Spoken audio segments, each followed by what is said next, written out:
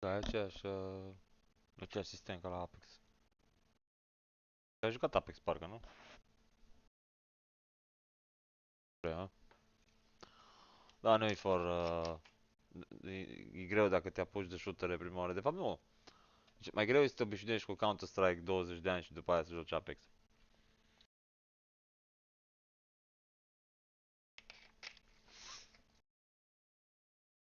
Nu, eu am jucat Call of Duty, nu se pune. Pentru că Call of Duty are movement mult mai fast decât asta. Decât Counter-Strike, unde apeși pe shift și mai încet. Am primit un chest. Da, și pe dracu.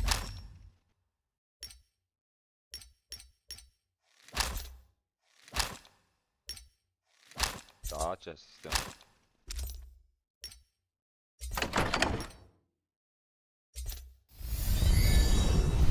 Hai, dă-mi un măta ceva șmecher. Oh, băgați-i pula. Las. 刀は抜いたわ。 引き受けたわ。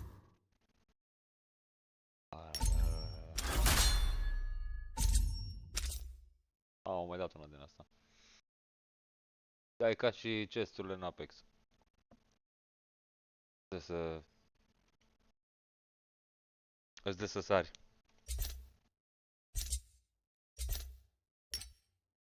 Avatar. Acolo îți dă avatar dacă joci mă cu ea. Vezi, asta lipsește. Skin-uri progresive cu mare...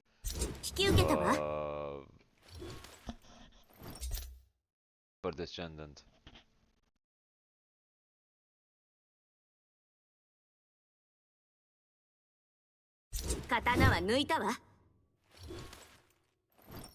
Da, da, parcă trebuia să bani niște puncte.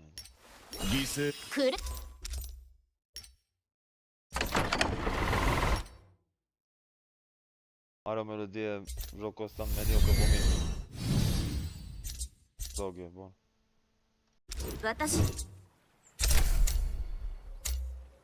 Deja pavilion. Ce dracu e ăsta? Crouch or jump will cancel any attack you're charging. Da, am văzut în tutorial.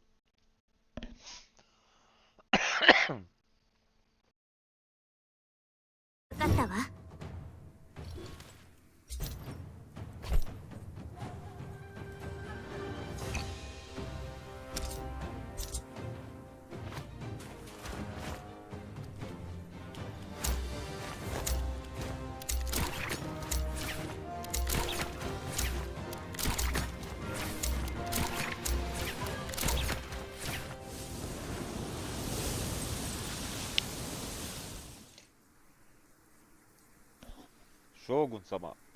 În demon form.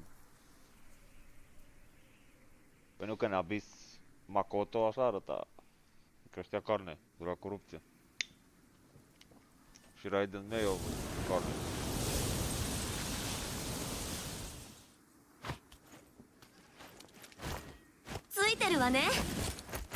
Oh, ce fă bine.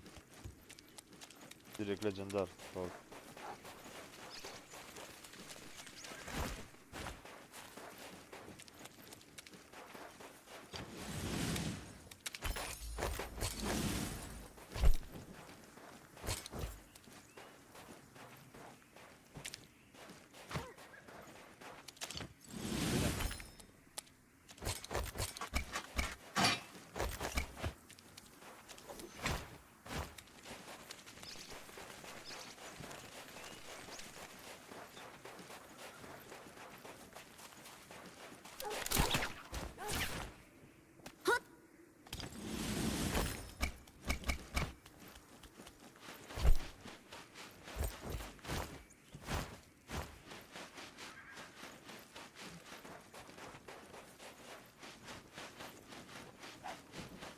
Auzit unul pe aici.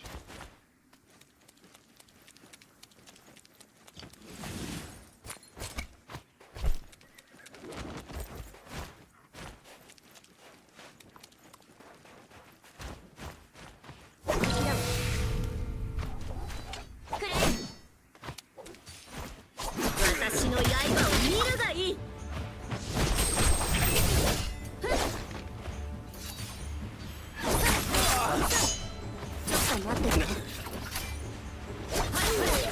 刀が汚れる。覚えておけよ。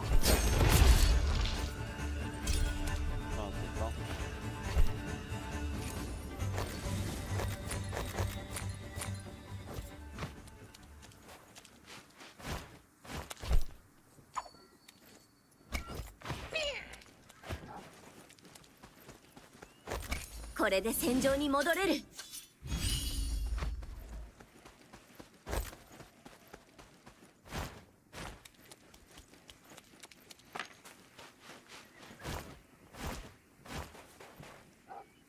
まずクエストを完成させなくては。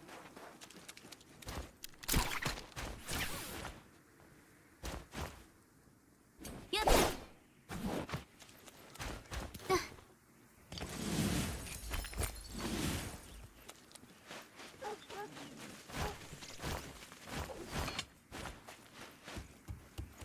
刀に力がみなぎったわ。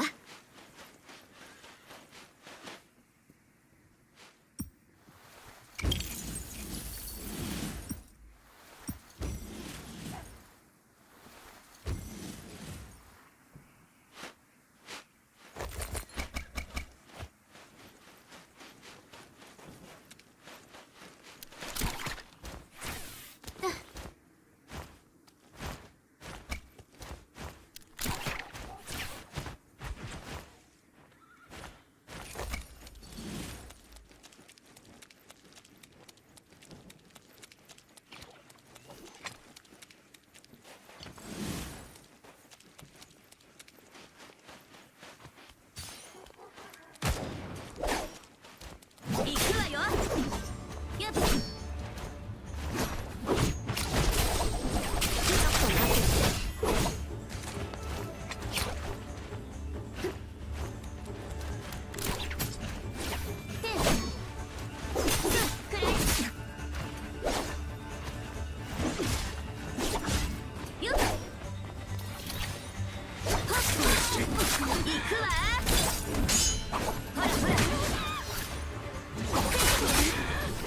刀が汚れる。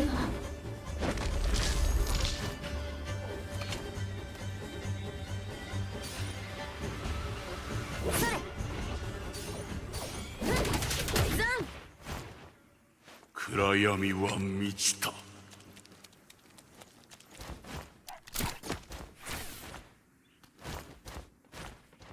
行こう。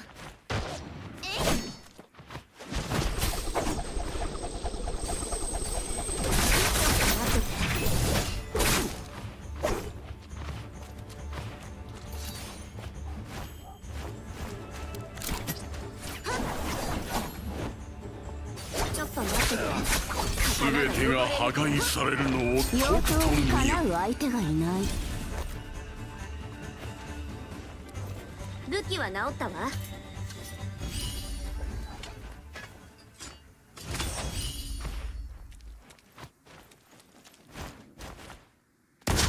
よっよっ。そい。ちょっと待ってね。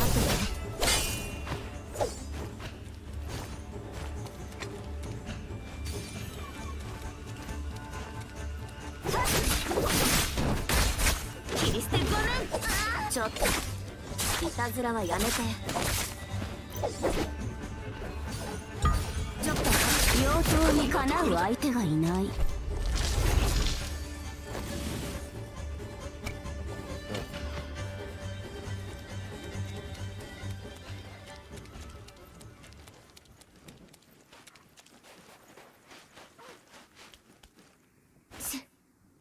よし。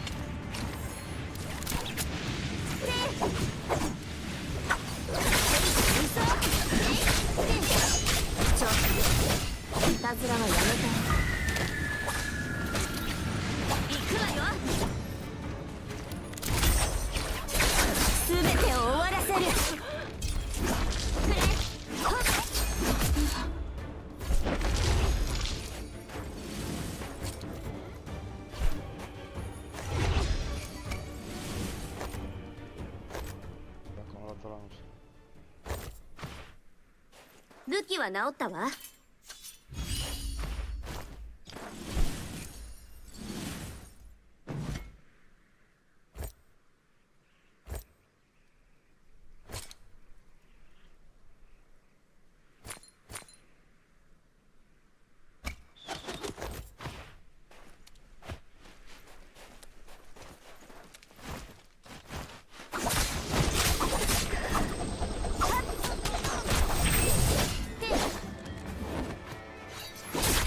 ちょっといたずらはやめて。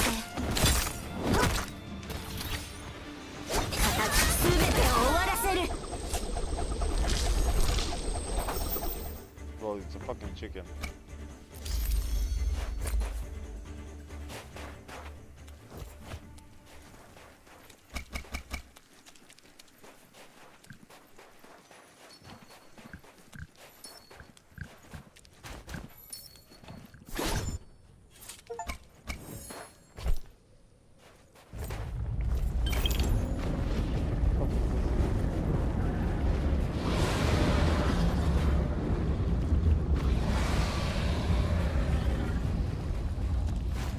Location.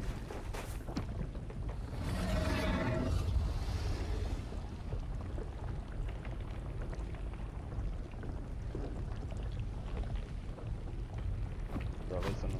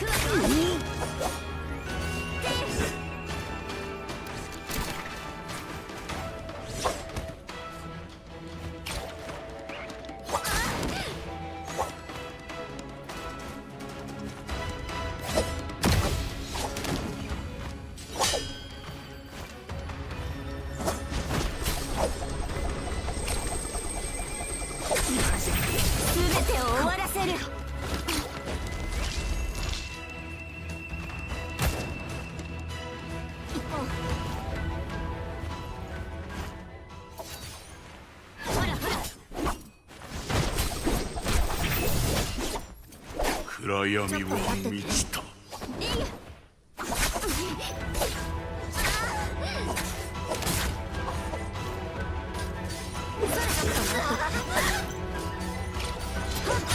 なたの手首は知らないとでも思ってるの？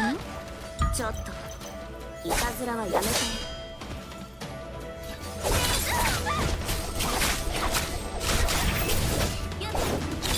ちょっと待って、全てを終わらせる。全てが破壊されるのをとうとう見よ。みなぎったわ。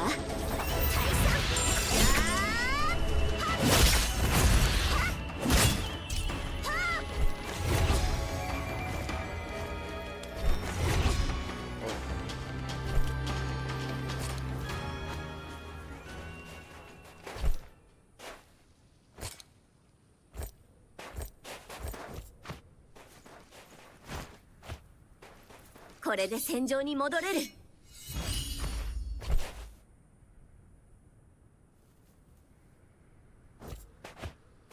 便利じゃない。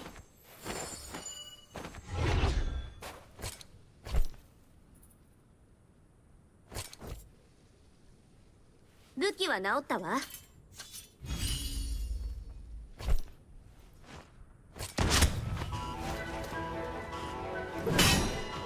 行くわよ。消えるものなし。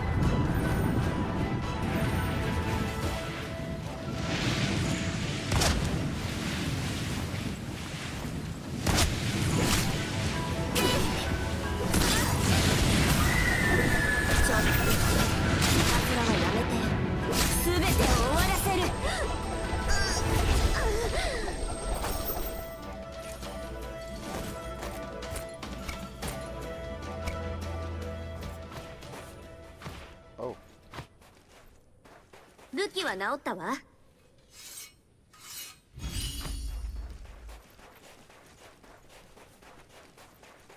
Ne quiero.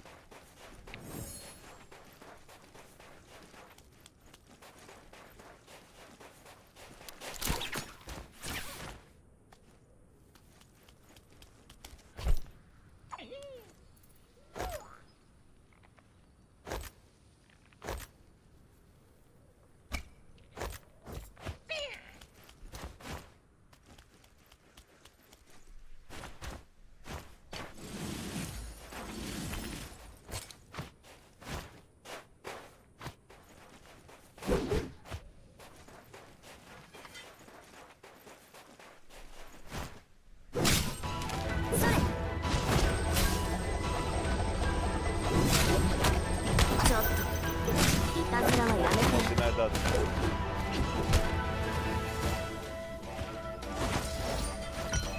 ちょっと待ってて。やめて。しみる。そういう。そんなことしちゃいけないでしょ。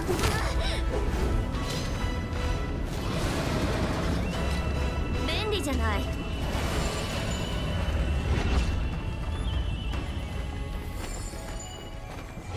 ちょっと修復させて。切れるものなし。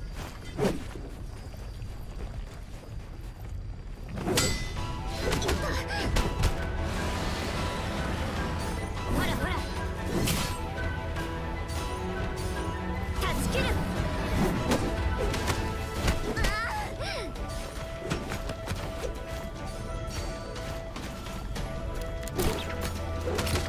Oh, băgate pula mă, dar...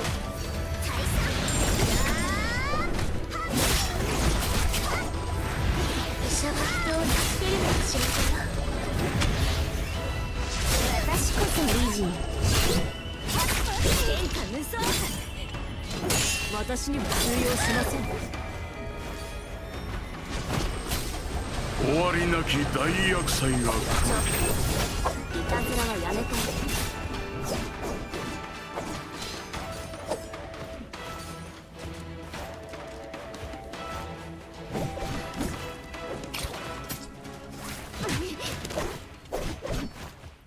ちょっといたずらはやめて。全てを終わらせる。ちょっと修復させて。普通に満ちた顔で震えおののけ。体力回復中。これで戦場に戻れる。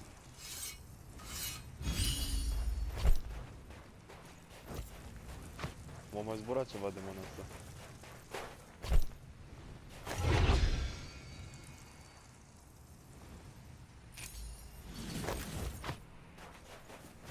Da.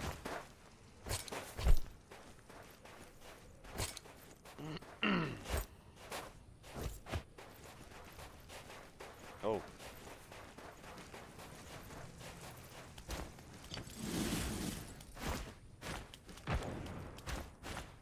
Acum avem.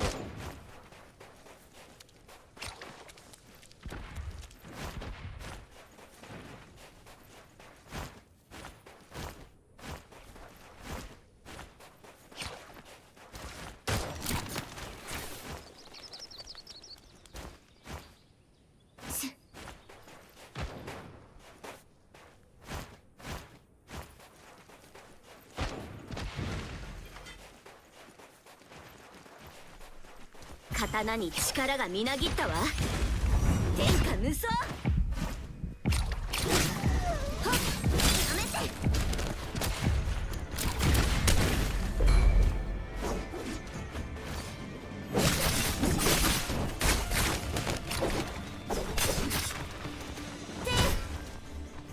全てを終わらせる。行くわ。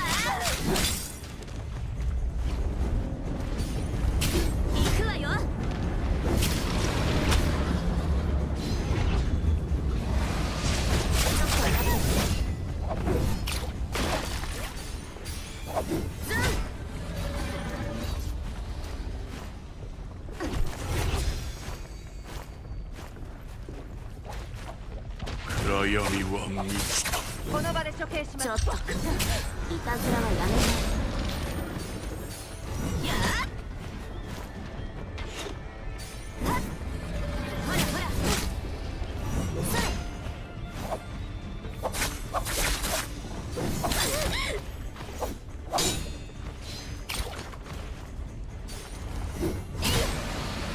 それ全てを終わらせる。全てが破壊されるのをとくと見よ。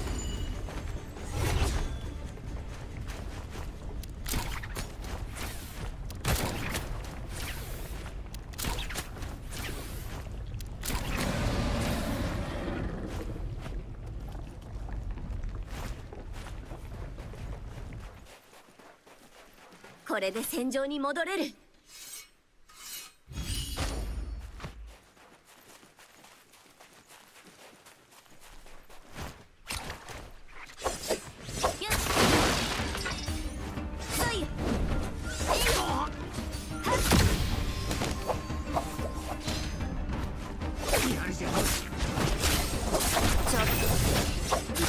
やめて。行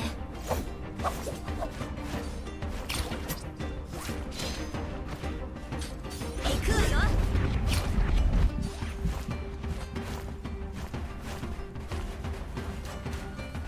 ちょっと待ってて。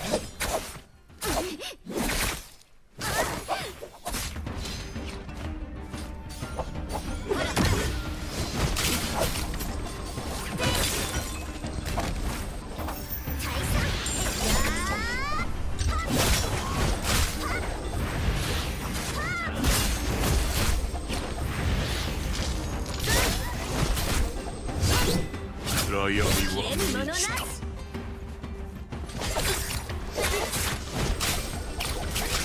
全てを終わらせる。鍵縄の補充が必要だわ。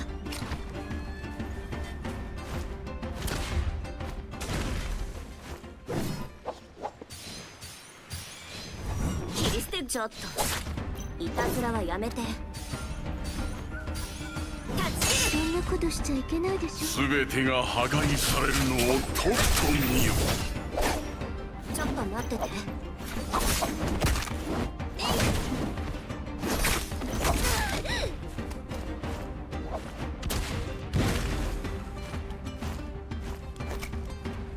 これで戦場に戻れる。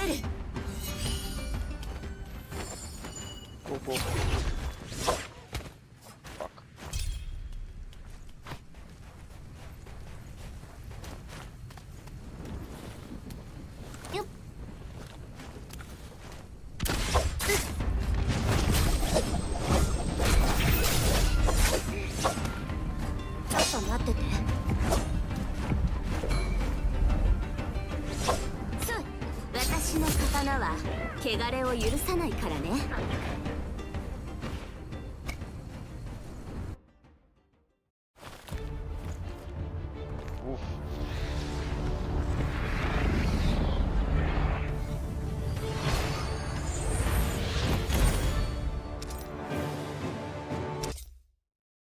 Da, îmi place jocul ăsta. Enough shooting, huh?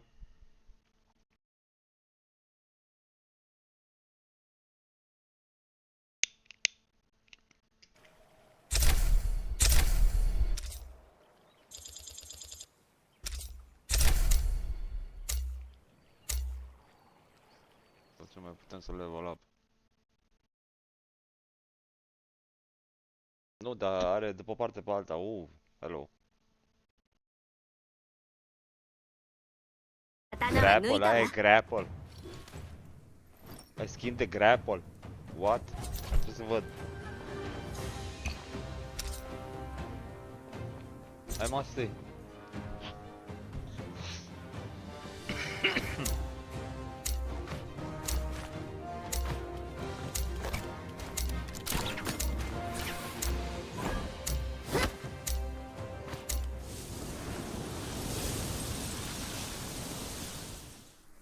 Te-ai Wukong PvP. Da, ar vrea Black Desert Online să aibă așa combat de PvP boss.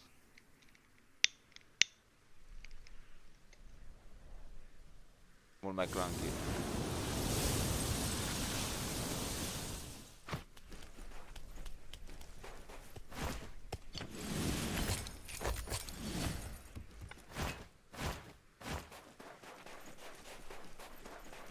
Una bucata spear.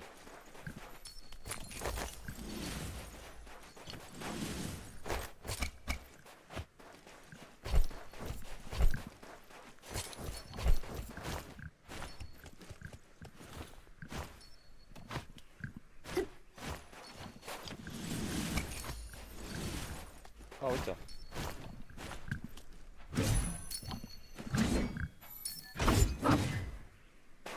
Dracul lovește asta. Bun, și acum unde mă duc? A, aici. この洞窟なら行けるわ。 Hai să vedem. Ce este bun acolo?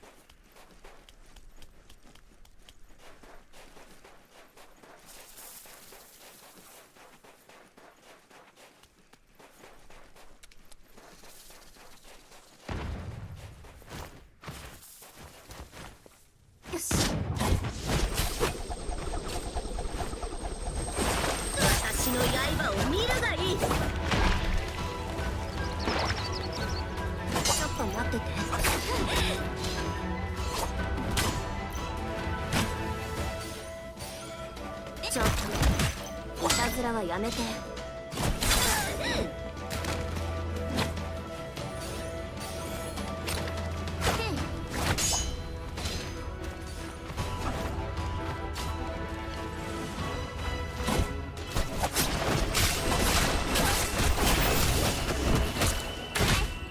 ちょっといたずらはやめて。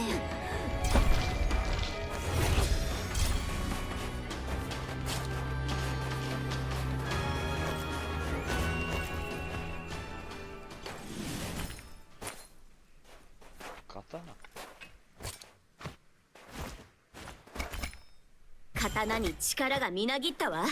Păi și ea e de acord.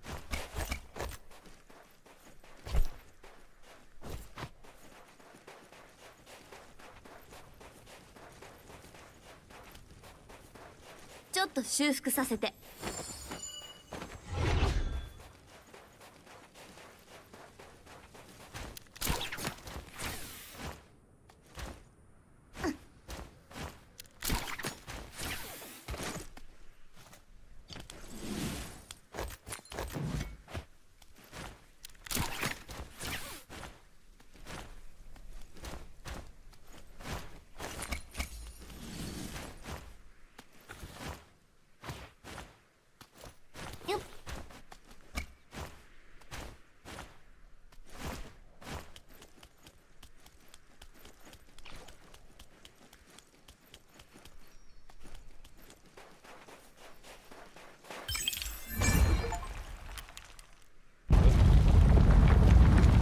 Right away.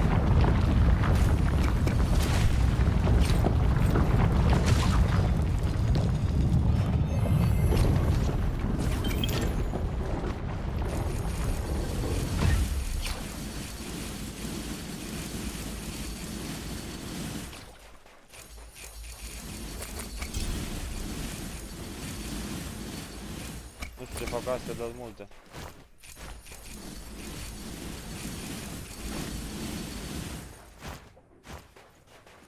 Armă legendară, bă.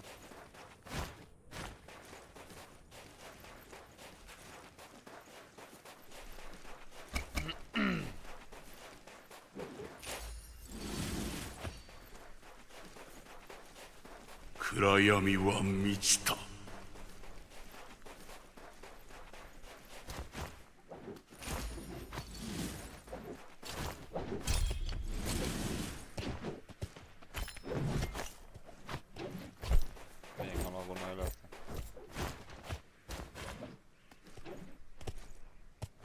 Select weapon sucks.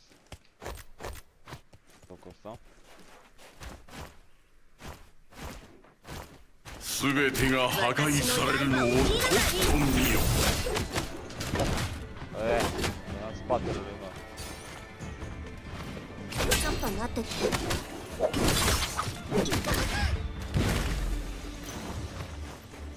ちょっと待ってて。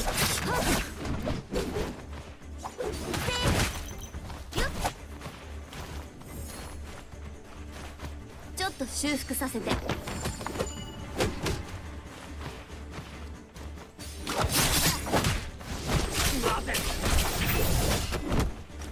ょっといたずらはやめて。悪く思わないでね。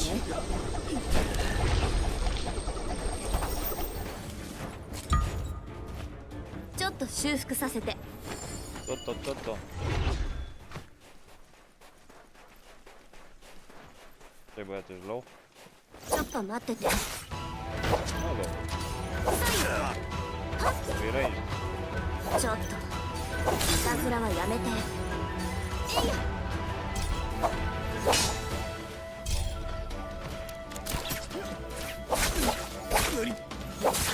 悪く思わないでね。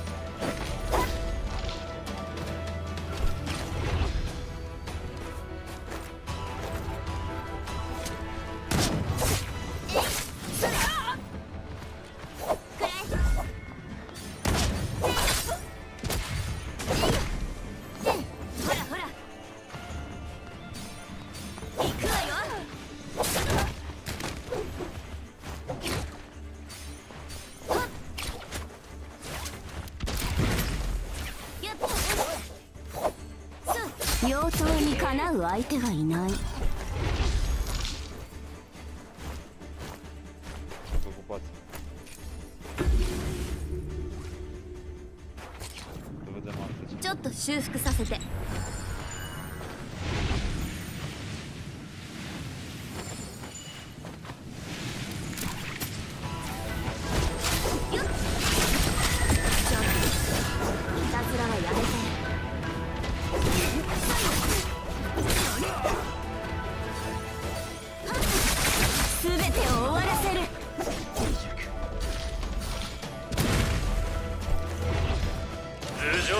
注意。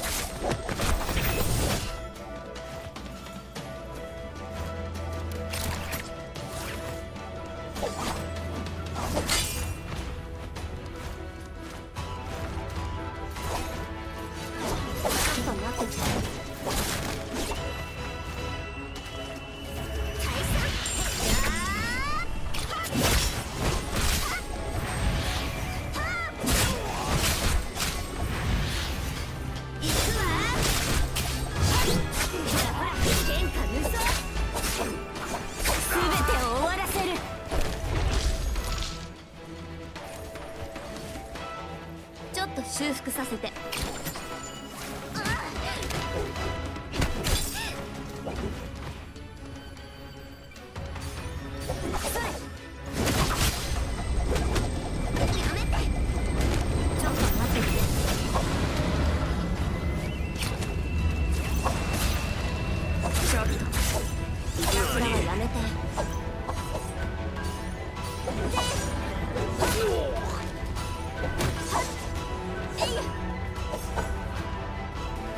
じゃない。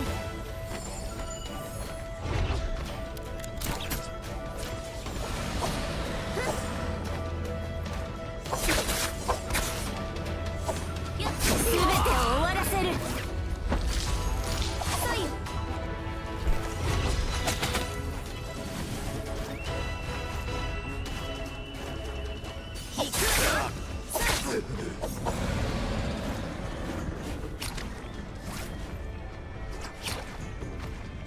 我こそは妖刀の化身。ちょっと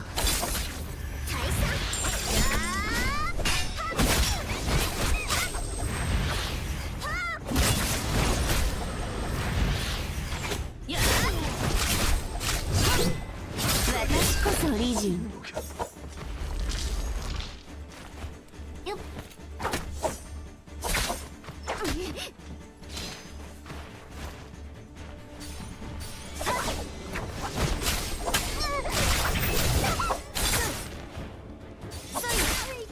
ちょっといたずらはやめて。だ。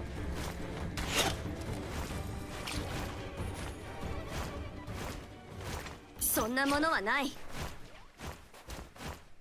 よし、武器は治ったわ。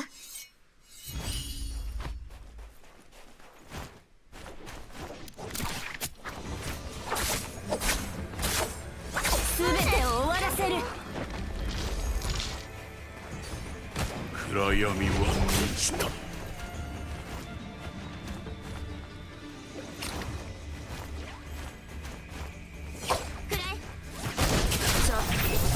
いたずらはやめて。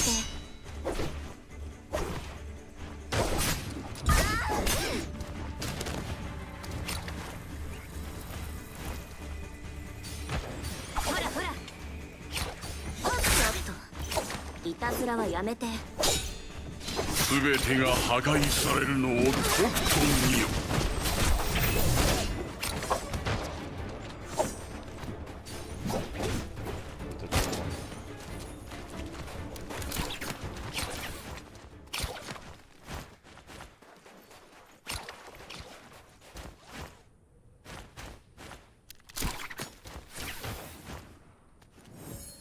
行こう。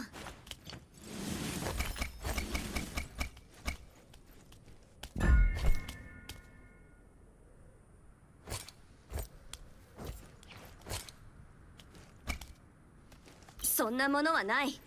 Значи не после схем да стане. Батарей. 我こそは妖刀の化身。はっ、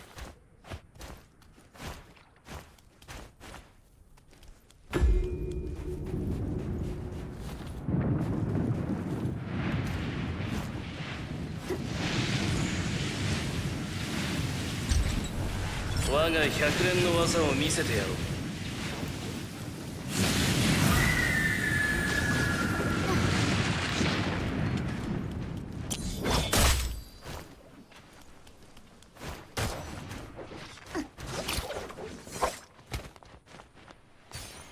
そいや、えいや、行くわよ。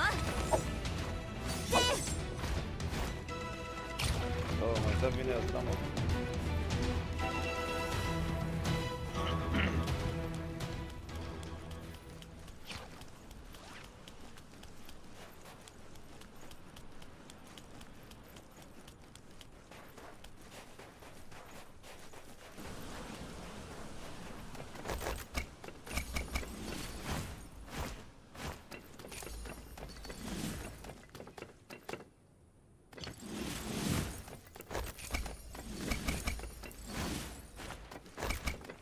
さっきは危なかったわ。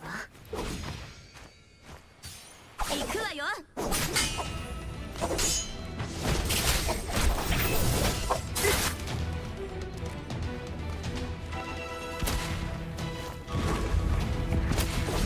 ちょっといたずらはやめて。痛いじゃない。ちょっと待ってね。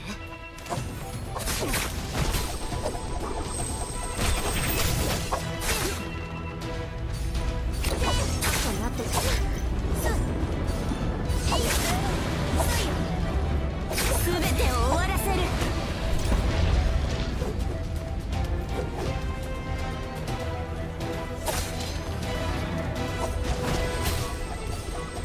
ほらほら、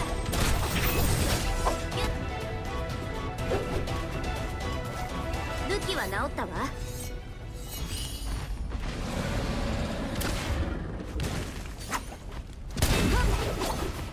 ちょっと待ってて。行くわよ。ちょっといたずらはやめて。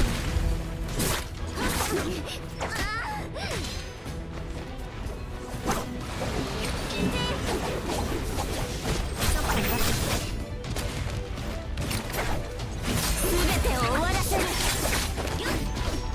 くらい。そい。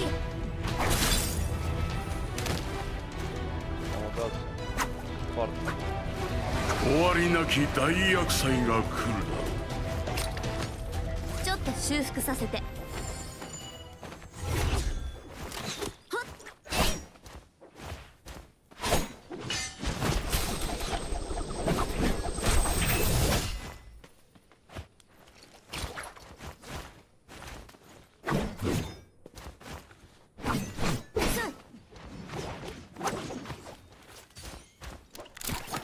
ちょっと通に満ちた顔で震えおののけ。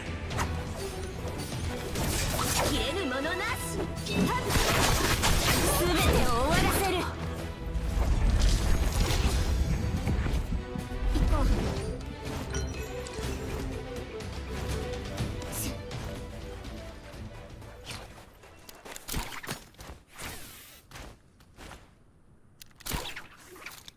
う。よし。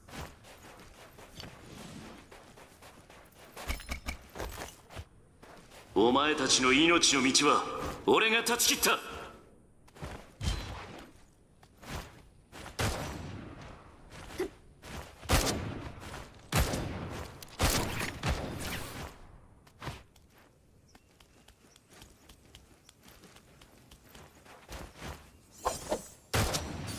ほらほら、えいや。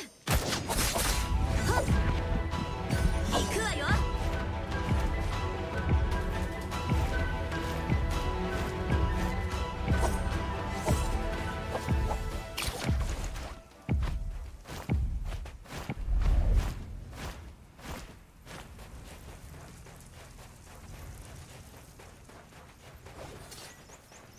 便利じゃない。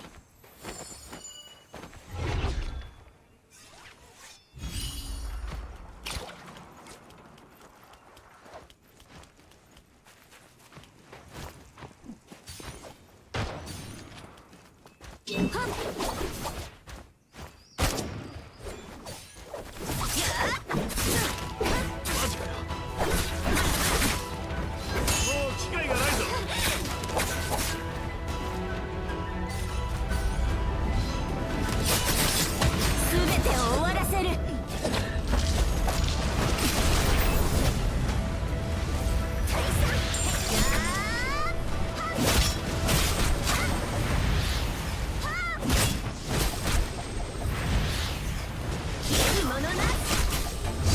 暗闇は満ちた。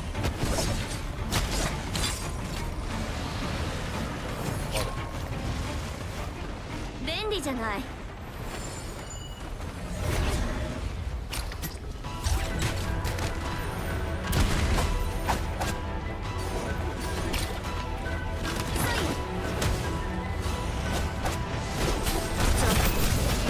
たずらはやめて。全てが破壊されるのをとくと見よ。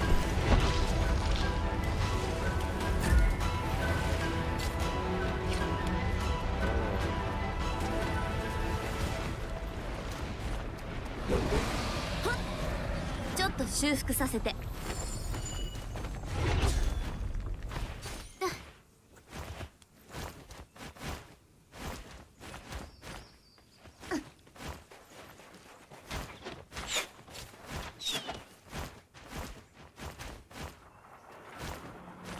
これで戦場に戻れる。行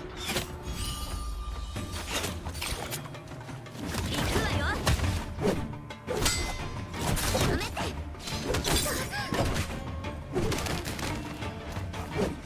らえ。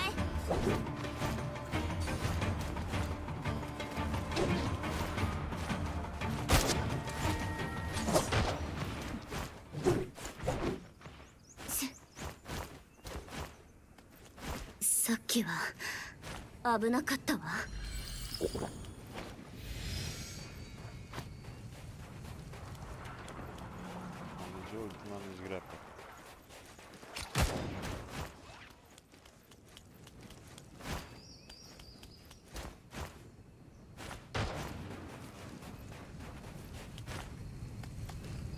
暗闇は満ちた。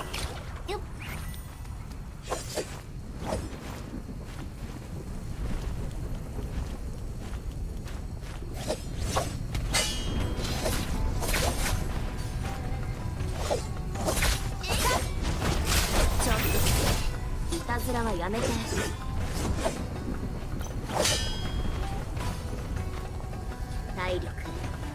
回復中。全てが破壊されるの刀にをと力がくと見よみなぎったわ。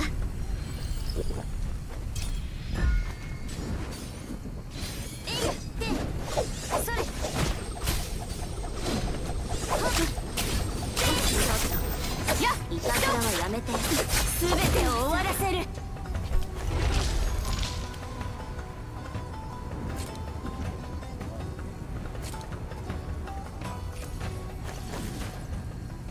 これで戦場に戻れる。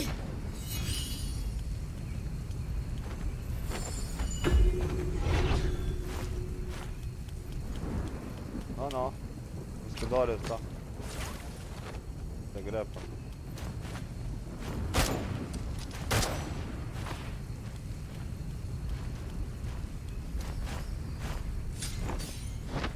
Hora, hora.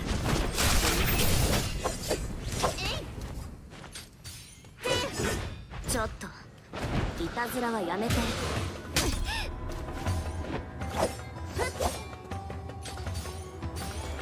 私は家臣の存在よ。終わりなき大厄災が来る。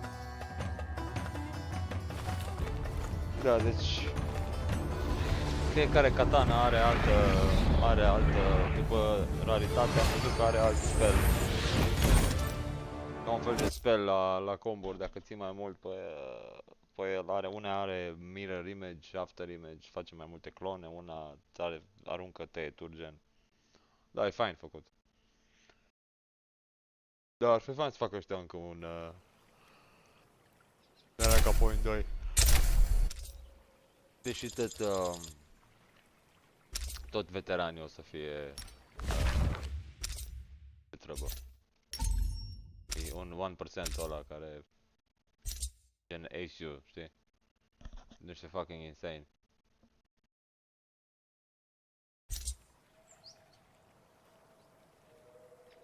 刀は抜いたわ。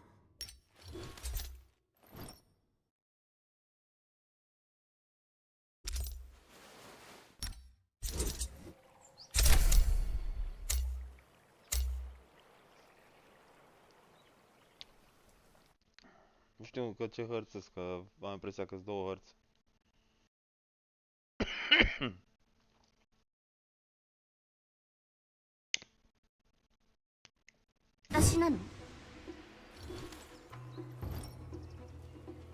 Yoto Hime.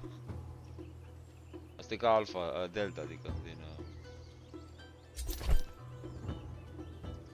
Sau și Shogun are sabia aia mai imensă, da.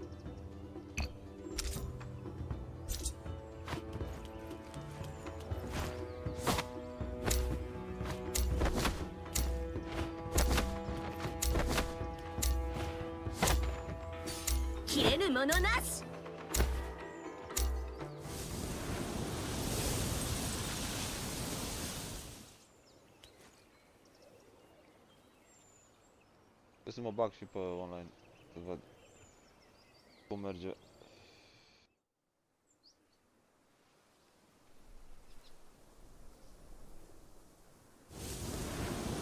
Qui?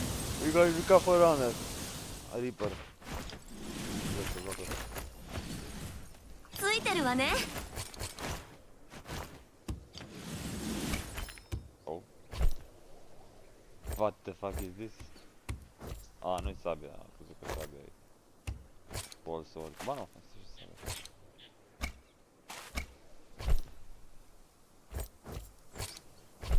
Deci, selecția asta de weapons trebuie să o faceți, bă, e fucking stupid.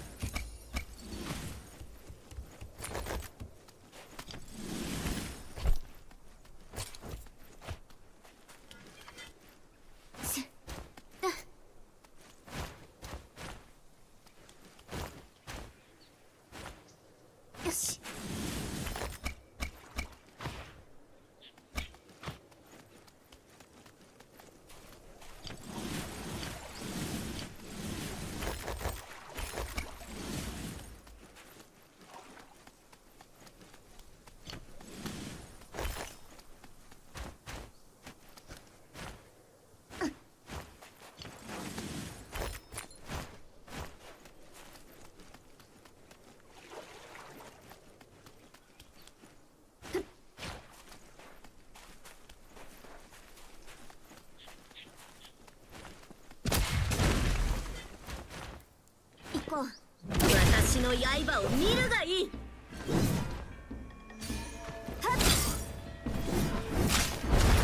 Weapon, bro.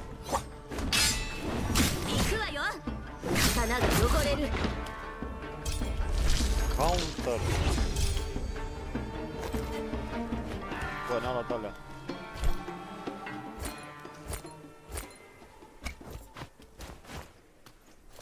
Gemurile alea de defense, de attack, dracu știe ce fac.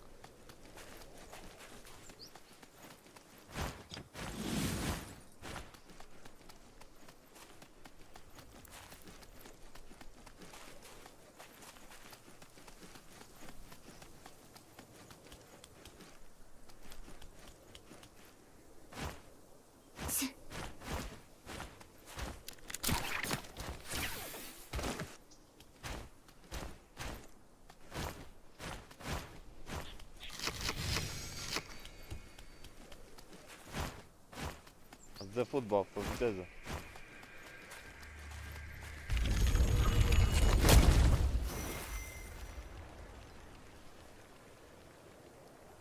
E ca un fel de deadly silence. 行こう。我こそは妖刀の化身。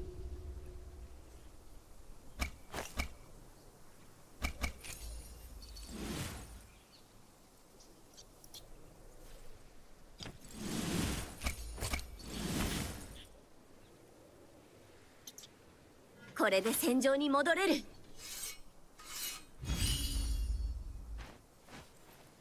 ついてるわね。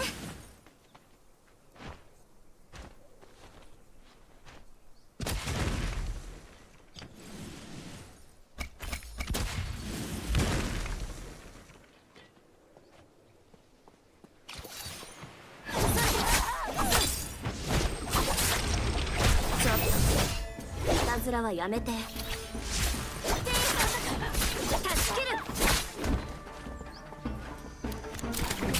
ちょっといたずらはやめて。えいや。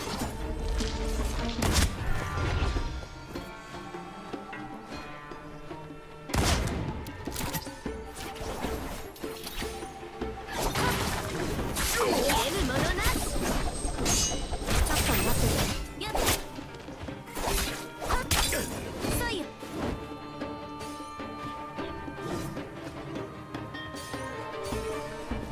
ちょっといたずらはやめて。この砂嵐の中じゃ俺が王者だ。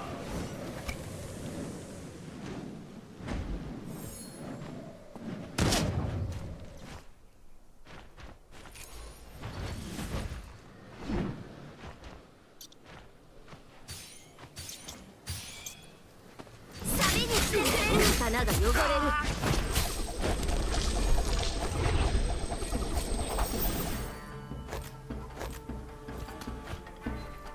全てが破壊されるのをとくと見よ。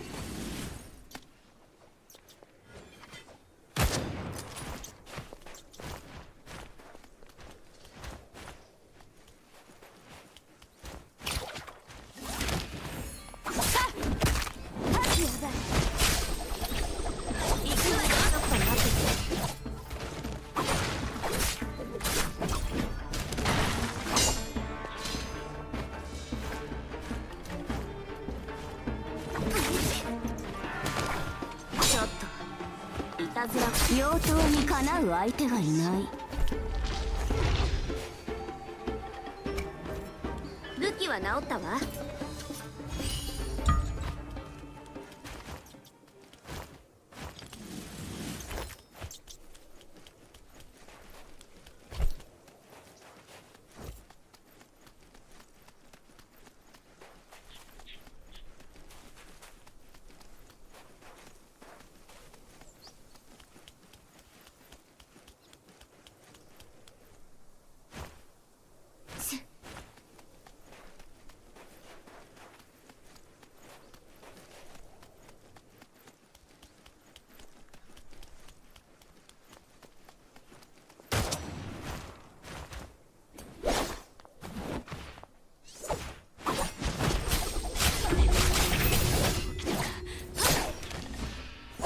ちょっと待ってて。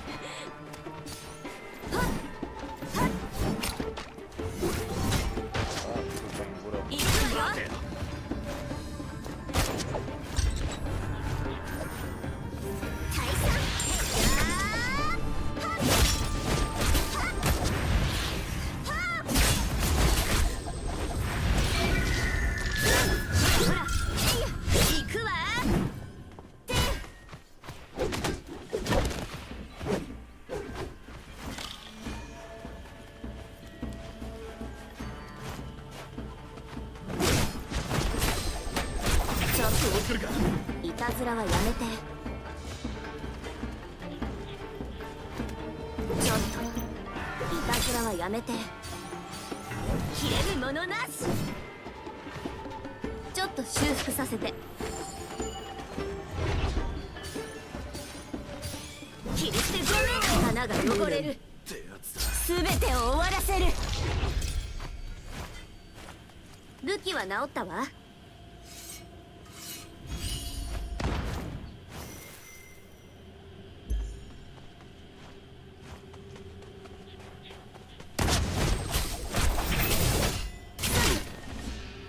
ちょっといたずらはやめて。全てを終わらせる。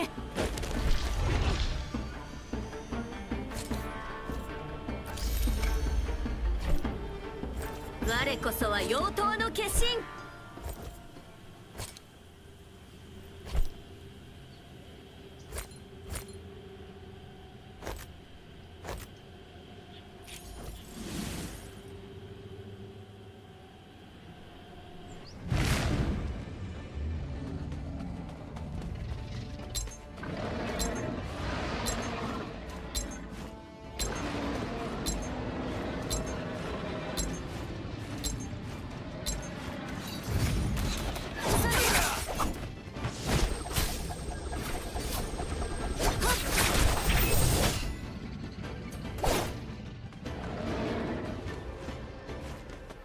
待ってて。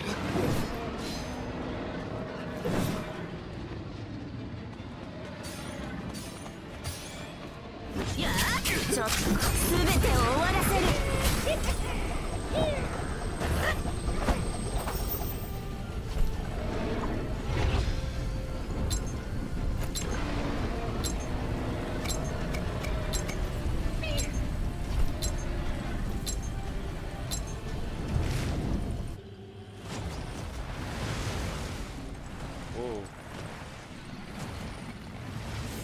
武器は治ったわ。Quello spiccato là.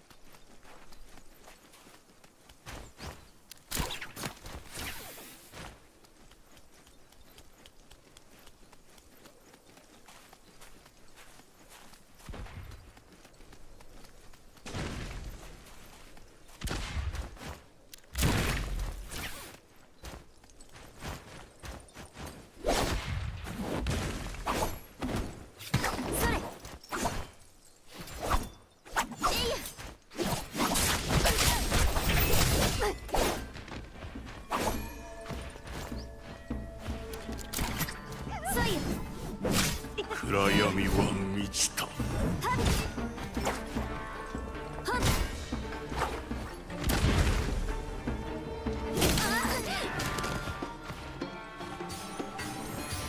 天下無双。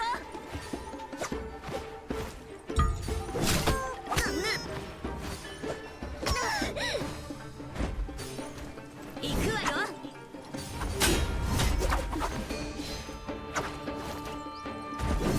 全てが破壊されるのをとくと見よ。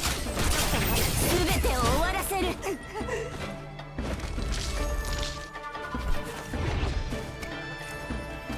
Damnat.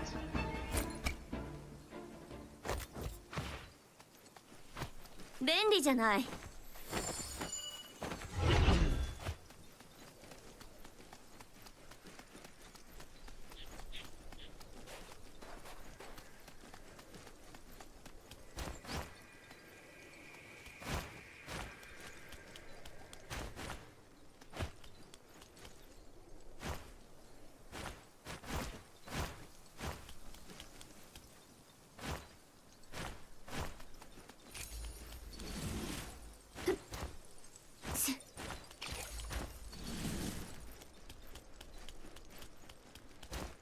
よし。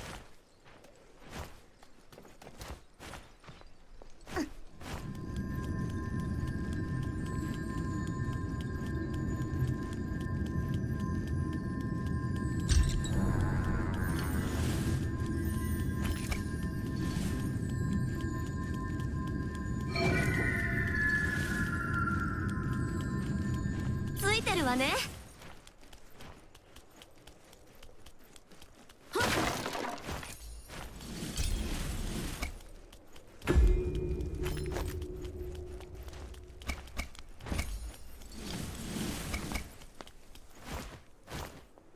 ついてるわね。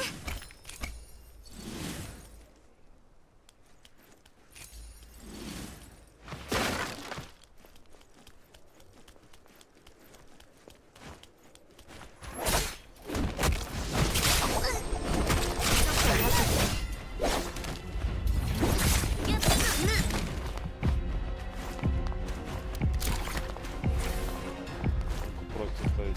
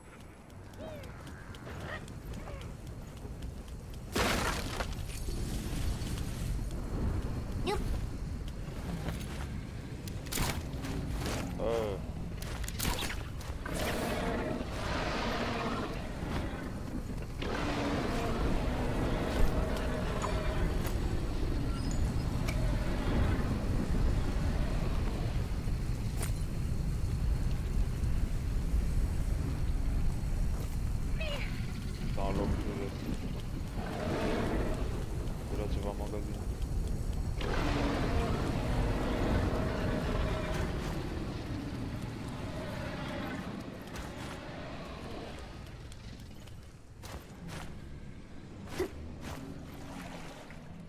«まずクエストを完成させなくては。」 Ah ok.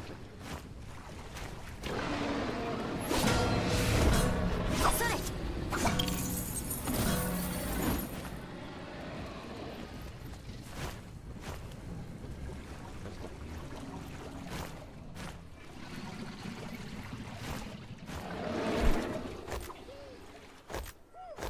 終わりなき大厄災が来るだろう。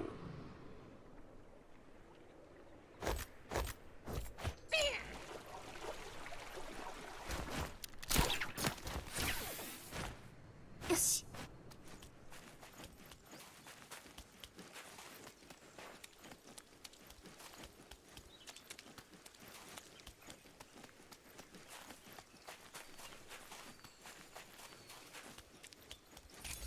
苦痛に満ちた顔で震えおののけ。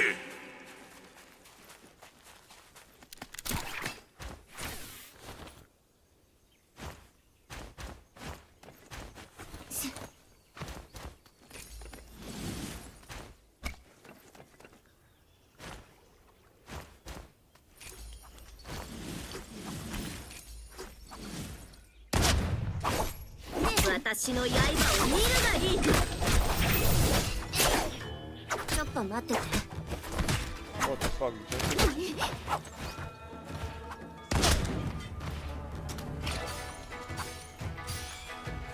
サビにしてくれる。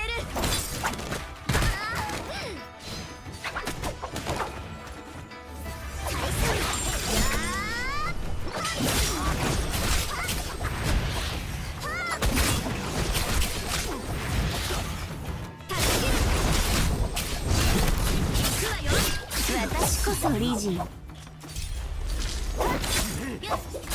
らほら。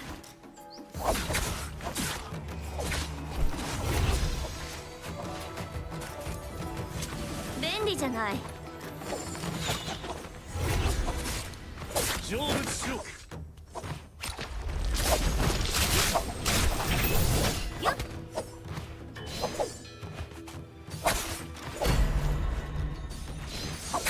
ちょっと待ってて。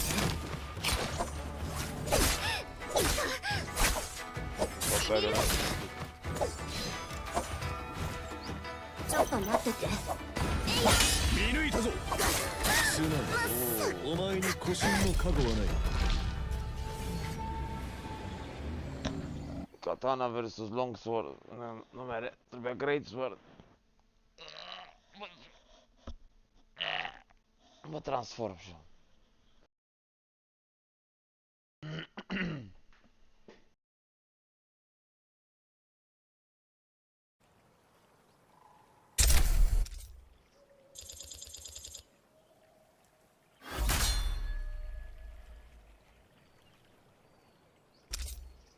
Trebuie să văd chestii care nu-mi trebuie la graphics. Așa,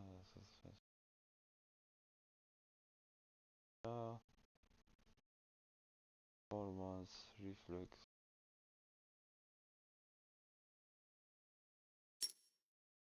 Post.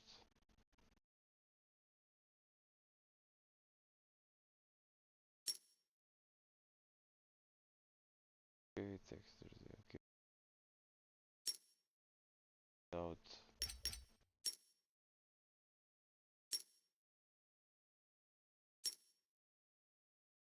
Dar nu știu dacă mă interesează.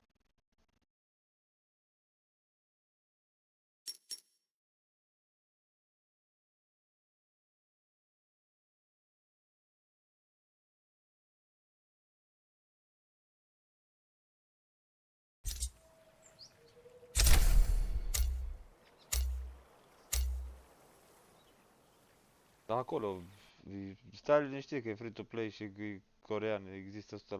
Battle Pass. De măcar e online. Dacă mai ai Apex instalat, trebuie să vezi ce minunăție ai pe Battle Pass. Te caci pe ele. Nimic interesant nu se mai ocupă, le-au făcut câteva miliarde doar în pula.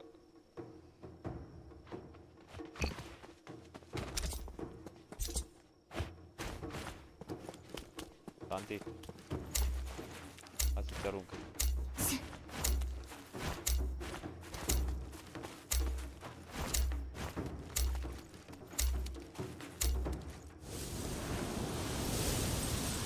Mere mai repede.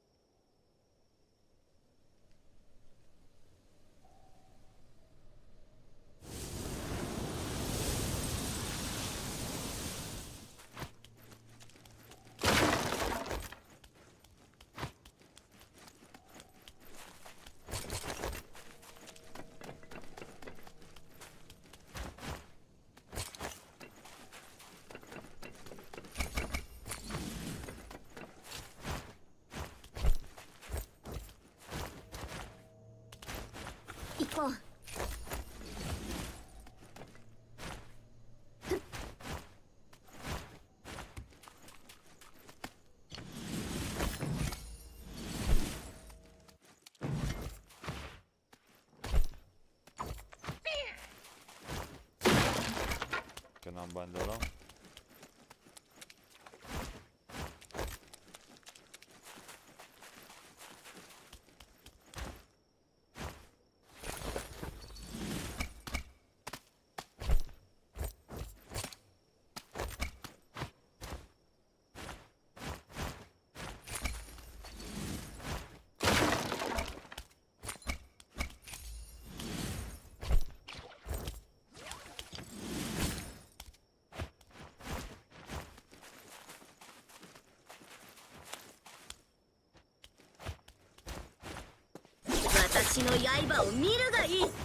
Bine chiar mă albastă. Mof chiar, oh.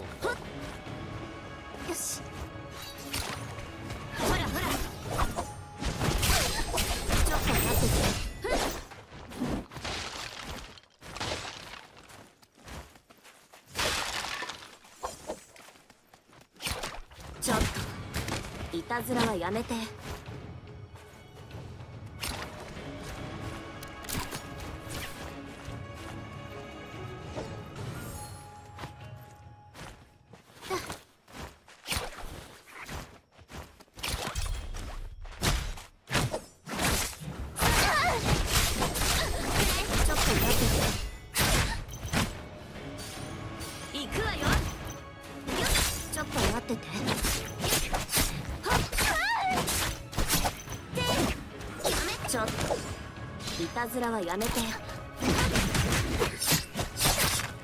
刀が汚れる。お刀。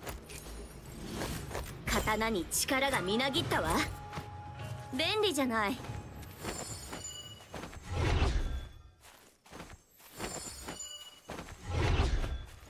That's the apex.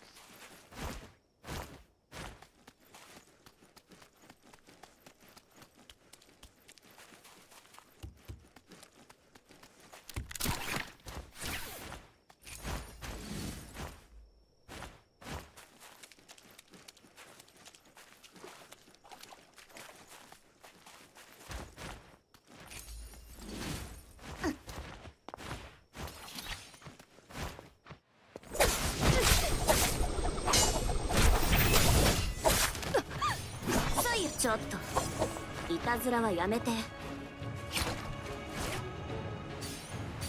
くわよ。ちょっと待ってて。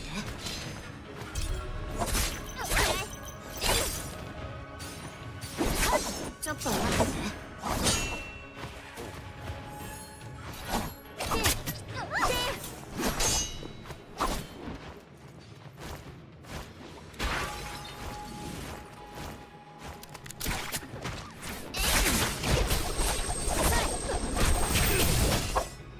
ちょっといたずらはやめて。ほらほら。ちょっと待ってて。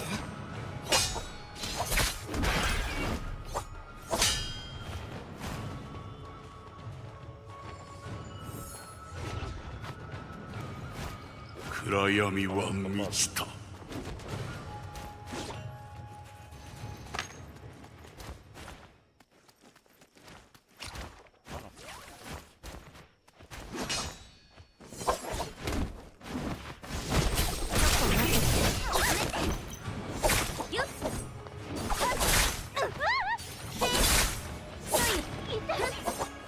ちょっと待ってて。全てが破壊されるのをとくと見よ。ほらほら。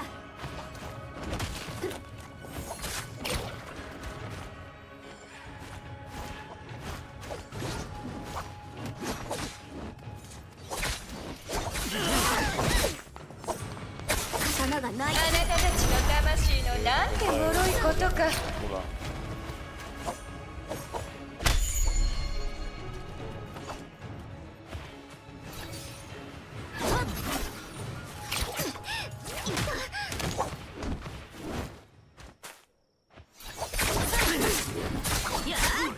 花が汚れる。そんなものはない。しみる。ちょっといたずらはやめて。行く。ちょっといたずらはやめて。ほらほら。退散。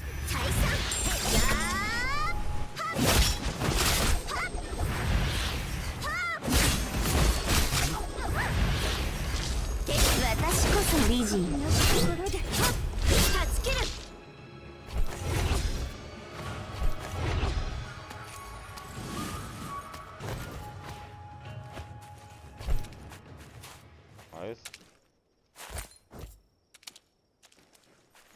武器は治ったわ。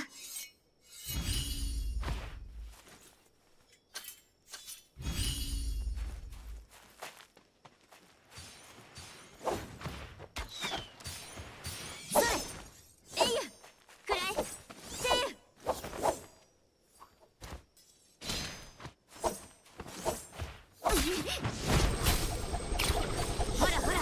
ちょっといたずらはやめて。ちょっと待ってて。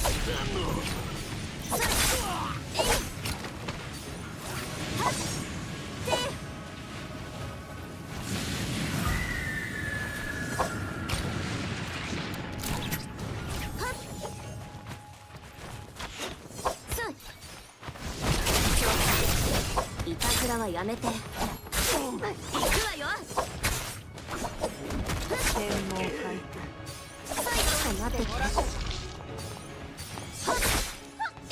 に力がみなぎったわ。よ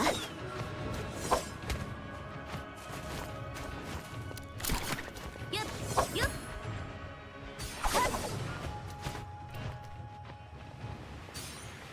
それ。すべてを終わらせる。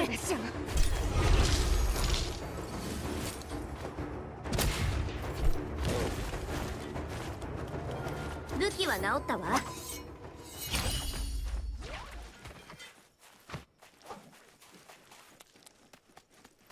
できない。あ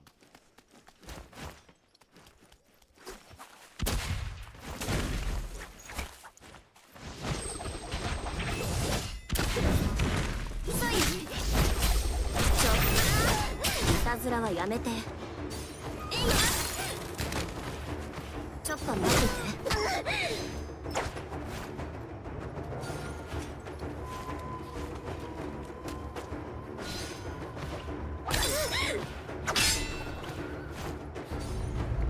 ちょっといたずらはやめて。すべてを終わらせる。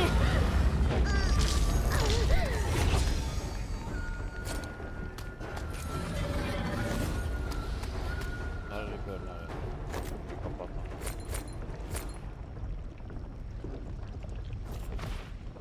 便利じゃない。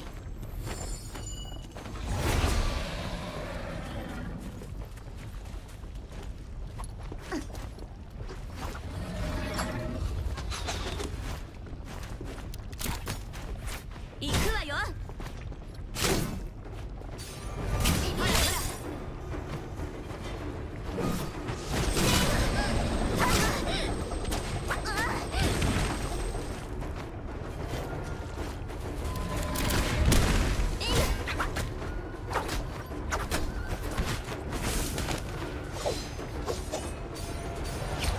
断ち切る。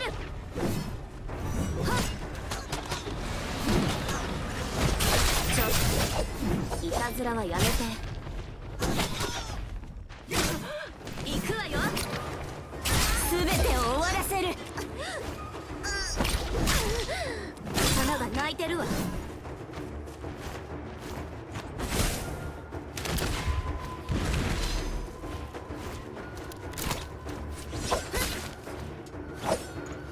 ん。左右。えい。せ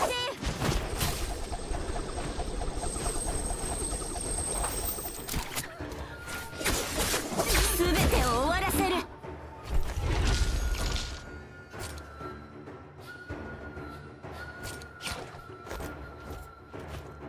行こう。ちょっと修復させて。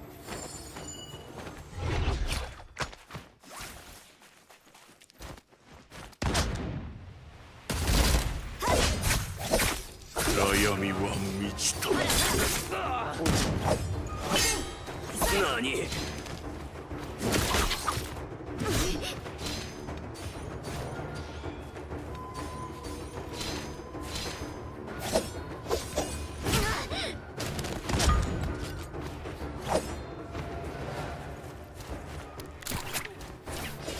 すべてを終わらせる。 Parla veremem. 全てが破壊されるのをとくと見よ。ちょっと修復させて。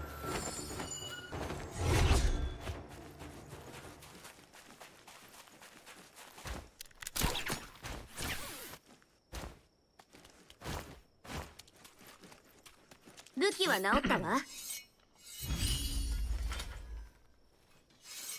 Da, dette er det Monster Hunter. Det PvP-uri.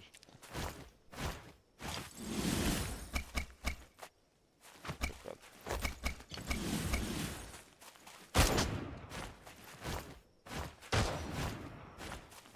ついてるわね。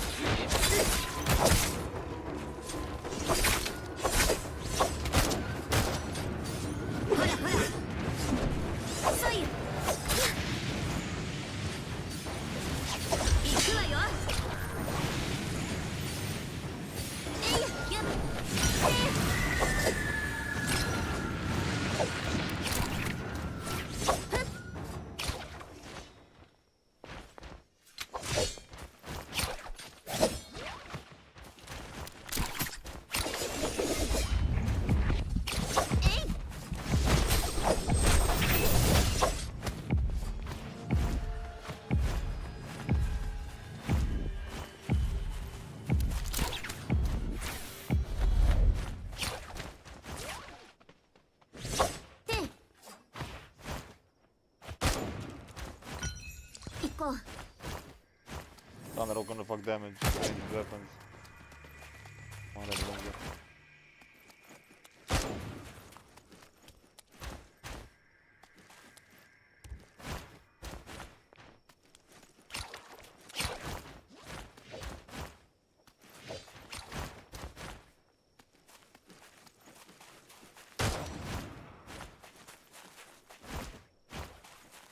Lekker daar, Ella.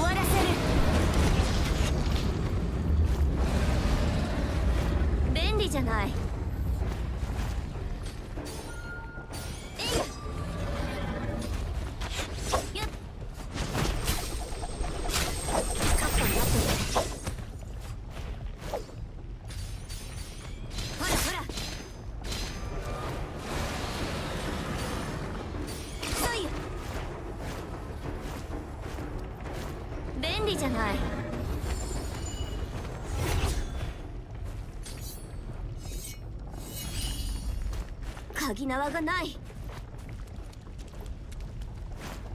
行こう。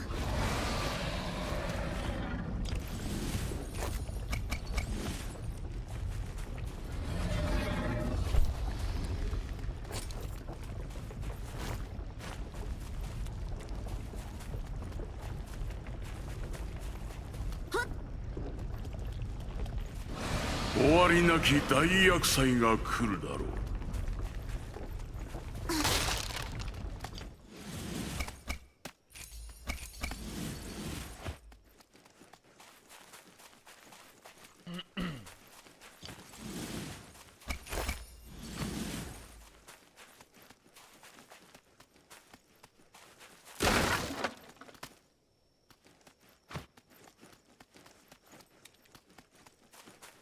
苦痛に満ちた顔で震えおののけ。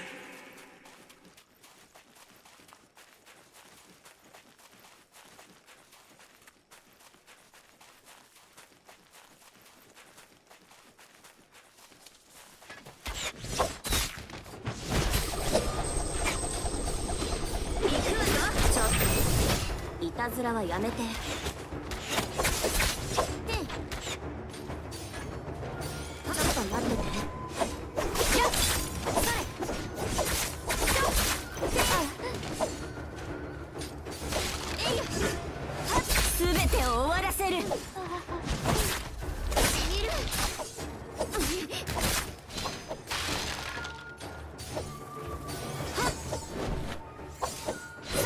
私には通用しませんね。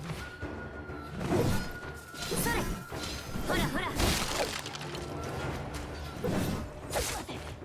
行くわよ。ちょっと待ってて。はっ。退散。やー。はっ。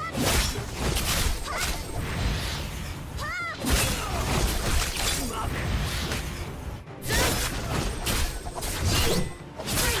切り捨てごめん。助ける。鍵縄の補充が必要だわ。てはっ。行くわよ。えいや。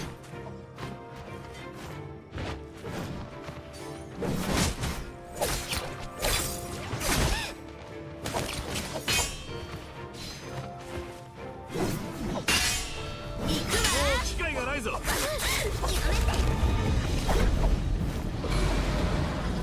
体力回復中。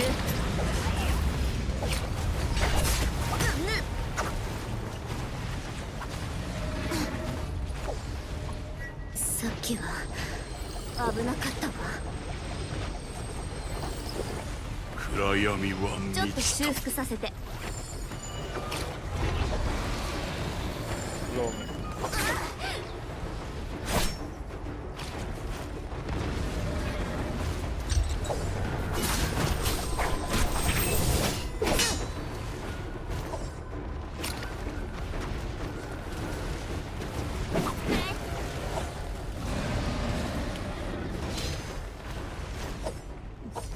と待ってて。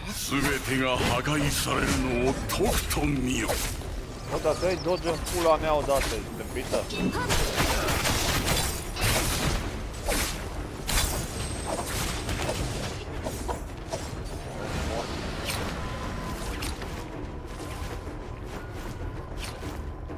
便利じゃない。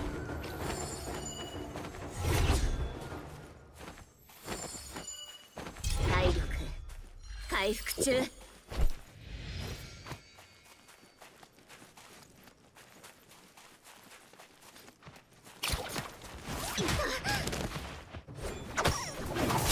てを終わらせる。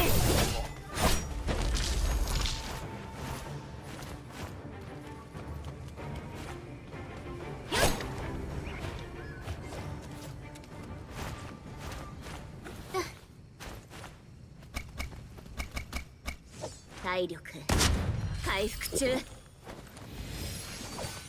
刀に力がみなぎったわ。ち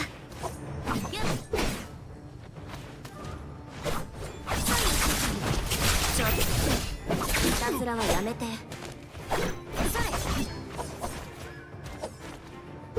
ちょっといたずらはやめて。ほらほら。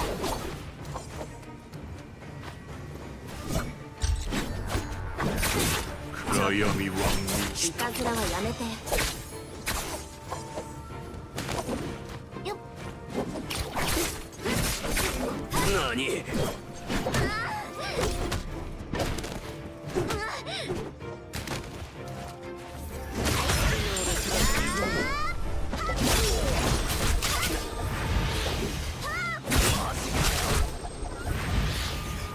私の刀は汚れを許さないからね。全てが破壊されるのをとくと見よ。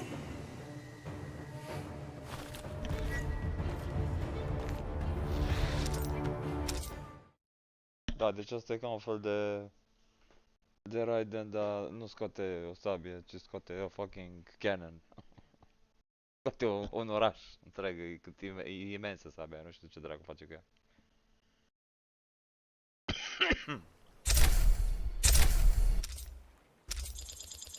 Hai că așa încet, încet, get the hang of it. Really fun, by the way.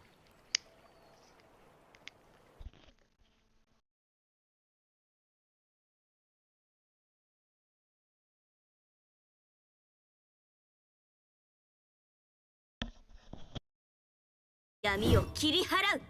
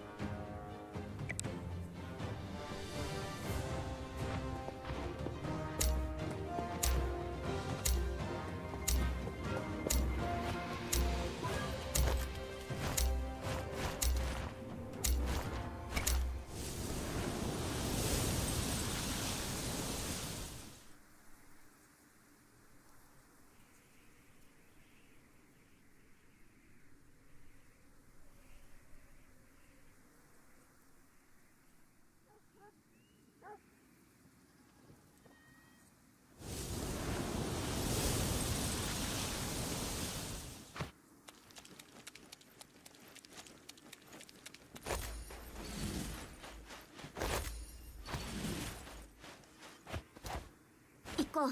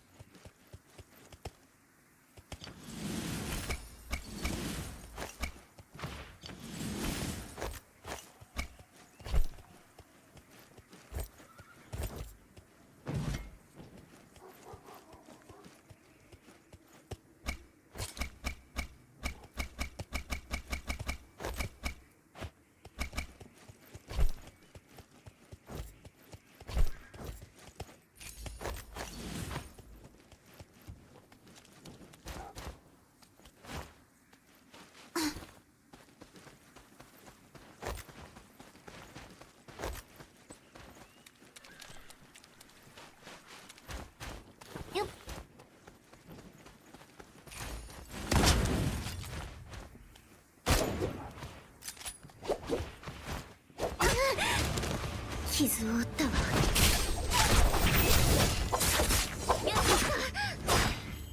しみる。行くわよ。ほっくらえ。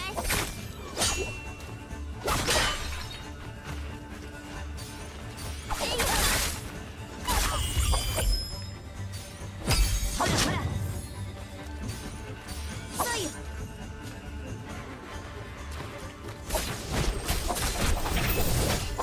ちょっと待ってて。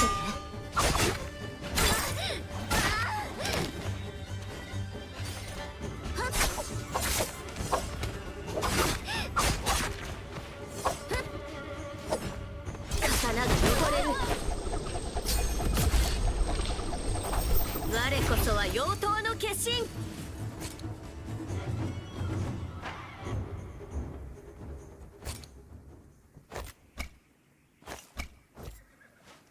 便利じゃない。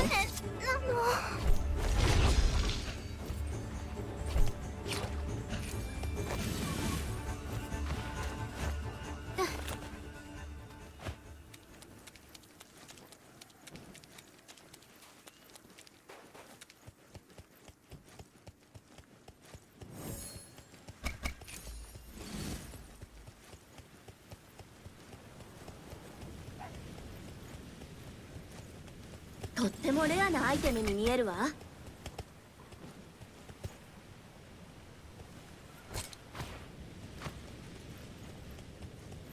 暗闇は満ちた。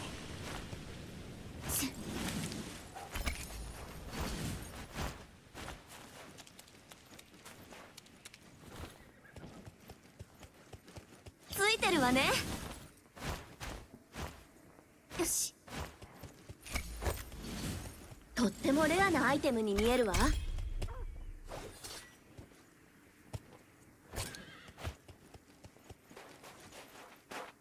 全てが破壊されるのをとくと見よ。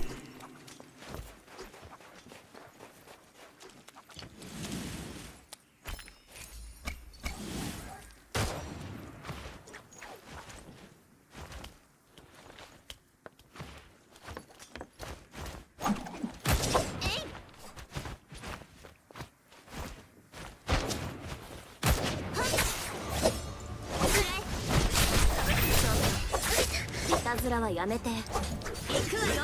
そうよ。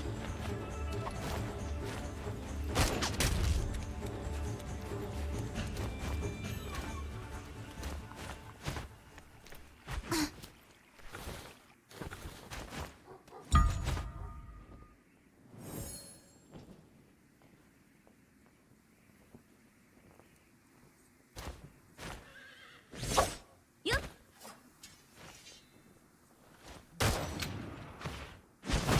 ちょっといたずらはやめて。それ。ちょっと待ってて。ほらほら。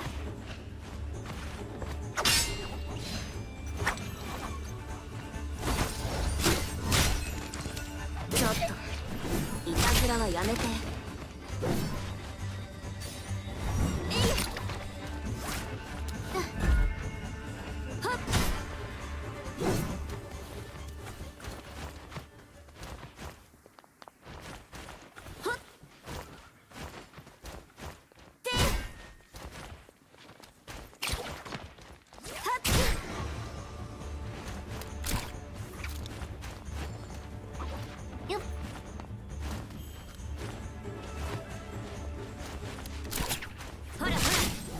病棟にかなう相手がいない。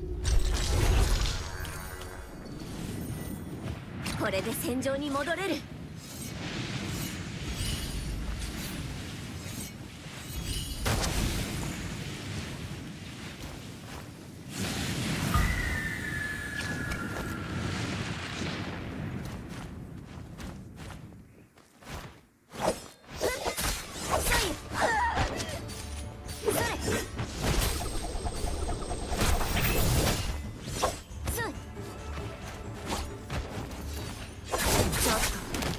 いたずらはやめて。行くわよ。ちょっと待ってて。やりますね。ちょっと待ってて。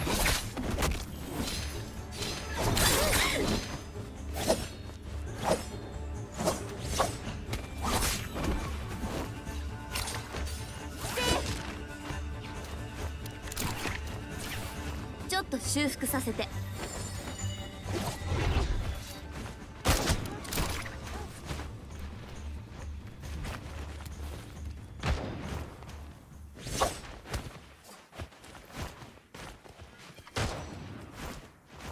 限定ちょっと修復させて。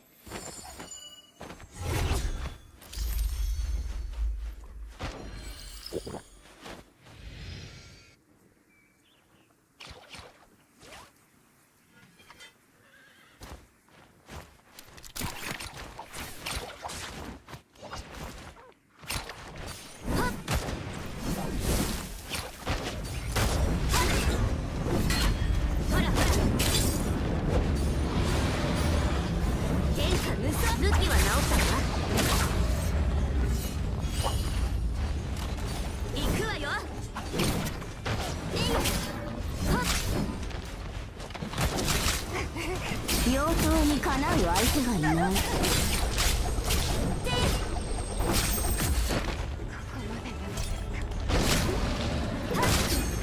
そうよ。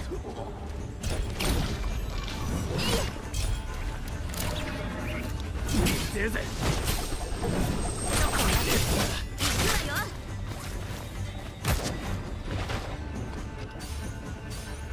切れるものな。全てを終わらせる。はっ。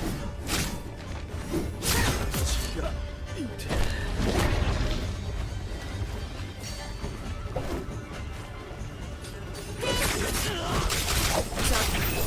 ょっといたずらはやめて。行くわ。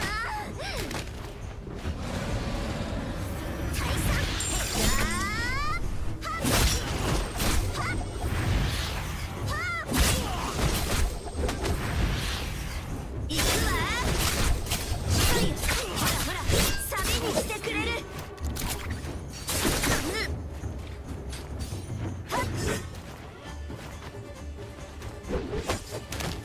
しみる。やめて。よし。全てを終わらせる。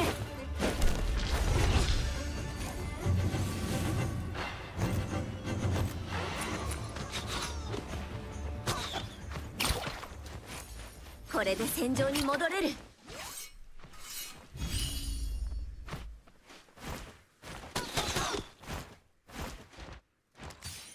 はっ。ちょっといたずらはやめて。暗闇ちょっとは待って。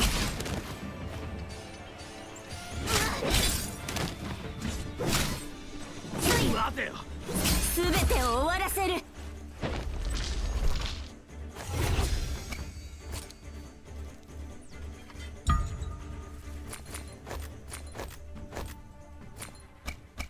刀に力がみなぎったわ。これで戦場に戻れる。全てが破壊されるのをとくと見よ。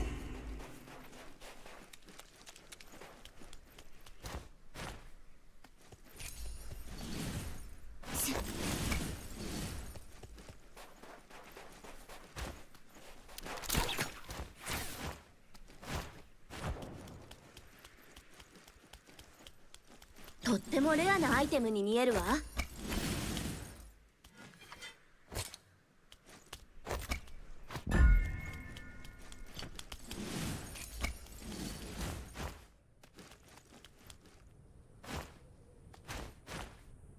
こう。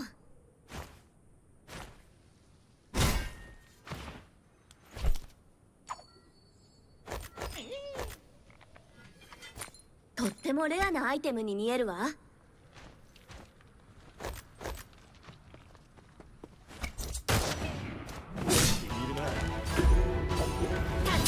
機会がないぞ。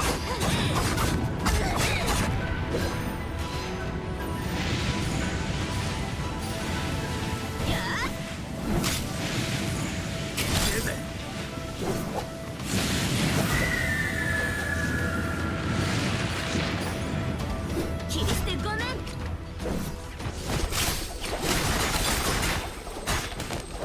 ょっと待ってね。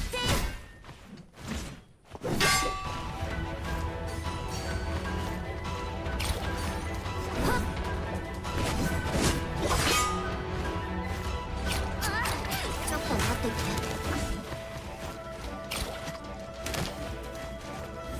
解散。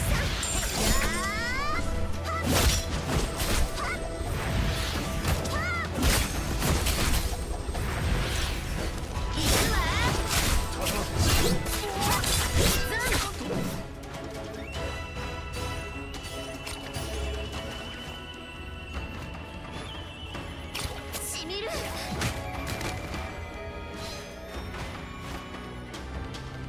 便利じゃない。体の好き勝手にはさせる。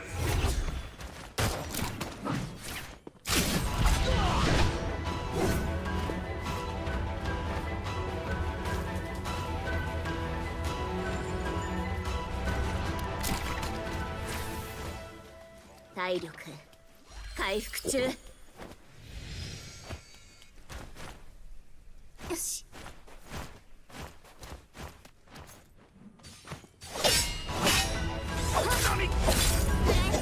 ほらほら。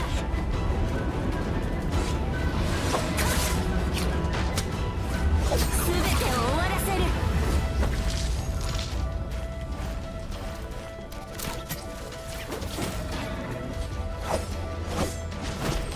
ちょっといたずらはやめて。雑念を断ち切る。ちょっといたずらはやめて。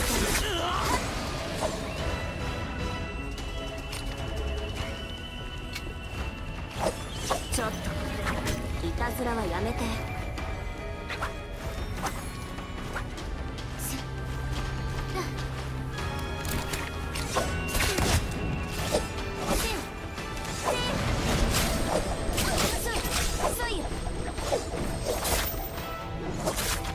ちょっと全てを終わらせる。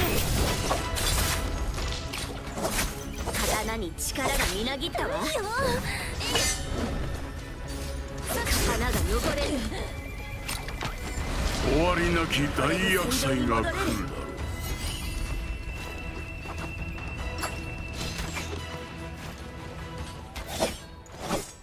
行くわよ。ちょっといたずらはやめて。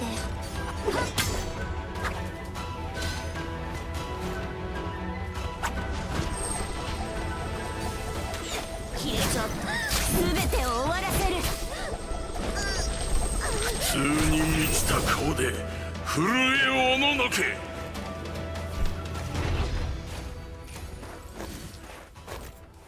これで戦場に戻れる。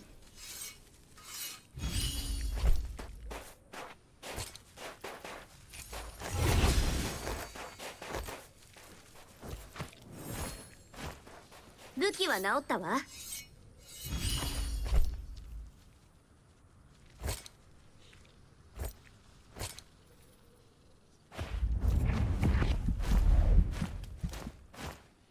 行こう。とってもレアなアイテムに見えるわ。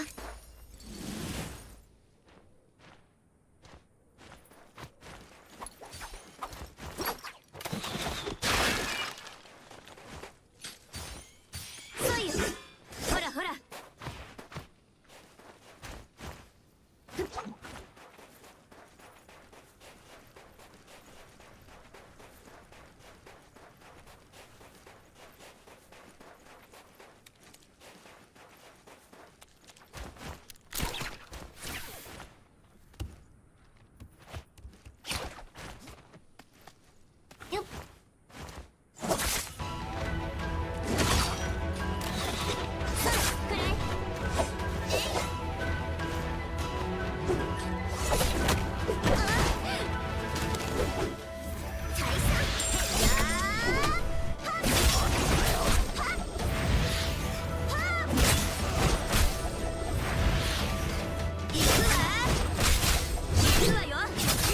こそリージン。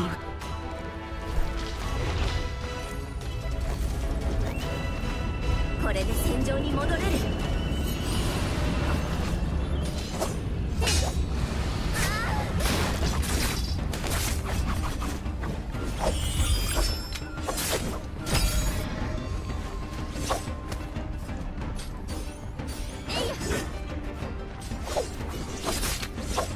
暗闇は満ちた。い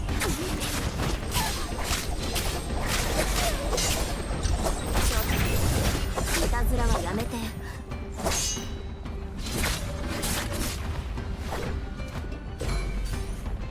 ちょっといたずらはやめて。明らかに見えます。ちょっといたずらはやめて。しみる。全てが破壊されるのをとくと見よ。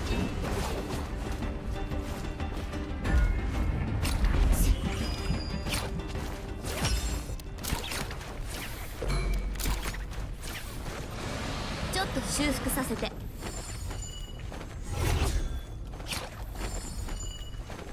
さっきは危なかったわ。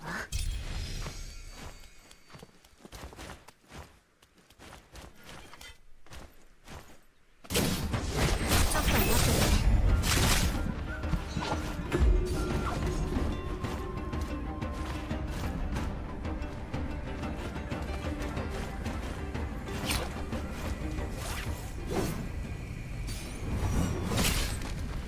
刀に力がみなぎったわ。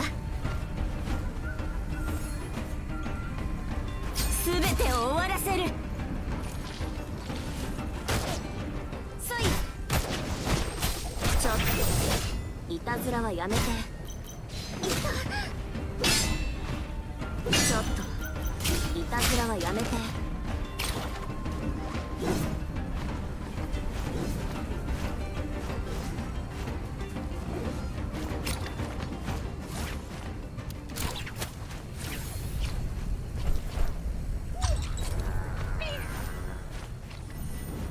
暗闇は満ちた。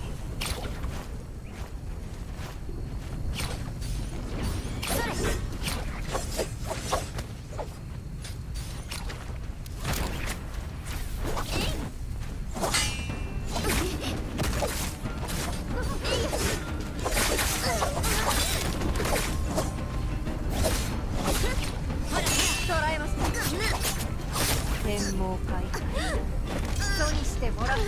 全てが破壊されるのをとくと見よ。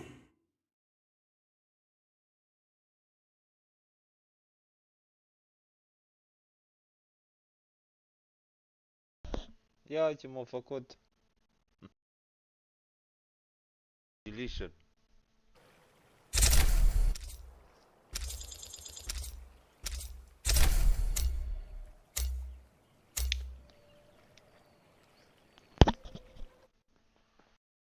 So desu ka.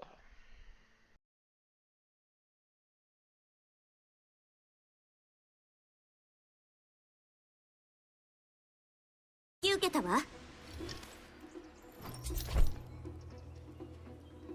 Concord cine? Concord who?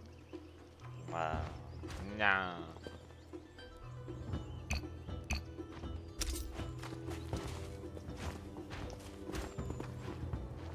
Da, așa să facem o treabă aici. Fie treabă. Acest om este disperant. Adică ești disperant, boss. Da, mi s-a putut genunchiară de la căcat asta de vreme, cred că de la frig, de la nu știu ce. Nu mai mă întreb de la ce, că nu mai contează. Contează că îi pula ninja.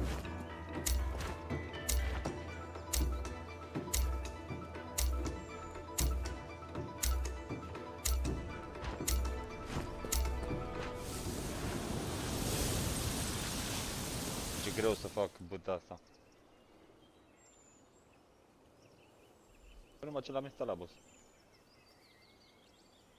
Ieri.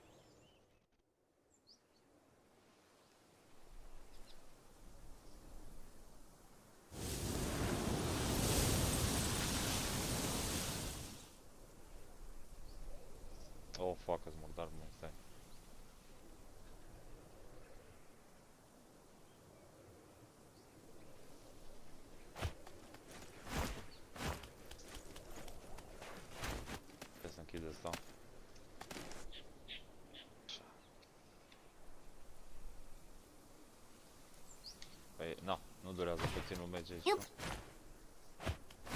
ついてるわね。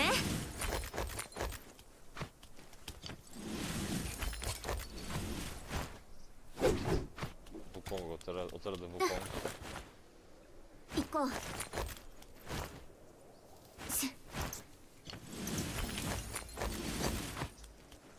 ついてるわね。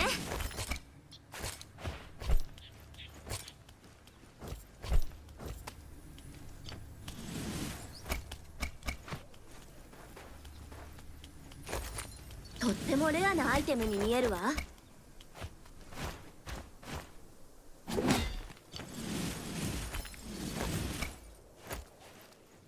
Da, e portocaliu, e nimic portocaliu în ea, nu știu ce pula mea.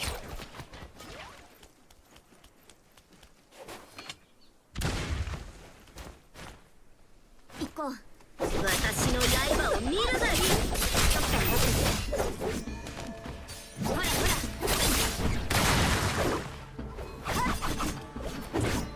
Oh, fuck.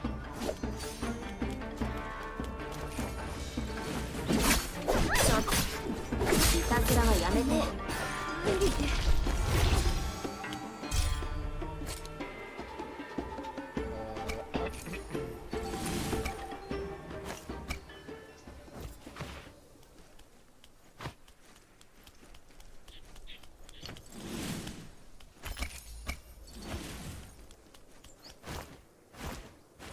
ついてるわね。 Fucking musket.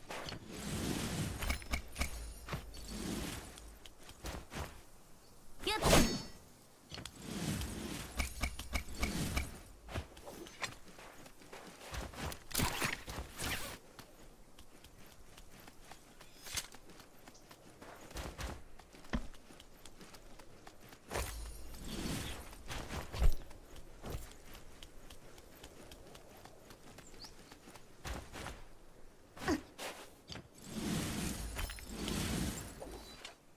刀に力がみなぎったわ。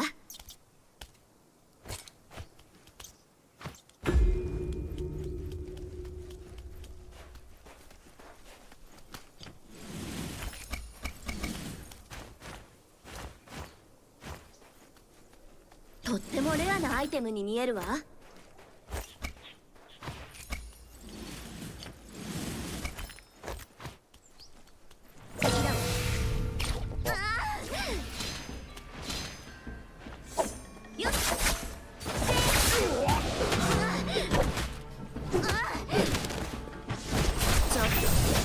いたずらはやめて。ちょっ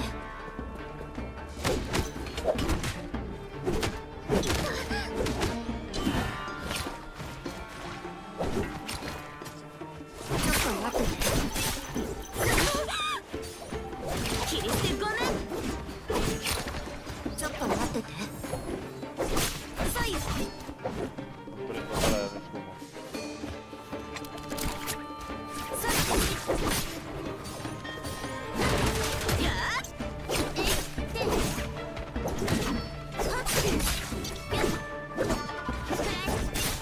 Prendo ăla de scumă.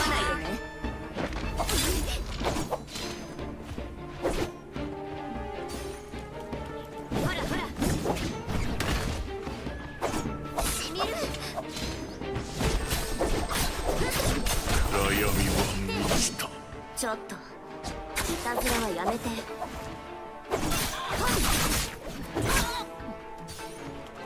っといたずらはやめて。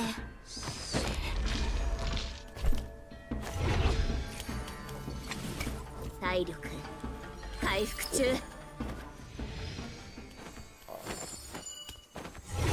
ちょっと修復させて。 全てが破壊されるのをとくと見よ。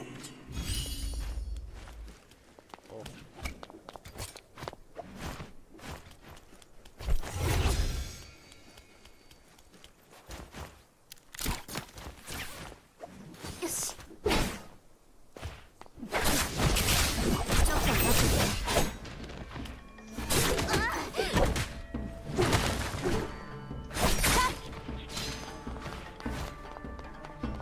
ちょっといたずらはやめて。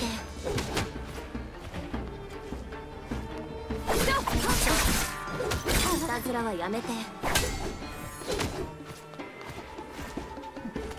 要求にかなう相手がいない。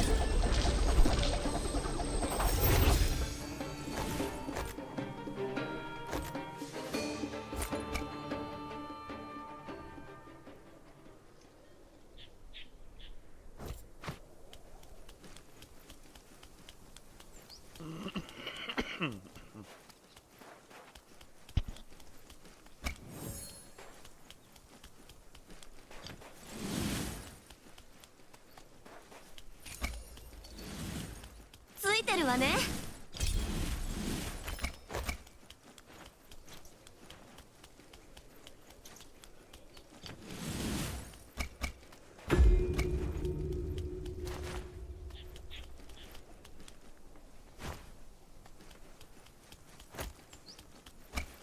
Dracu n-a luat aia, ești nebun.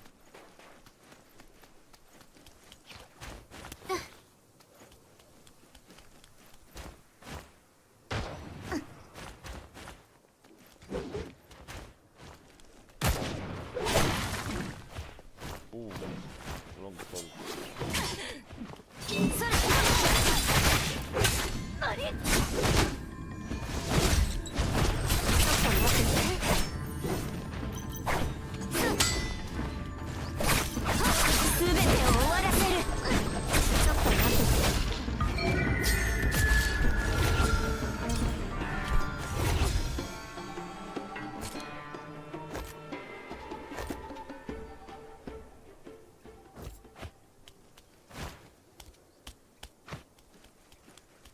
ルキは治ったわ。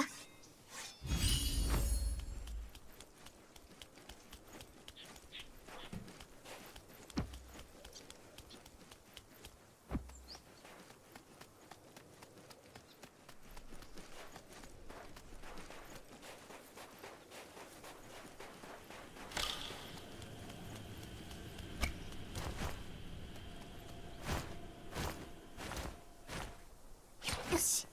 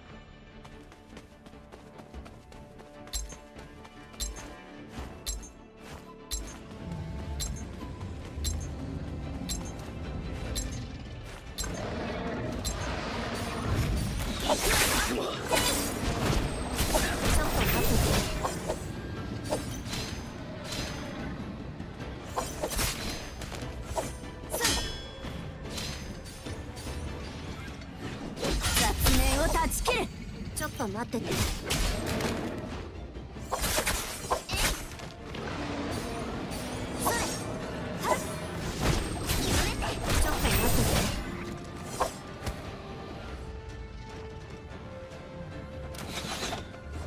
ちょっといたずらはやめて。全てを終わらせる。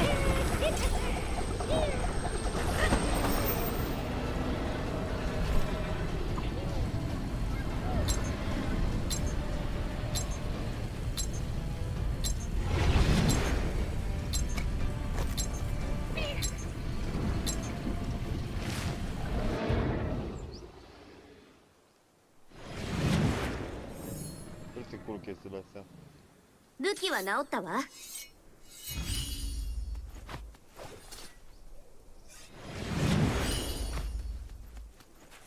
Dar și-au făcut collab cu Hoyoverse fără să vrea.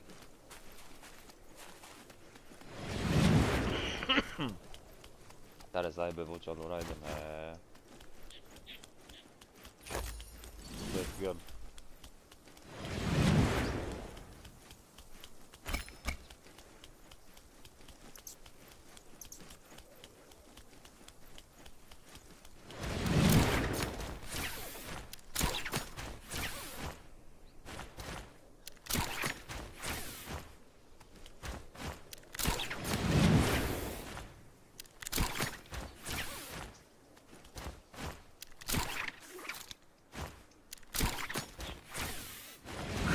闇は満ちた。よ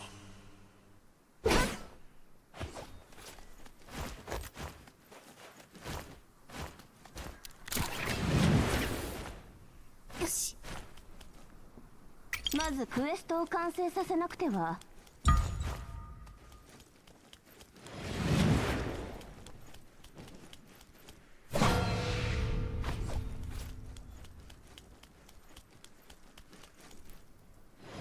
全てが破壊されるのをとくと見よ。ついてるわね。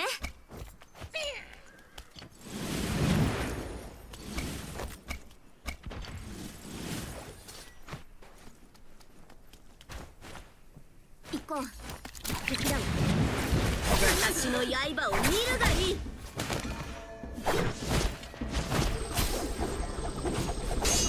ちょっといたずらはやめて。行くわよ。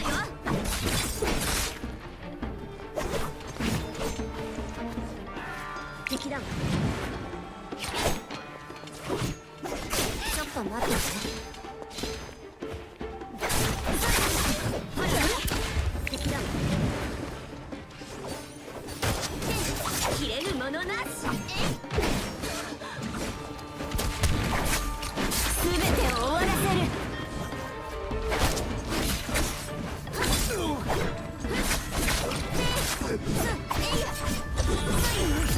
石だ。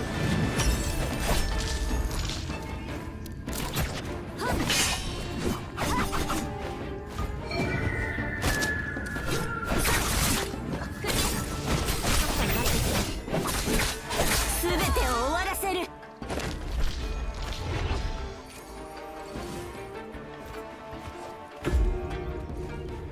これで戦場に戻れる。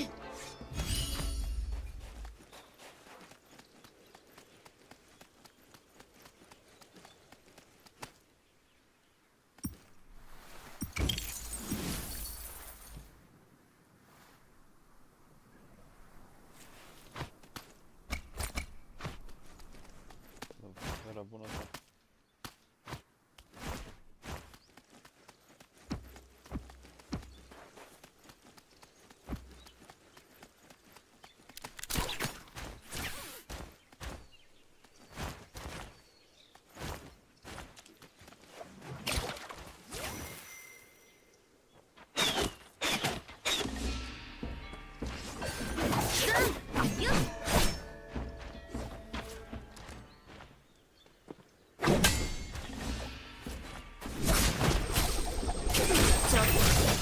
いたずらはやめて。ほらほら。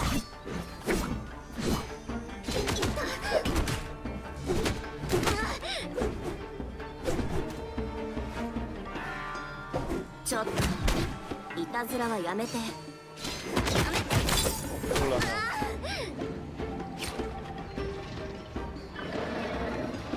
ちょっと修復させて。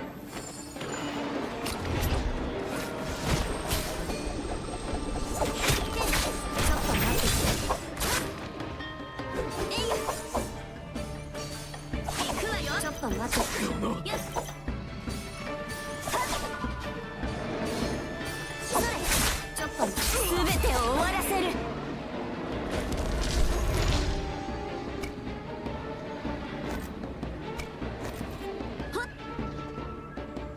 ちょっと修復させて。しみる。ちょっと待って。こっちを武器を落としちゃうなんて。ちょっといたずらはやめて。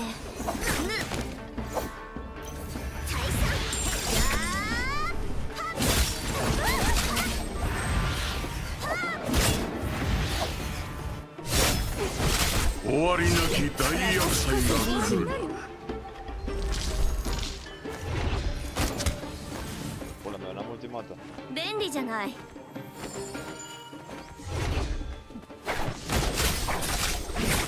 ょっといたずらはやめて。ちょっ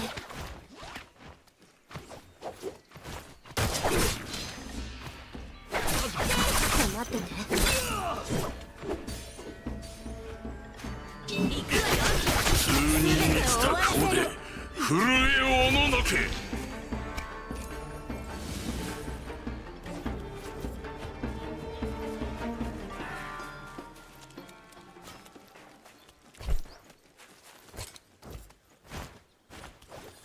武器は治ったわ。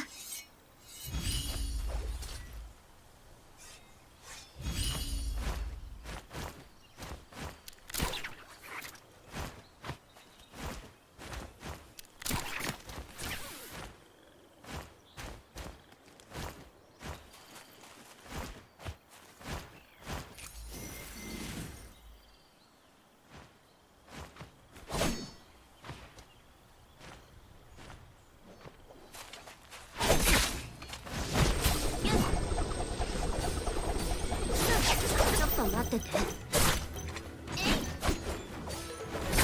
刀に力がみなぎったわ。ちょっといたずらはやめて。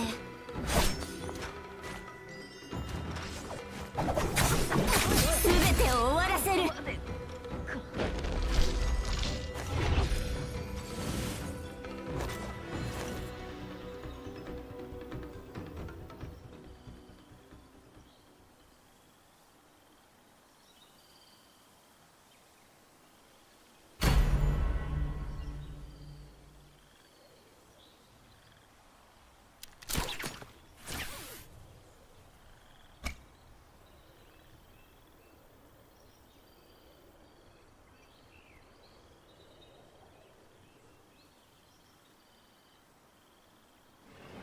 おう。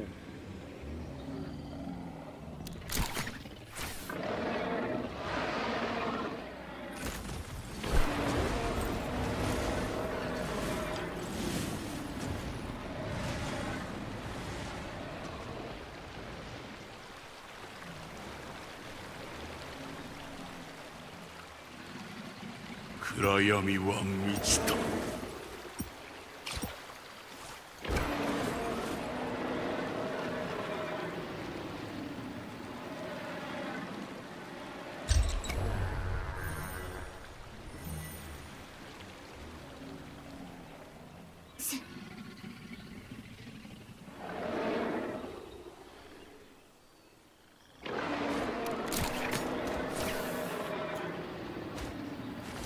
全てが破壊されるのをとくと見よ。ち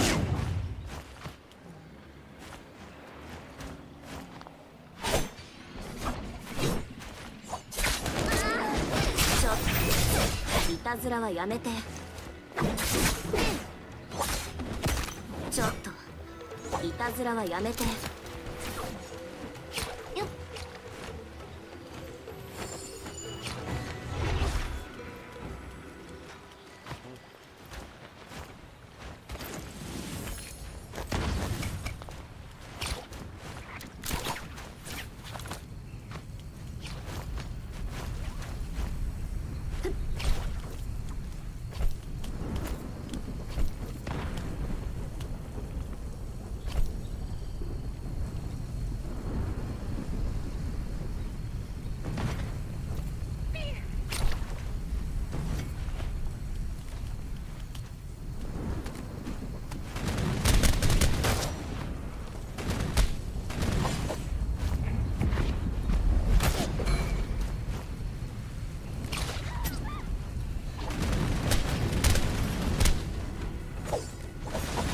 Final thing, man.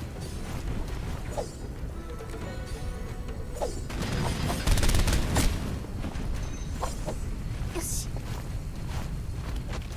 暗闇は満ちた。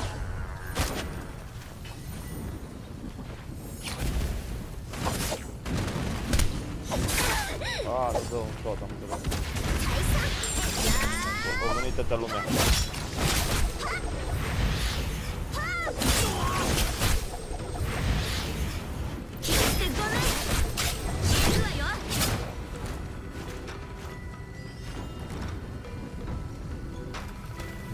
全てが破壊されるのをとくと見よ。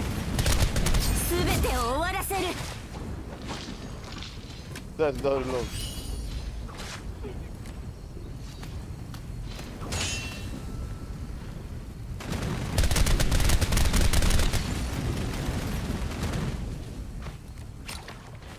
全てを終わらせる。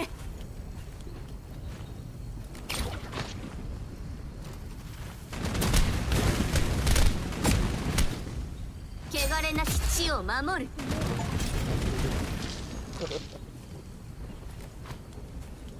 Bazooka. Okay, that was fun. Oh my god. Deci dacă dai charge attack, îți face damage, te cași pe tine și ăla. Stai așa.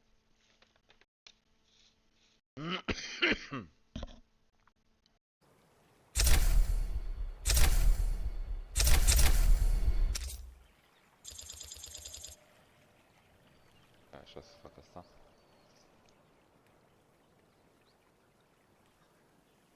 Bă, sper că deja o ardă eurea.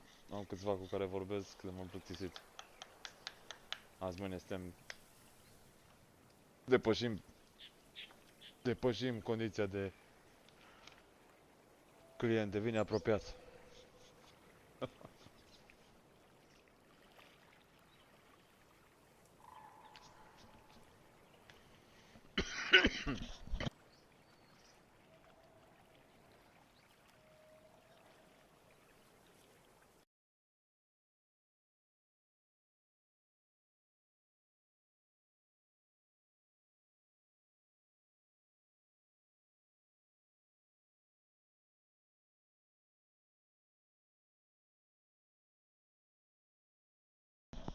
Oh my god.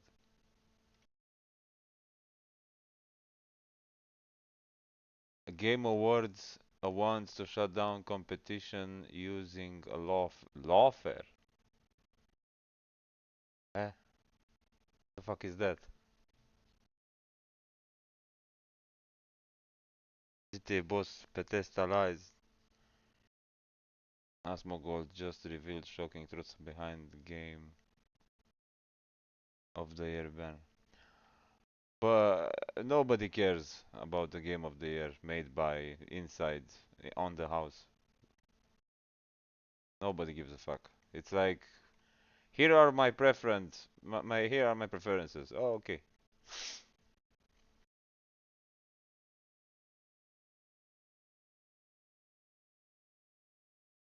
Everybody's gay, trans, and nobody's playing.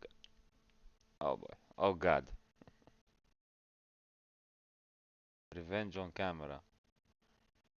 3 boyfriends who revenge their girlfriend brutal murders. Wow.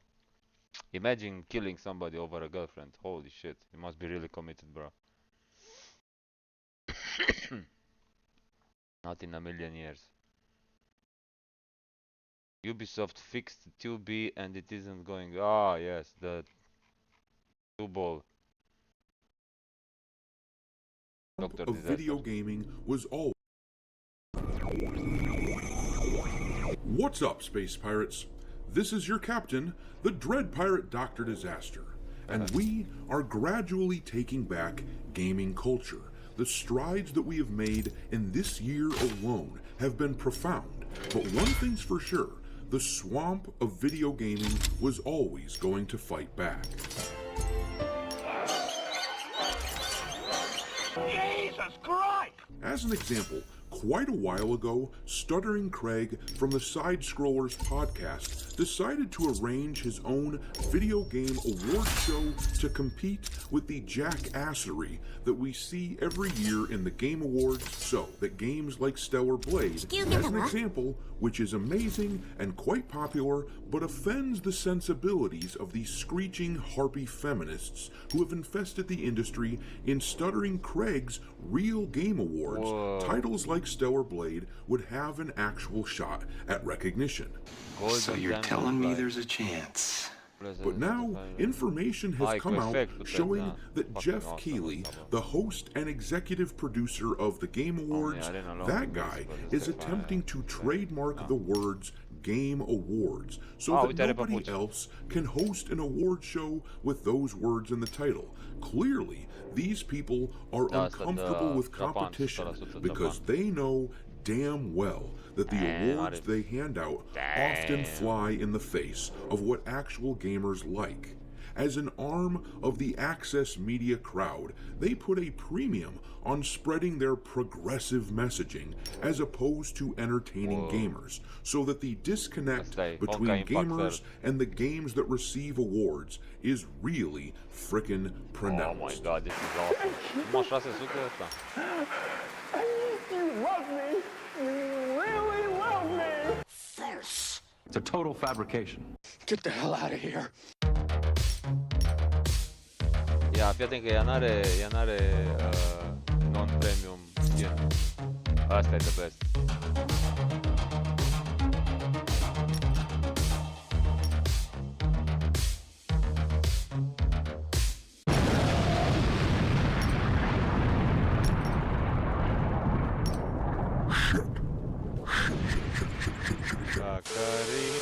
Alright, me hearties, make sure you like this video and subscribe to the channel if you haven't done so already, and also, don't forget to follow me over on Twitter or X, or whatever you want to refer to it as these days. I keep a list on there of games lousy with wokeness pinned to the account at all times for your reference. My handle over there is Dr. Disaster 1.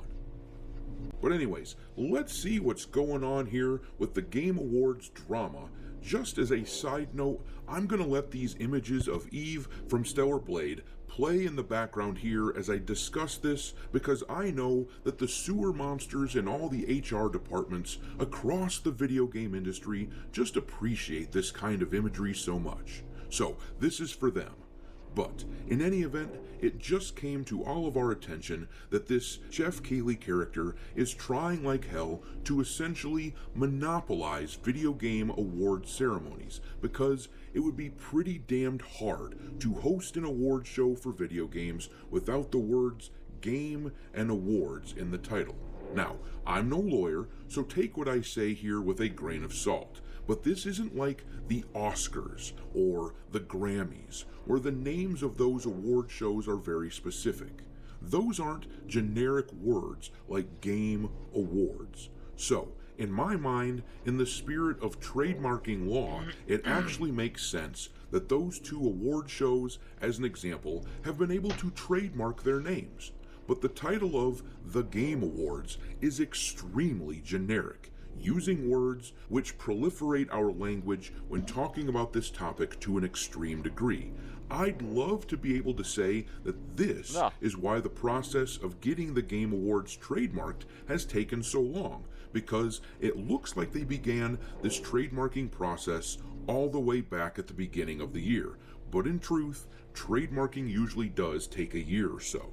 What seems very clear, however, is the fact that this absolute clown show of an awards ceremony needs to be taken down several pegs. These people simply aren't gamers. They're cheerleaders for the corporate AAA studios that are trying to shovel shit into our faces and call it entertainment. They have no idea what the customers in this industry want. As a prime example, look at this crap here. These morons are now allowing DLC to be a part of the show, so theoretically, DLC could win Game of the Year. The FAQ for the Game Awards says this: the Game Awards aims to recognize the best creative and technical work each year, irrespective of the format of that content's release. Expansion packs, new game seasons, DLCs, remakes, and remasters are eligible in all categories if the jury deems the new creative and technical work to be worthy of nomination. Factors such as the newness of the content and its price/value should be taken into consideration.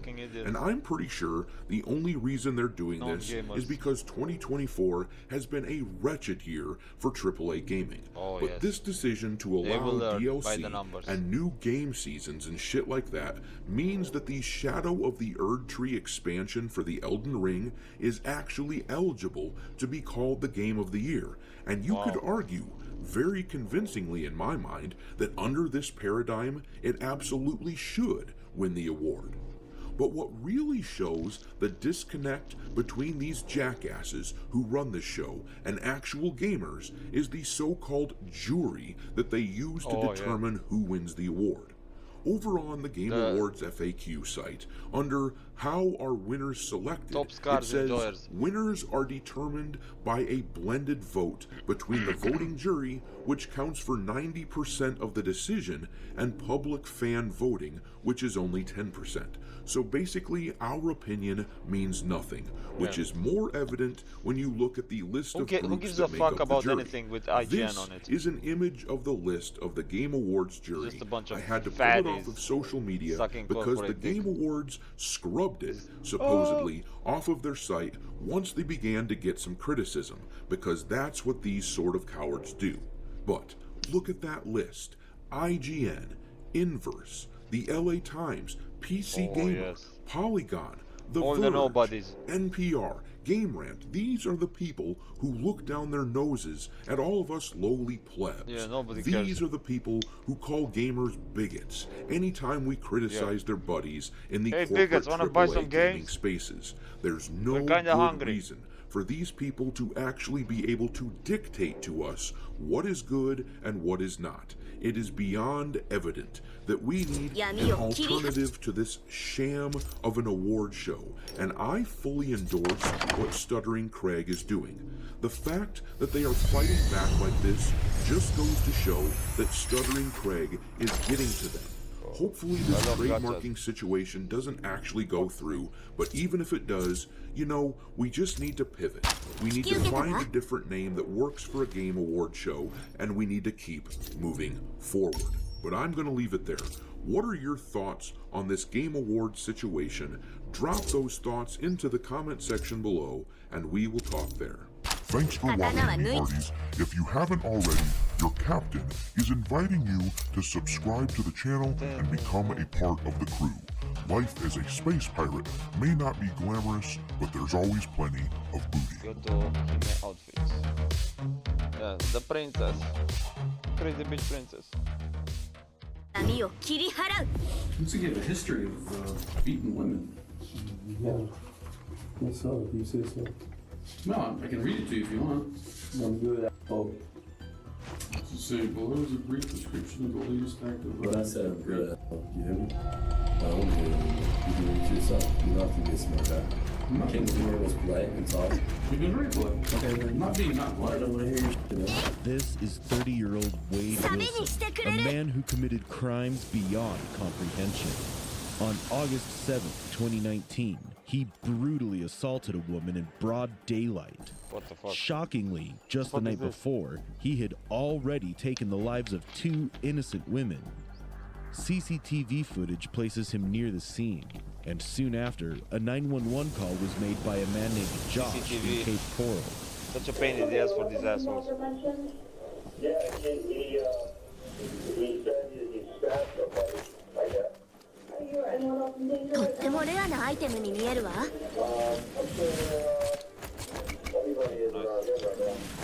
In a sudden twist, Wade flees, slipping out of the police's grasp just as they close in. とってもレアなアイテムに見えるわ。 What's going on, man? You're waiting on your girlfriend? Oh, okay. Yeah. I'm gonna detain you until I figure out what exactly is going on.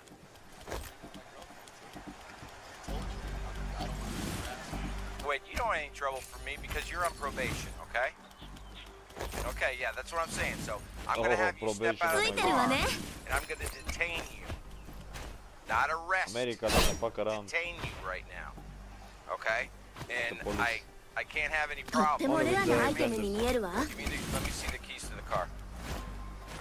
Let me see the keys to the car. Keys.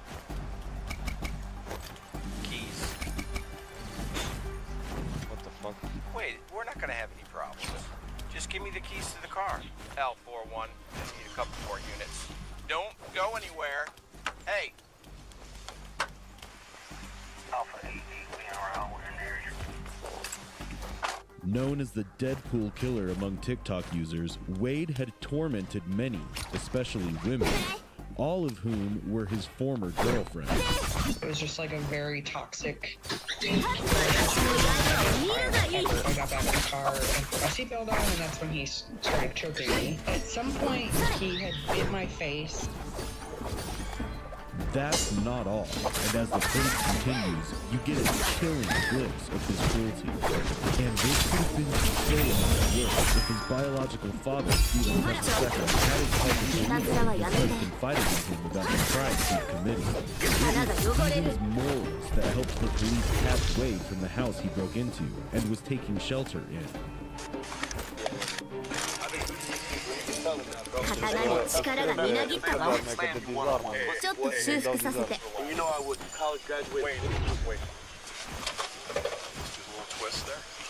ってもレアなアイ From テム there, に見え he る was わ。 brought straight to the interrogation room, where he's seen casually flirting with the detective. You're Wade Stephen Williamson, right? Wilson? I'm sorry. Wilson. 52094. All right, I'm Detective Bell. Okay, we can that briefly. Kind of good with you. Not really. Not that great, actually. Yeah. But you're not bad. All right, whose house were you in? I don't know. Okay. Fuck right now. Okay, how long did you get in the house? Just through the back of the open. Okay. Walter and All right, so you didn't have permission to be in that home. not as far as I know. Okay. You know, what am I here for? How long are you doing this?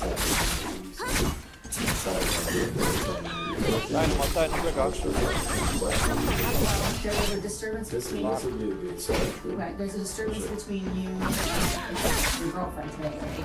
This morning. You're saying right? I'm asking. Yeah, phrases. Well, I'm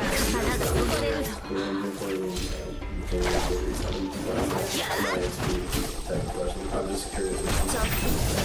いたずらはやめて。 you had a disturbance with your girlfriend today. And an officer made contact with you outside of the check. And that encounter didn't go very well and you left.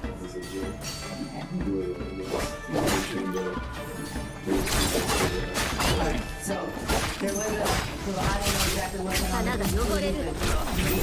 You met and you left. And you left in a black Honda that did not belong to you. 暗闇は満ちた。 Yeah, he made me leave. He made you leave? He told you to leave? Like he was gonna tase me. Oh, well, that's making you He was just leave. being real trigger.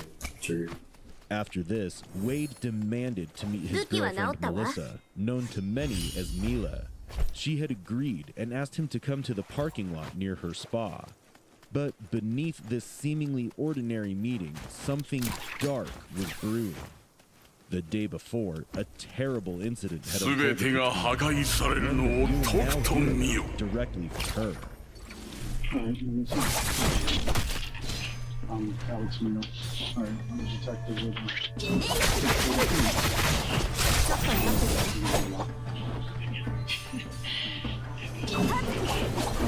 ちょっといたずらはやめて。 He's been in jail, incarcerated 3.5 of that's exactly how it's supposed. He beat me up and I put him in jail here. And then I didn't want to go to court, so I got the charges. I got a charge on my car for second degree felony. Stolen property. いたずらはやめて。 But his bond was revoked when he had picked up a charge here. So when his bond was revoked, it was still hard to do. 用途にかなう相手はいない。 He went to West Palm. He served his time. He served, went to court, got time served plus probation. When he got out of there, he had another bond in Key Marathon, so they took him to Key West jail. So I let him stay there, and I stayed with him those nights before last night, because I kind of wanted to see how he would act. I didn't know if he would hit me again. You know, I didn't know if it was jail talk or whatever, or if he missed me. Things started falling apart real quick. He never like hit me, but I already thought he was like already like wanting to do bad things. He wanted to do drugs and wanted to sell drugs, and like different stuff. So Wade was still on probation after he had committed these crimes. Released on bond just 5 days earlier, he quickly spiraled back into destructive behavior, using drugs like balling.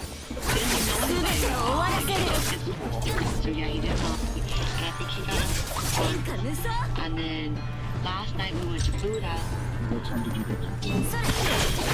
Roughly 11-ish. And I think we left around 2-ish. I'm not really sure about these times. So you went to Buddha last night? This house, like a drug house. Like I didn't feel safe, I didn't feel comfortable. So him, he can't even, I drive a Hellcat. It's like a heavy stick shift, and he can't drive a stick shift. So somehow he got somebody to drive my car, and my girlfriend Amy saw me like walking around the parking lot like aimlessly. She's like, I was like, I left by my boyfriend, so she let me in her car, and then I slept on the couch at her house. He was blowing up my phone all night long. I didn't know because I was sleeping. And then in the morning, this was last night. And in the morning I answer, and I could tell he's on drugs because he's calling me everything. You fucking lying, or like, you know, all these things. I can already tell something's up. He doesn't usually treat me this way. And so I said, meet me at the spa, and then so I told Amy, so please don't leave me. I don't want to in front of you. Let me get my keys to the Hellcat, because he told me he was in a different car. The Hellcat ran out of gas somewhere. So I said, okay, let me come get the keys, and I told Amy, let me get the keys and you drive me. And then he instantly, I tried to be sweet to him. I walked up to the window. She parked behind me. I tried to like, kind of like, be in the spot parking lot. And then I could tell he was getting and he just said, get in the car. So I just got scared and said no.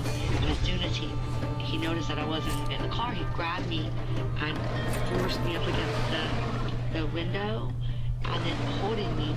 And I started screaming for Amy. Amy tells me later she was afraid she was starting to get hit yet, so she didn't interfere at all. So as soon as he grabs me, I start to kind of get away, and my clothes start coming off. So like I'm pretty much like all visible. And then he starts noticing that he's losing grip, I think, like the threads or whatever. So then he opens the car door, forgets to put the car in park. This is the Hellcat. No, this is that the Hellcat. I'm sorry, the Hellcat ran out of gas. The previous night on August 6th, Wade abandoned Melissa and took off with her Hellcat, despite not knowing how to drive it. He had put someone else behind the wheel.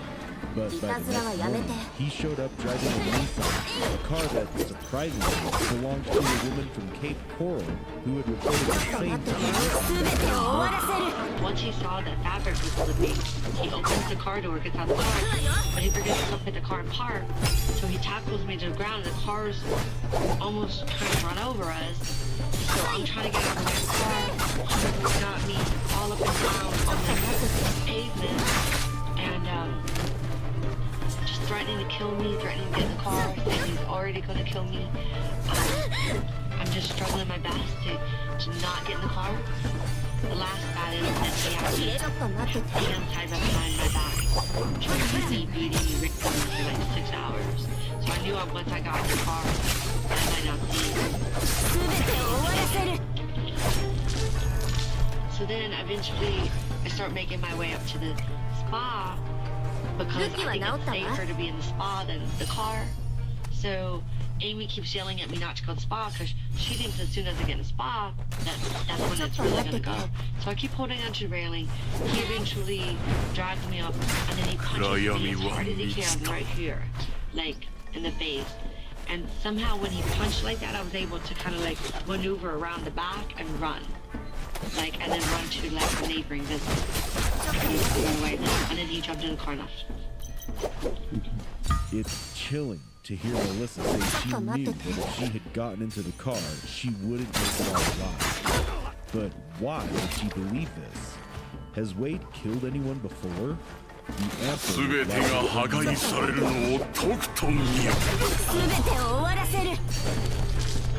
not what he's calling. Maybe the shepherd barber is on too. That's the girl. That's the girl. Somebody said he killed this girl, Christine Melton. Who said he killed her? I'll show you the messages. That's not it. When Melissa finally found her Hellcat, which was parked near McGregor Road, she discovered a pair of women's sandals. When I picked up my car this morning, there was shoes that are not mine, that are females in the car. When what? I'm sorry? When I finally found my car, there are 2 women's shoes in my car that are not mine. You said that, or someone told me that someone messaged you and said that she was dead? This is his ex-girlfriend. Who's his ex-girlfriend? Kelly, I don't know her name. Kelly something. See, I don't know if she's being her name. She kind of got back into it. Now let's go back to the 911 call. Who was a friend of his. He reported a stabbing to the police, the perpetrator of which was none other than Mr. Wade Stephen Wilson. It was Wade's ex-girlfriend who informed Melissa that he had allegedly killed someone named Christine Melton, and she had heard it directly from Josh. But are these mere accusations, or the truth of a man who is far away from the depths of humanity? Let's hear from the man himself. You're telling me. I'm not saying that here. I don't know why I'm here. Please tell me, then let's talk. So you were. Tell me everything. I'm trying to have a conversation with you. We're doing good. You're doing good. So, you left in a black Honda that was registered to a female, right? No, I'm not sure. You left in a black Honda. Okay. How did you get that Honda? Did it belong to you? Keep going first. There's more, I feel, and then we can talk. You're doing all right, but I feel like you should just tell me. I'm listening. You did something tonight? I haven't even got a call on us.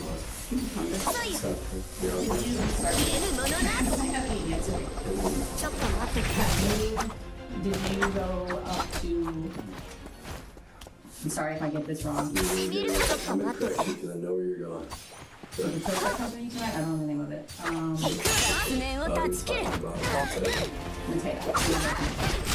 Tonight, no. Well,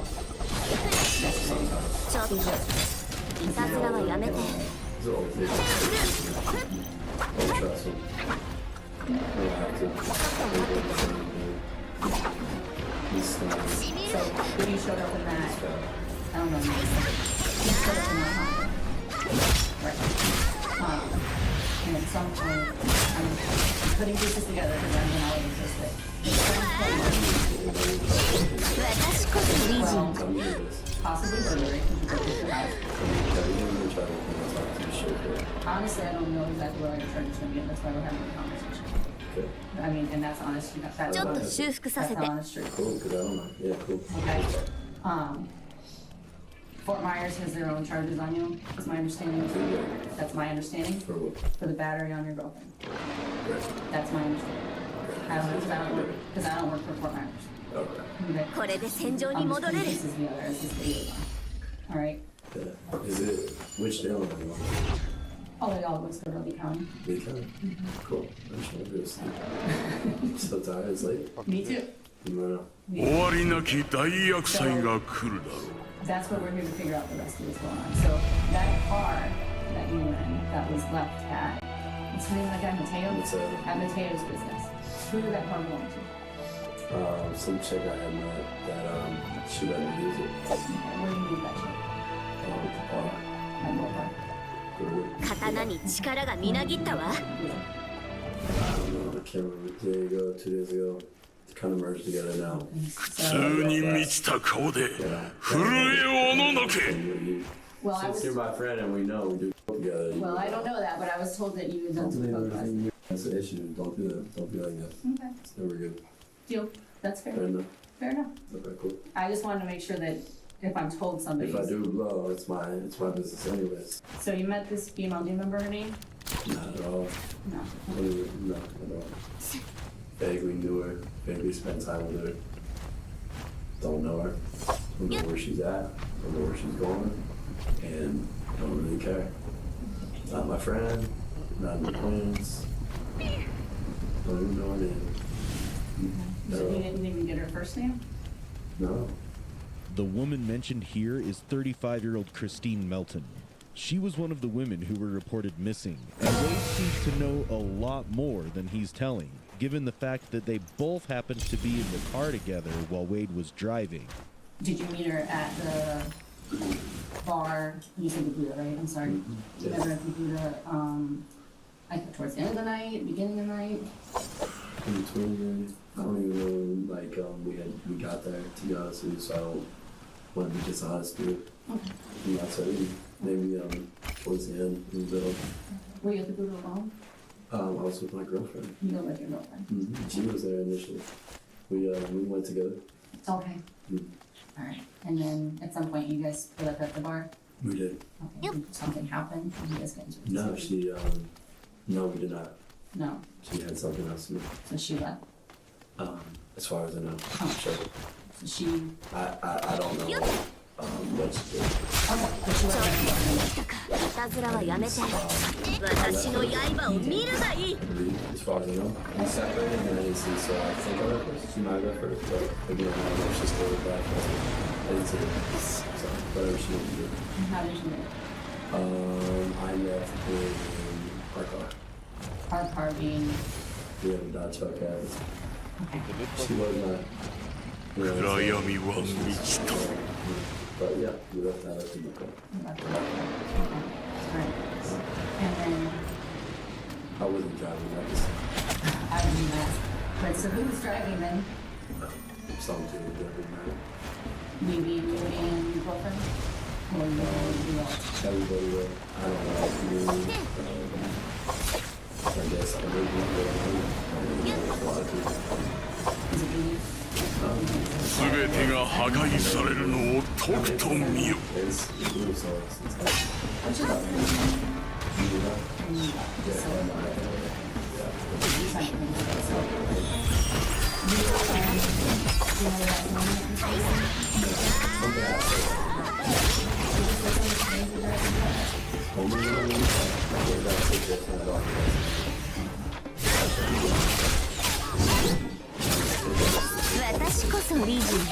So where did you this guy that we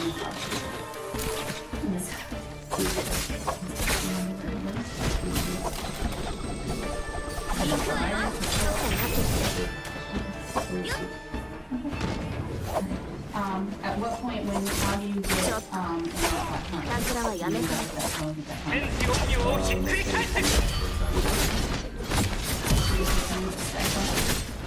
Wow, did you say it's a Hellcat? Yeah. Okay. So she... What's a Hellcat? It's like a Challenger Charger. I know the car is very low, but... Basically just what happened was, my car ran out of gas. And she...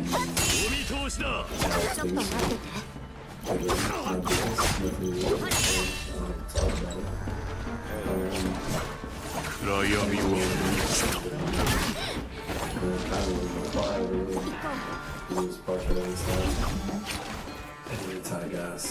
It's $180,000 car. She let me use the car. And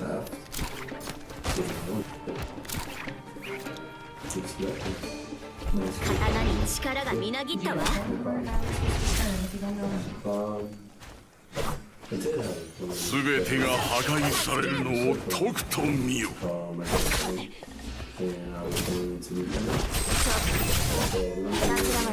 Okay. Alright, and so you gave her back her phone before you left her? I don't know.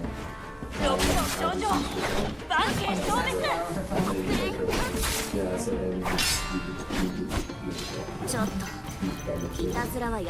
Wade's story contradicts with Melissa's version, and with a hint of constant fidgeting, he is seen to be masking his nervousness. That night, he left with Christine and his drug supply, abandoning Melissa because she opposed the plan. His claim of using Christine's car and phone is a part of an even darker scheme. Like our Wade also confessed this scheme to someone. So that's the last you saw her.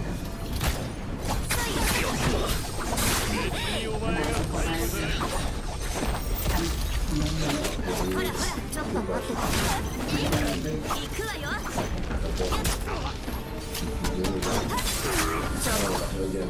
いたずらはやめて全てを終わらせる終わりなき大厄災が来るだろう I was yeah,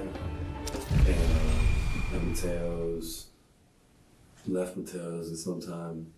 Știi cum te conectezi alea stânga cu dreapta, orizontal cu vertical attack. So Josh called us and said that when you got there, you had a little bit of blood on your hands, and that you said that you killed somebody. Is that what he said? That is. Yeah, he's far-fetched. Okay. I work with Josh and a couple other guys. They're delusional. Some of them have fantasies. Some are sicker than others. Some are not. Okay. Some are losers.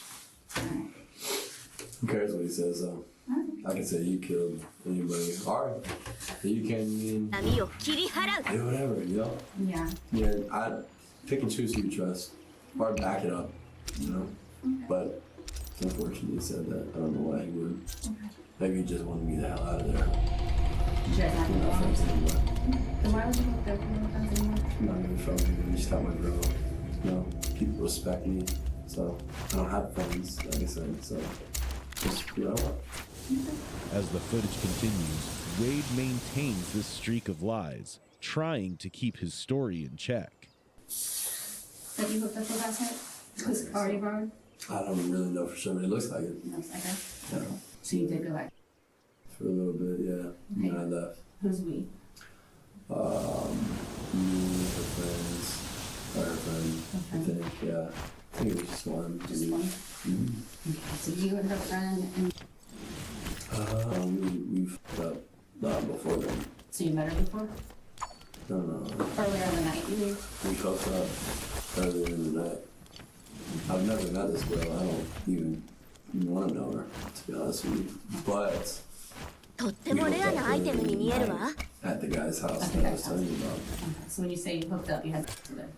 Yeah, of course. That's when you hook up. I gotta be clear, man. No.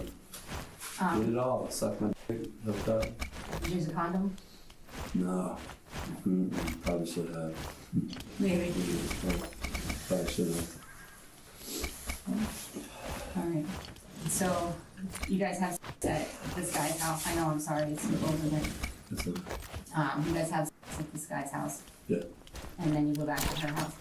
Yeah. How'd you get back? You didn't get back to her house. Okay. My car was out of gas, man. Right, you told me. Yeah. But I just wasn't sure because she had a car. So where was her car? At her house? At the house, yeah. And that's when she let me take it. I didn't really want to hang around. And then I asked her like,まずクエストを完成させなくては my priorities and I as well get my car the hell out of there. I don't have like tripwire or anything. Plus とってもレアなアイテムに見えるわ I'm really pissed. Yeah. So this is like all not good, you know. So she let me do that. And I don't know what time I left at, you know, honestly. 私の刃を見るがいい You do all that. And you guys went out after the grill. And then you went back to their house. It's probably early in the morning now. ちょっと Are 待っ you て getting to sleep at all yet? 悪く思わないでね So, did you talk to your girl 便利じゃない after you left her because that's when the alleged altercation occurred in Fort Myers Police Department, it was called. Yeah. And then after the cop, as you call him, tried to tase you when you left. He was just triggered. He was jerky. He had those eyes. And like, After that, did you call Mila from her phone again? I don't know, dude. Okay. Did you have No, I didn't. I only called her. 刀に力がみなぎったわ I don't know. When I had called her again, I think I just met with her, dude. We had one on the spot. I mean, you can check her phone, whatever. Look it up. I don't want to lie to you. I went to the spa, Mila wasn't there. Next thing I know, I'm at Joe's Crab Shack. There's a cop. I know the game's me plays. Okay. You know? Is the spot near the Joe's Crab Shack? Yeah. Okay. Yeah. I don't work there, so. Right across the street. Okay. You know, it's just playing games. When you trying to get your rest and stuff or whatever. So do this, do that. And I could tell. So I don't really care. I don't want to play games. You know. That's still fun for you.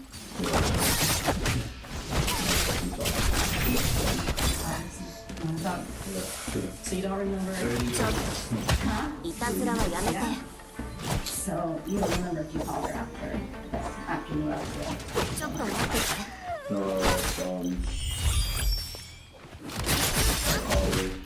I was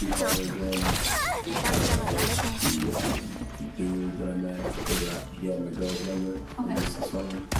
I don't know how much time If you're familiar with what seems good, the art of seduction, you might be the archetype of the rake. History has given us many notorious rakes, but now we have a new addition. This would later help explain why some women became so obsessed with him that they even started a petition to release him from jail. Here's the thing. What's up? You might as well just get right to it. This is what I like. Okay? Where wouldn't you? Her car was left there, right? We can't find her. Her car was left there. Her car was left at Mateo's, Yeah. right? This one. We can't get a hold of her, we can't find her. Okay? So we went to her house. Okay? Do you think know what we found when we got to our house? She's dead. 全てが破壊されるのをとくと見よ。 At her house? I don't know.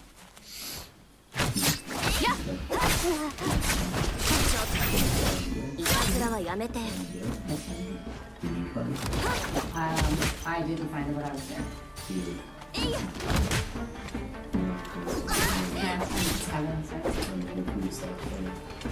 so,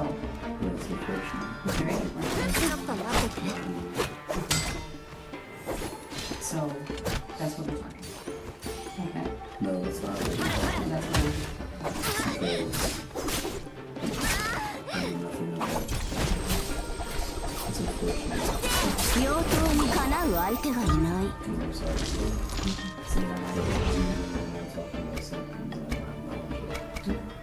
That's what you're talking about. No, これで戦場に戻れる。 Is that fair? For me to say? It's not fair. Because now you're being unreasonable. No, I'm not trying to be unreasonable. What I'm saying You is... know what, in fashion.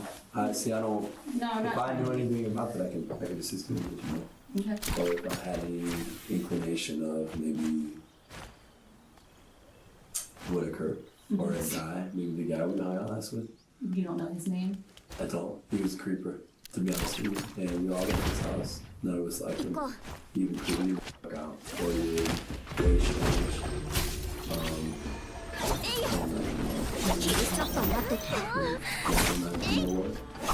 Kind of found me too.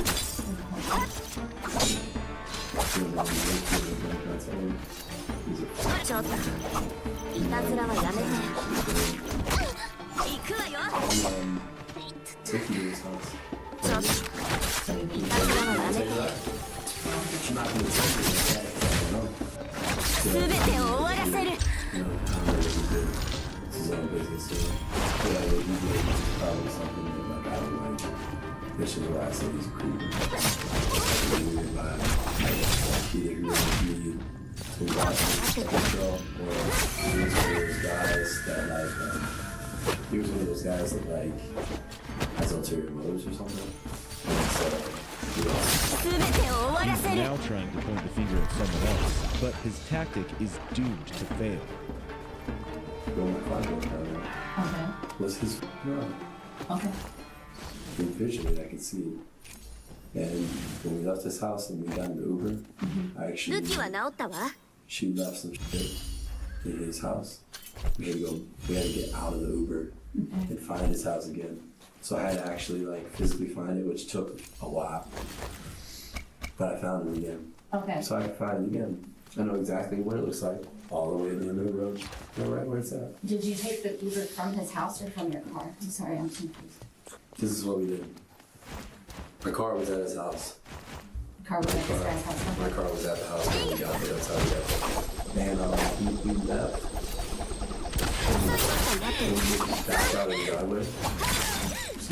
It started going down the road, and we didn't make it far.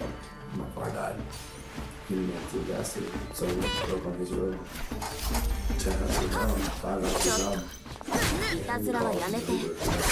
すべてを終わらせる。 And the Uber came, and he said, "Can we find his house?" And it took like 20 minutes. None of the three of us couldn't remember. I didn't know which house it was. I went out to everyone and I couldn't find it. Finally, I did. At the very end of the road. No evidence at. Who got the Uber? She did. She got the Uber. So what if I told you that Mila said that you called her after? Mila says a lot of people do. She's done this to me many times. It sounds like you guys have had a pretty rocky relationship off and on, right? She's unstable, and I'm not the best, I guess, but she's unstable. Yeah. So what if I told you that she said that you called and said that you told somebody that you were investigating to get out of it? I didn't tell her I killed anybody, but I told her I needed to bust it. I didn't tell her I killed anybody. The only reason was for me and her going through it. I didn't want to go back and kill again for hitting me, because she's done this once to me before and said I did it when I didn't, and sent me to jail. And then she dropped the charges. I didn't want to go to jail again. So I told her, and you know what? If she's so saying this now, she's just saying all the rabble that's blowing up and people are just talking about it. The only reason she's saying that is because I think now, at this point, maybe she's so secure. But the only thing I told her was, can you give me a bus to get out of here? Because I don't want to go back to jail. Because the scene that was caused earlier at the spot. The argument between the two of you? Big scene. Oh, big scene, dude. 武器は直ったわ。 Big scene. I better get out of here. I'm gonna go to jail today. Huge scene like her at her Spa. between At the the two spa. of you. For sure. People filming it. Oh, really? Her See, I didn't yelling. know. Oh, good. That's all I told her. She wants to say I said I killed her. If that's the type of dude that apparently you're saying that him, then you should have an audio recorder on your phone if I say this stuff all the time. Or if you just...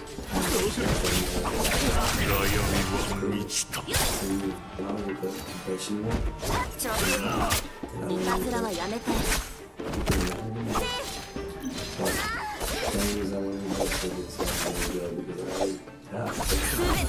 Wade, who tells the police there should be an audio clip of him admitting to a murder over the phone, is ironically the same person who later confesses his crimes on a call. And here's that clip. What is going on? How did 全てが破壊されるのをとくと見よ。 How did you do this? How?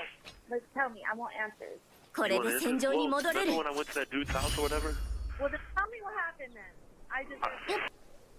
Killed the... Why, Wade? Why? Because we went to this dude's house, Mila, and remember when he kept showing us the pictures? Oh, I got this, or whatever?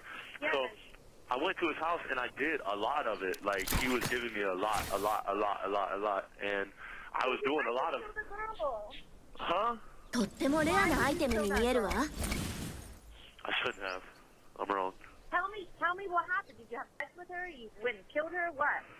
No, I didn't have sex with her. I killed her, though. Why? Why, Wade? Because I was freaking out on those drugs. Whatever he gave me must have been like bath salts or something else. It wasn't. What happened? Did you stab her? I didn't stab her. Who said I stabbed her? ちょっといたずらはやめて。 I Poke her out. I choked her out so that she died. 行くわよ。 Knew that you were gonna do that to me one day. Neela, I was never gonna do that to you, babe. Well, he was indeed going to do that to her. After leaving the house of a man who was an actual predator, Wade and Christine went back to her place.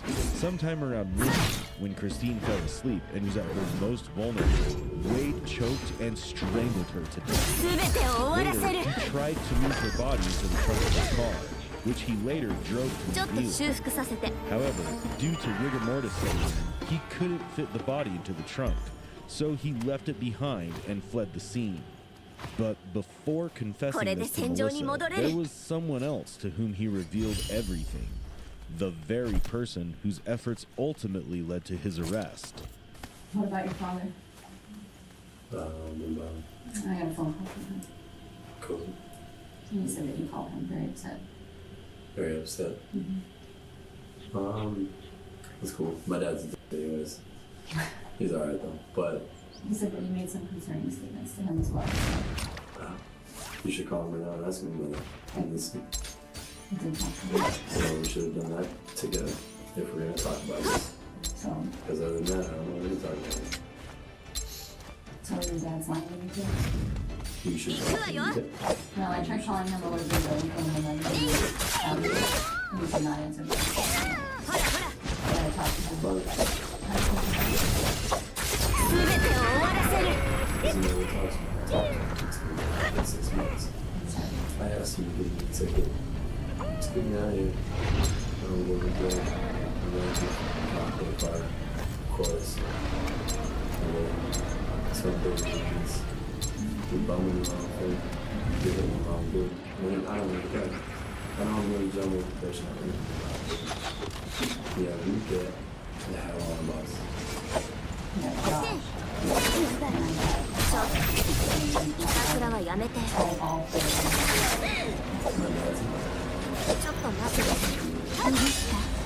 They all just do this to you, honestly. It's nothing between them. So there you go. I'll show you what you find out I have no reason to stop the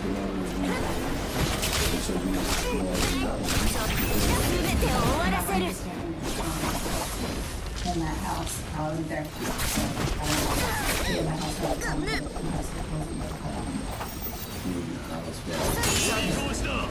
終わりなき大厄災が来るだろう。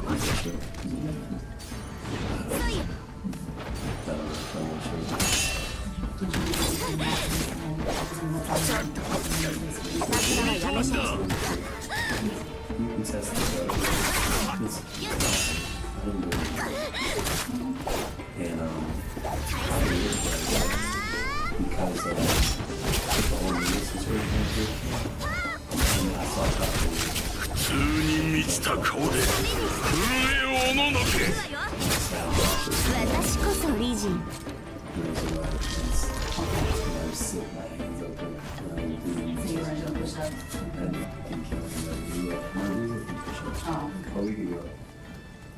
便利じゃない。Not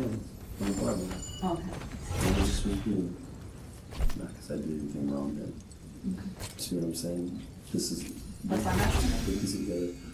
So far, Wade has had time to play around and carefully choose his words. But watch closely as his demeanor and his voice shift when a male detective enters the room. He begins to feel threatened and intimidated under a male presence, and the mask he's wearing starts to crumble. We are doing a DNA warrant, so forensic tech will be here shortly just to get some photographs and stuff. What time did you say you left your house with your gun? Light out, dark out, the sun up, so you're sorry. No, wait, okay.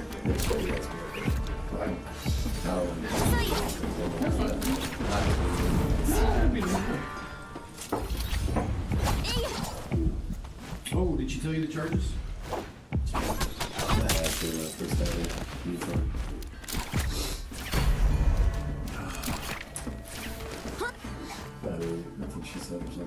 Yeah, there's the Fort Myers charges.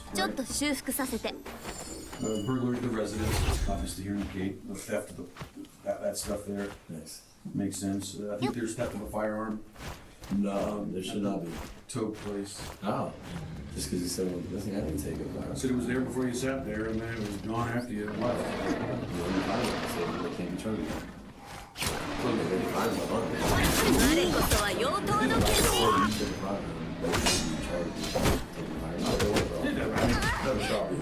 No. And then as soon as you're done tapping up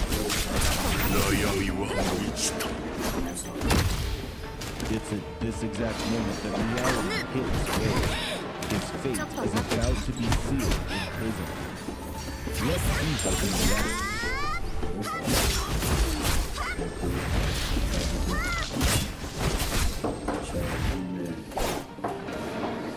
That one, we just checked today, but it'll be down the chute. That's good. 全てが破壊されるのをとくと見よ。 Beating women. Yes, so. You say so. No, I can read it to you if you want. Say below is a brief description of the latest act of What I said, you hear me? I don't want to hear it anymore. You can read it to yourself. You don't have to be a smart guy. I came in here and was polite and talk. Okay, then. I'm not being not polite. I don't want to hear you. We're waiting for the. Well. If you say you want to hear it and I say no, then I don't want to hear it. Okay. Cool, read to yourself. Be a man, fine, look at y'all. Well, I mean, just be a man. Just be a man. Fine, look at y'all. I'm not sure what that means. I know, so just read to yourself, man. He is slowly showing his anger and is agitated now because he knows he's doomed. The shoes aren't yours then either, right? All this, bro.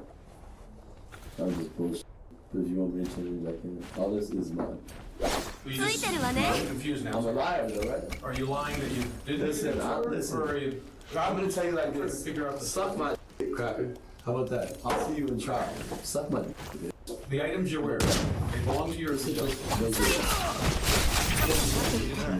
Right? I'm asking you about the clothes. I've never said you were a liar. These are my clothes. 暗闇は満ちた。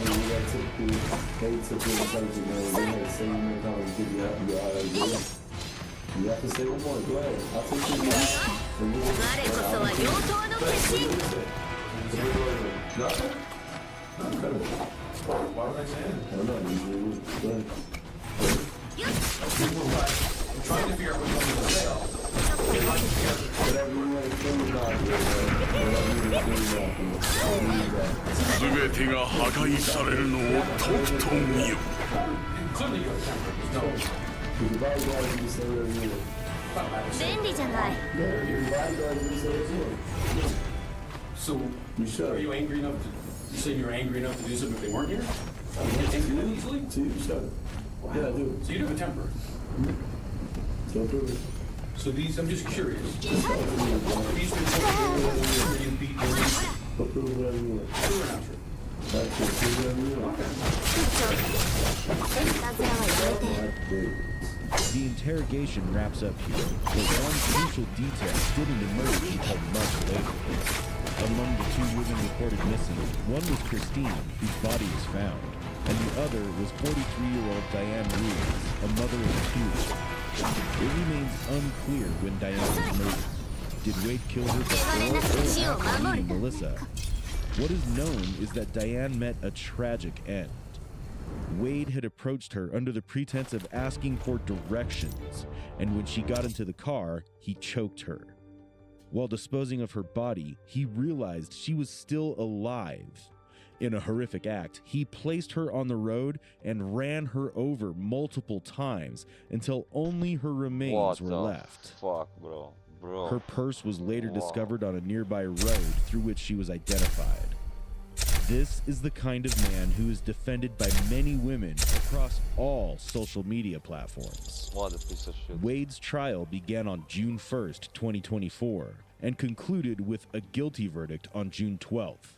He was charged with 2 counts of first-degree murder for the deaths of Christine Melton and Diane Ruiz, as well as grand theft of a motor vehicle and several counts of petty theft. In total, he faced 6 charges and was ultimately sentenced to death. Christine and Diane were vibrant women with normal lives. Christine worked as a waitress, cherished by her community as a precious soul. Diane was a single mother of 2. Imagine her children waiting for her to come home from work, only to learn that their mother would never return. Their tragic deaths left behind shattered families and a grieving community. Wow. It's baffling to think that TikToks are being made romanticizing this man, some even expressing disturbing admiration. It's disturbing to see so many young women participating in this trend. Why does society romanticize criminals like him? Why are there so many Wattpad novels glorifying toxic masculinity and abusive behavior? Do these narratives give criminals like Wade Wilson an upper hand to exploit women and harm them? What are your thoughts on this? We'd love to hear your opinions and perspectives, so let us know in the comments. For more gripping content like this, remember to like, share, and subscribe to our channel, Real Crime Psychology. Are they getting rid of them? What the hell is this? Because, like, the Dollar Trees, shit there is still $1. Lol. You can buy, like a toenail clippings there for $1 for each one. Damn, son, no, that's a katana. There are over 36,000 dollar stores across the U.S. Jesus. That's more than one store for every 10,000 people. These companies have long been Wall Street darlings. During the Great Recession in 2009, 2010, both Dollar General and Dollar Tree were two of the best performing stocks in the S&P 500 in those 2 years. Yeah, the share price for Dollar Tree and Dollar General, the two biggest players really in good. space, Holy shit. far outpaced the S&P 500. God damn. Jumping over 1,500% between 2008 and 2022. Wow. But over the past 2 years, the stocks of both companies have plummeted. And the outlook, at least in the near term, isn't showing promising signs of recovery. They ruined communities. This pretty good growth over a period of decades, but in the last decade we've added about 50% more stores, and that's brought a number of challenges. Dollar General and Dollar Tree have both cut guidance recently, which set off alarm bells for investors. So what's happened to dollar stores? And what do these companies need to do to get back on track? Yo, I'll tell you what the fuck happened is that I go to the dollar store and it's not $1. Straight up. Like, that might sound stupid, but like, if I go to the dollar store and something's $7, it's like back in the day, you go to Dollar Tree, you try to find something that's more than $1. Now you go to Dollar Tree, you try to find something that is $1. It's crazy. Donut. What they need to do is they need to pull a page out of the Wendy's cookbook. Go ahead and rename the Dollar General to Value General. And that way you can charge $3.29 for small fries again. What a fucking joke. Yeah. I blame Biden. Dollar General, Dollar Tree, and Family Dollar are the three largest brands in the space. Dollar Tree owns both Family Dollar and its namesake brand. In fiscal 2023, the two companies brought in nearly $70 billion in combined revenue. That's All a three lot. brands have thousands of stores across the country, but target very different areas and demographics. Dollar Tree sells a lot of seasonal and discretionary items. Think wrapping paper and toys, typically in suburban strip malls. The Family Dollar chain, which the company acquired in 2015 for $9 billion, is generally found in more urban areas. Meanwhile, Dollar General focuses on a primarily rural customer base. God damn. Bro, imagine living here. Like, that's crazy. Yeah, that's a lot of dots. Yeah. There's one on every corner. That's insane. Stores were in rural America, outer suburbs of metro markets. It was sort of the places where there wasn't sort of the big established value retail presence. The key thing to understand about dollar stores is that their main goal is to be an affordable place to shop with whatever set budget you have. Not necessarily the best value for your money. For example, this box of 15 dryer sheets is $1.25. It's a better quote-unquote deal to go up the road to Target and get a box of 240 of them for $10. Remember what I said earlier? It's actually crazy. This is exactly what I fucking said. Fucking exactly. That's 100% what it is. People can't buy in bulk if they're ま broke. ずクエストを完成させなくては。 $10 is your entire budget for the trip to the store. It makes more sense to go Pretty to the long. dollar store. I'm just saying that's the way On it the is. outside, these types of stores may not look so bad. From 2019 to 2023, sales have increased by about 30% for Dollar Tree and about 40% for Dollar General. That's real good. In the same time period, these companies have added over 5,000 stores. New stores will naturally increase revenues, but that can mask slow sales growth at existing locations. Well, you can't just keep building more stores. Like, eventually you're gonna hit saturation point. It's not like I remember I learned this in WoW, and I was like, I'm not gonna sell all these in 24 hours on the auction house. Like, what am I doing? Yeah, there's too many The of them. companies can say, you know, well, we're still growing revenues nicely. Both companies are saying they're taking market share. And these are all true statements, but when you really drill down to where you're taking share, like at a per store basis, and that's where you would suggest that perhaps they are. They're losing some share. Yeah. High inflationary times disproportionately affect lower income consumers. Dollar General's core customer base, which is households earning less than $35,000 per year, Jesus. contribute to about 60% of its overall sales. We're in a strange time where the job market is still relatively strong, and that means middle and upper income households don't feel that same level of pressure to turn to a different store or to shops dramatically different than their everyday habits. At the same time, the core customer, those lower income customers that rely on dollar stores, are getting even more selective and are tending to buy needs versus wants. Things like food that just tend to be lower margin. Lower margin. Yeah, people can't afford to buy little bits of bullshit anymore. It's actually crazy how bad it is for the working class. Like, that's one of the things that so that so many people that are like in the working and lower class don't ever realize how bad it is and try to vote in their own best interest. Being poor is expensive though. It's actually like and here's the thing, like, there's like all these things that I get for free. Like there's tons of like advantages and opportunities and little incentives that you have. And you guys know this, right? Like any of you guys want to go to like, know that like PCs, yeah, you know, get free PCs and you get free stuff, exactly. And it's not just like, oh, it's because you're a streamer. Like if you're making a good content, there are things that you do not have to worry about. Invest into as well. Well, yeah, exactly. And so because that money is being invested and it's keeping up with the inflation in a better way, the money that you're spending out of your wage on direct prices and direct things, that's kind of like, it kind of falls into the same category of understanding why a sales tax is actually a tax more on the poor. It's a progressive tax on the poor, which is a whole different conversation. But if you've been broke and you haven't been able to like afford stuff, you know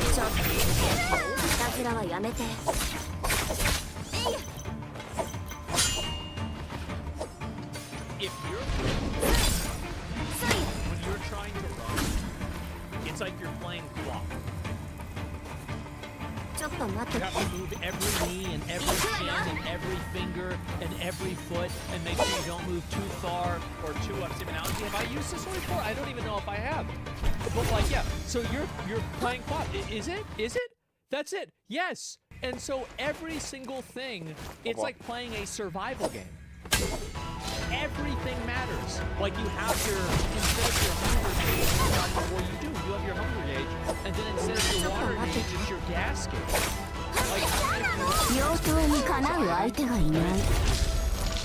Basically having to drive somewhere that's far away, and the financial strain that will put on your money because of gas. Yeah, you're playing solo self-bound. It's nuts. Yeah, every day? Yeah, exactly. Yeah, will my car make it? That's another really big factor too. It's like being able, and that's another thing, is that there's a lot of like health anxiety things that like people that are poor have, that, like people that are even middle class or well off don't even know exist, right? So like for example, if your car fucking like the absolute fucking stress when your car stops working, and you're broke. Now what? Fucking now what? Dude, it's intense. That's so bad. Like, I remember I was at like some grocery store, and I remember my car stopped working there, and I was so stressed out, I walked all the way home. I didn't even ask anybody to pick me up. I just walked all the way home with my groceries. It was fucking bad, man. Car doesn't start immediately, heart attack? Yeah. How many of you guys like have had like your car do something weird and then right? After really bad.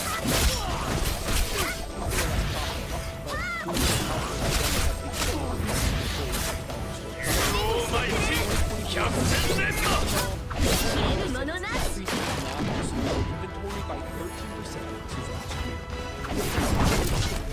At Dollar Tree stores whose long differentiated strategy was the store-wide $1 price point. In 2021, changed.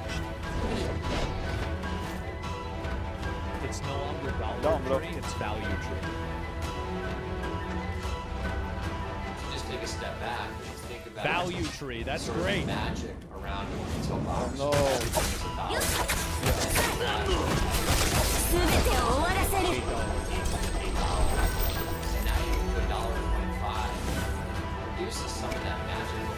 It does. Sounds silly, but It does, because it's not $1. It's called Dollar General. It's $1.25. That's not. It's not $1.25 General.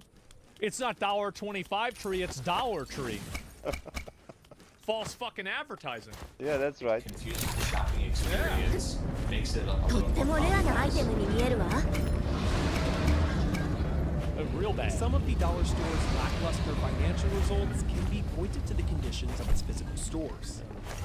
Just as less desirable. Oh, these places are shitholes. Like, I'm telling you, I've been to the Dollar Tree. I've never been to a single Dollar Tree that wasn't a shithole. Like, every single one of them are. But, like, that's fine. Like, you go to the Dollar Tree, you going into a shithole. That's the way it is. They're ghetto, all of them. Absolutely they are. Yes. There are boxes everywhere, everything like that. Like, you got, like, they've got, like, soda in the back that, like, what is this? 2021? The fuck? So shocked. I mean, the whole idea is the dollar stores are convenient, but if you go there and one cash register open and there's 8 people in line, it takes 10, 15 minutes. Y'all ever seen the videos of the people getting in fights at Dollar Tree lines? Oh Check out. You're losing your convenience angle. Yeah. Or sometimes there's boxes in the aisles you can't get out. Yep. It's locked. It's a must stop. It's literally overflowing with like.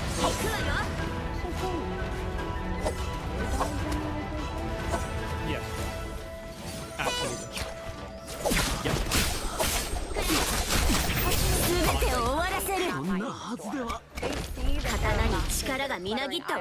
They notice that the item they want is out of stock, and so they may decide to go elsewhere. And Dollar Tree and Dollar General have been I'm not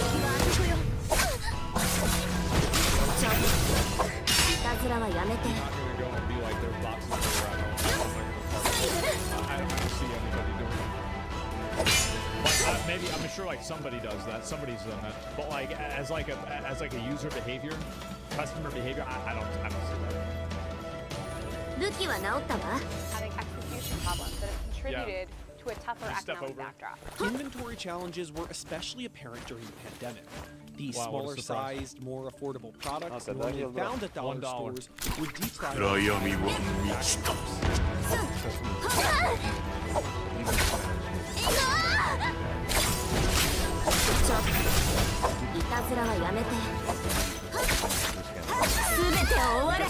Yeah, those items, like those items are effectively like lost leader items. Those are the ones that keep people in the store. Those are the ones like, yeah, I want to go there for detergent because I can't afford to pay like $11 or $12 for Tide. Also became more apparent. The dollar store playbook has 全てが破壊されるのをとくと見よ。 long created problems for both companies. What they mean to say by lean labor model is that there's only one checkout line available, and it's the person who's working there. And self-checkout is closed.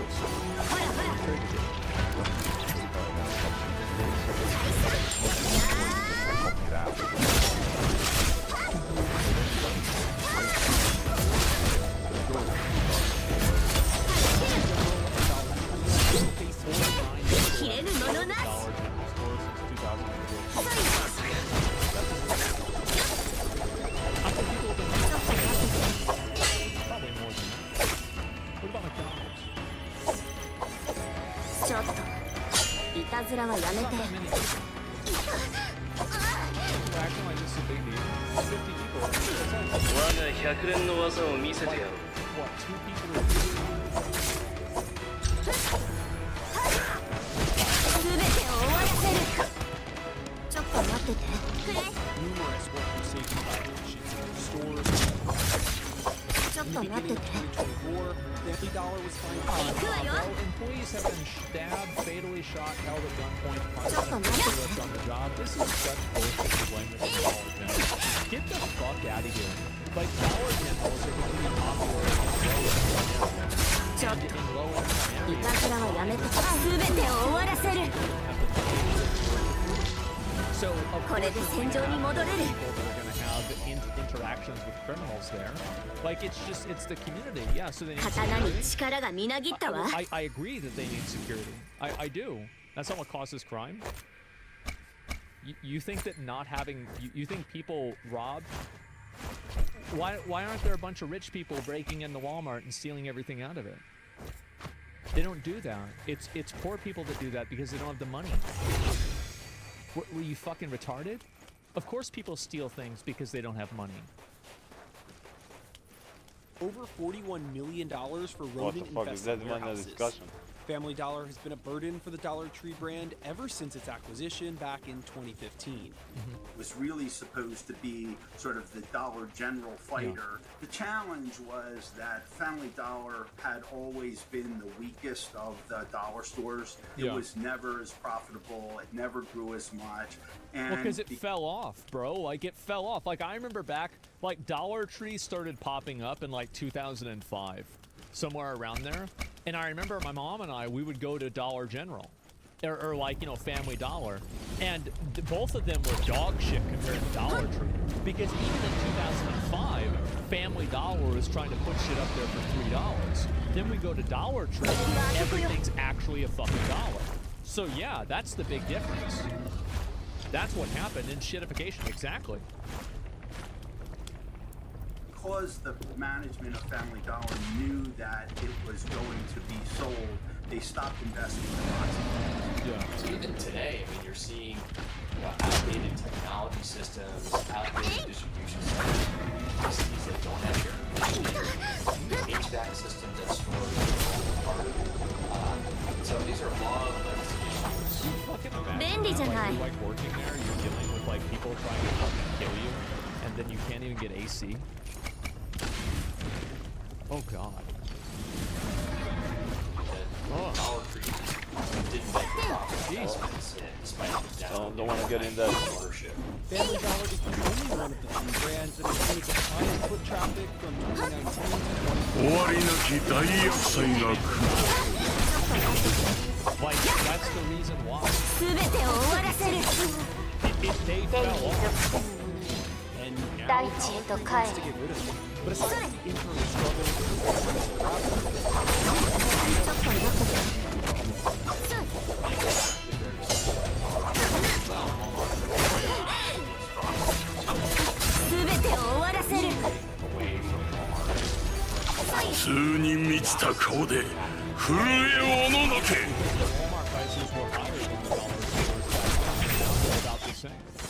That's the problem.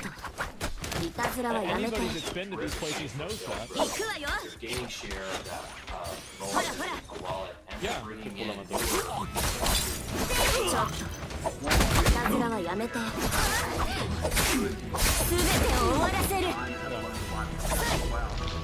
Percent of Americans live within 10 miles of a Walmart store. To put the impact of Walmart in context, the retail giant increased its U.S. sales by about $45 billion in its recent quarter. Is that like 1%? That's about 4% higher than the year prior. Oh, it's also about half of total sales. And about $60 A big part of the retail giant's recent success is due to its investment in e-commerce. A lot of people buy things online. I think that's also another really big component, is that like online shopping has become way more popular. And so like now, like we have a local grocery store, it's called H-E-B. And at the local grocery store, everywhere, like all you have to do is you just put in an order and then they deliver it to your car. If do that. Like, I'm gonna stop because, like, I don't know. Like, I wonder if, like, when I'm like 70 years old, am I gonna be like one of those boomers that like goes in and it's like, oh, I don't have a cell phone now, right? Something like that. Am I gonna be like, shopping remotely? Yeah, I like to go in, sure. And but we used to have you know, food delivered, right? My mom would have it delivered as well, but I don't really do that. And the point is that a lot of people are doing this, and Walmart also offers it. Like, but at your Walmart, do they have like that area? Usually, it's like on the side of the store where they like take the food out and they'll like give you, because like that's what they have for us. Where like if you go nearby, they'll like yeah exactly, the pickup. And like Dollar General and like Dollar Tree don't have that. I guess for order companies like Walmart.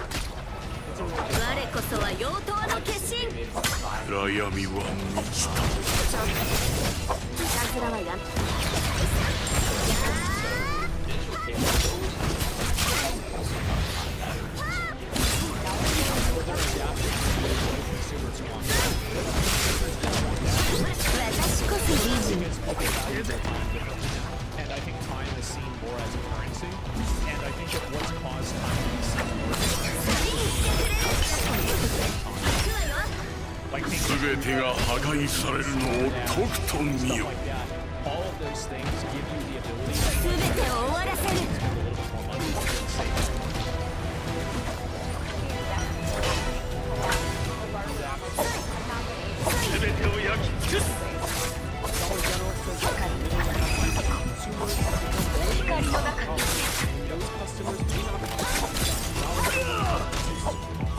And another component for this too is that some people might not know about is that Amazon has something, I think it's called like Amazon Pantry, where if you order enough food, they will ship all of that food to you for no delivery fee directly to your house. I think it's like over $100 or $200 or something like that. Amazon Fresh? Yeah, I don't know. I remember I thought it was called Pantry. I'm not sure. But it's not just from Walmart.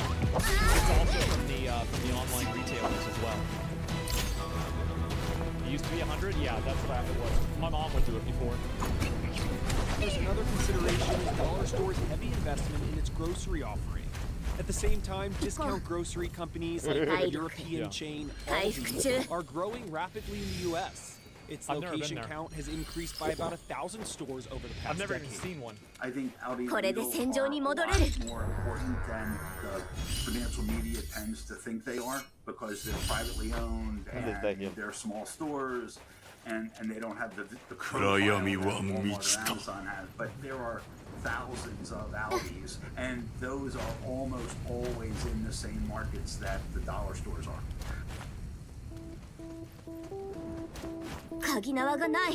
Even as inflation normalizes, dollar stores are not well positioned to benefit. We have lower interest rates and the consumer is convenient. That's another thing. It's like you go inside to the store, you can't order online. There's no AC. Boxes are everywhere. You get the stuff. It's basically checkout, self-checkout. There's only one person. There's 8 people.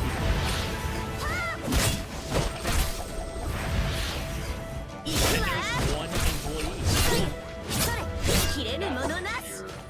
The consumers will be buying more discretionary. It's a PvP zone? Okay, good. So yeah. The fundamentals are a little bit better for the dollar stores with consumer spending. Yep. But we will see a lot of shops out because they're more focusing on the discretionary merchandise.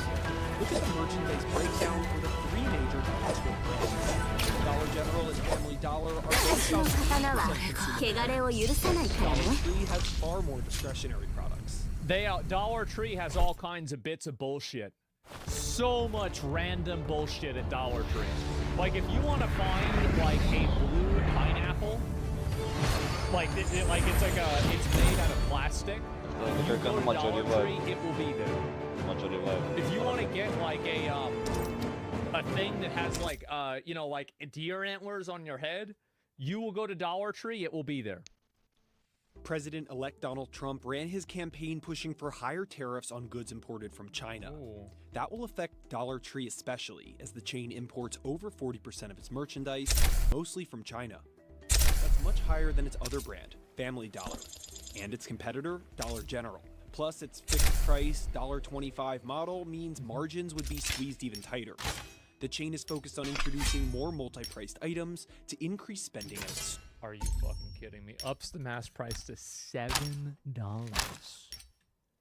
$7 fucking dollars. Are you kidding me? That's insane. $1 equals $7. Oh. Why do they even? Yes. Why would you go here? Might as well go to Target at that point. Yeah, bro. Like that's Target prices. Not even Walmart. That core Dollar Tree model has a really nice niche. Everything's $1.25, so you get smaller pack items, you get special deals from suppliers. You start selling branded items at $2, $3, $4. Those are the same items. Who the fuck goes to Dollar Tree to spend $5 on Valentine's Day bullshit? Of course, this is insane. Fuck, you get it at Walgreens for less than that. At grocery stores or at Walmart, and so maybe a sales lift, but also maybe longer competition. The minimum salary threshold to qualify for overtime pay is set to increase on January 1st, 2025. The dollar stores, store managers, small box, oftentimes in rural, lower cost of living locations, oftentimes make less than $59,000 on a salary basis. So, well, that's what they do is they have somebody, they put somebody from hourly to salary, and they say, we're going to pay you a lot more money, and you have to be here 85 hours a week. If this rule change goes through, it would cause expense pressure on the dollar stores for both banners. Another consideration for future success is leadership. Dollar General's CEO is on his second stint running the company. Dollar Tree CEO announced he was stepping down at the start of November 2024. A Dollar Tree spokesperson told CNBC Dollar Tree and Family Dollar play a vital role in providing high-quality items that help our shoppers do more for less. With new leadership, we are continuing on our journey to transform the business and position ourselves as a leader in the workplace and associate safety through Dollar General declined CNBC's request for an interview or comment. With succession planning and economic uncertainty a question mark for both companies, it's increasingly clear that getting the dollar store businesses back on track is going to require a multifaceted approach. Dollar stores are content. They have to be cheaper. They have to be cheaper and more convenient. And right now, they're not. Like most people... not most people, but a lot of people have like something like Amazon Prime, or they can get like, you know, food delivered or something like that. And having Amazon Prime, it might seem like a luxury thing, but if it's $100 over a whole year, there are a lot of people that are, you know, working class that have that. With a mix of self-inflicted problems and also problems that they're contending with because the macroeconomic environment is just a lot tougher.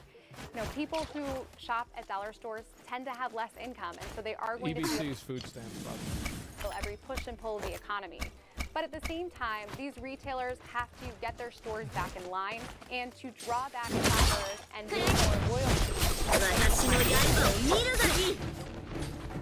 Yeah. You can go on Shein and AliExpress and get the same junk at better quality. Yeah, I think that's what happens. Like, in my opinion, I think this shit is just too expensive. Because what's happening to dollar stores is what's happening to fast food restaurants.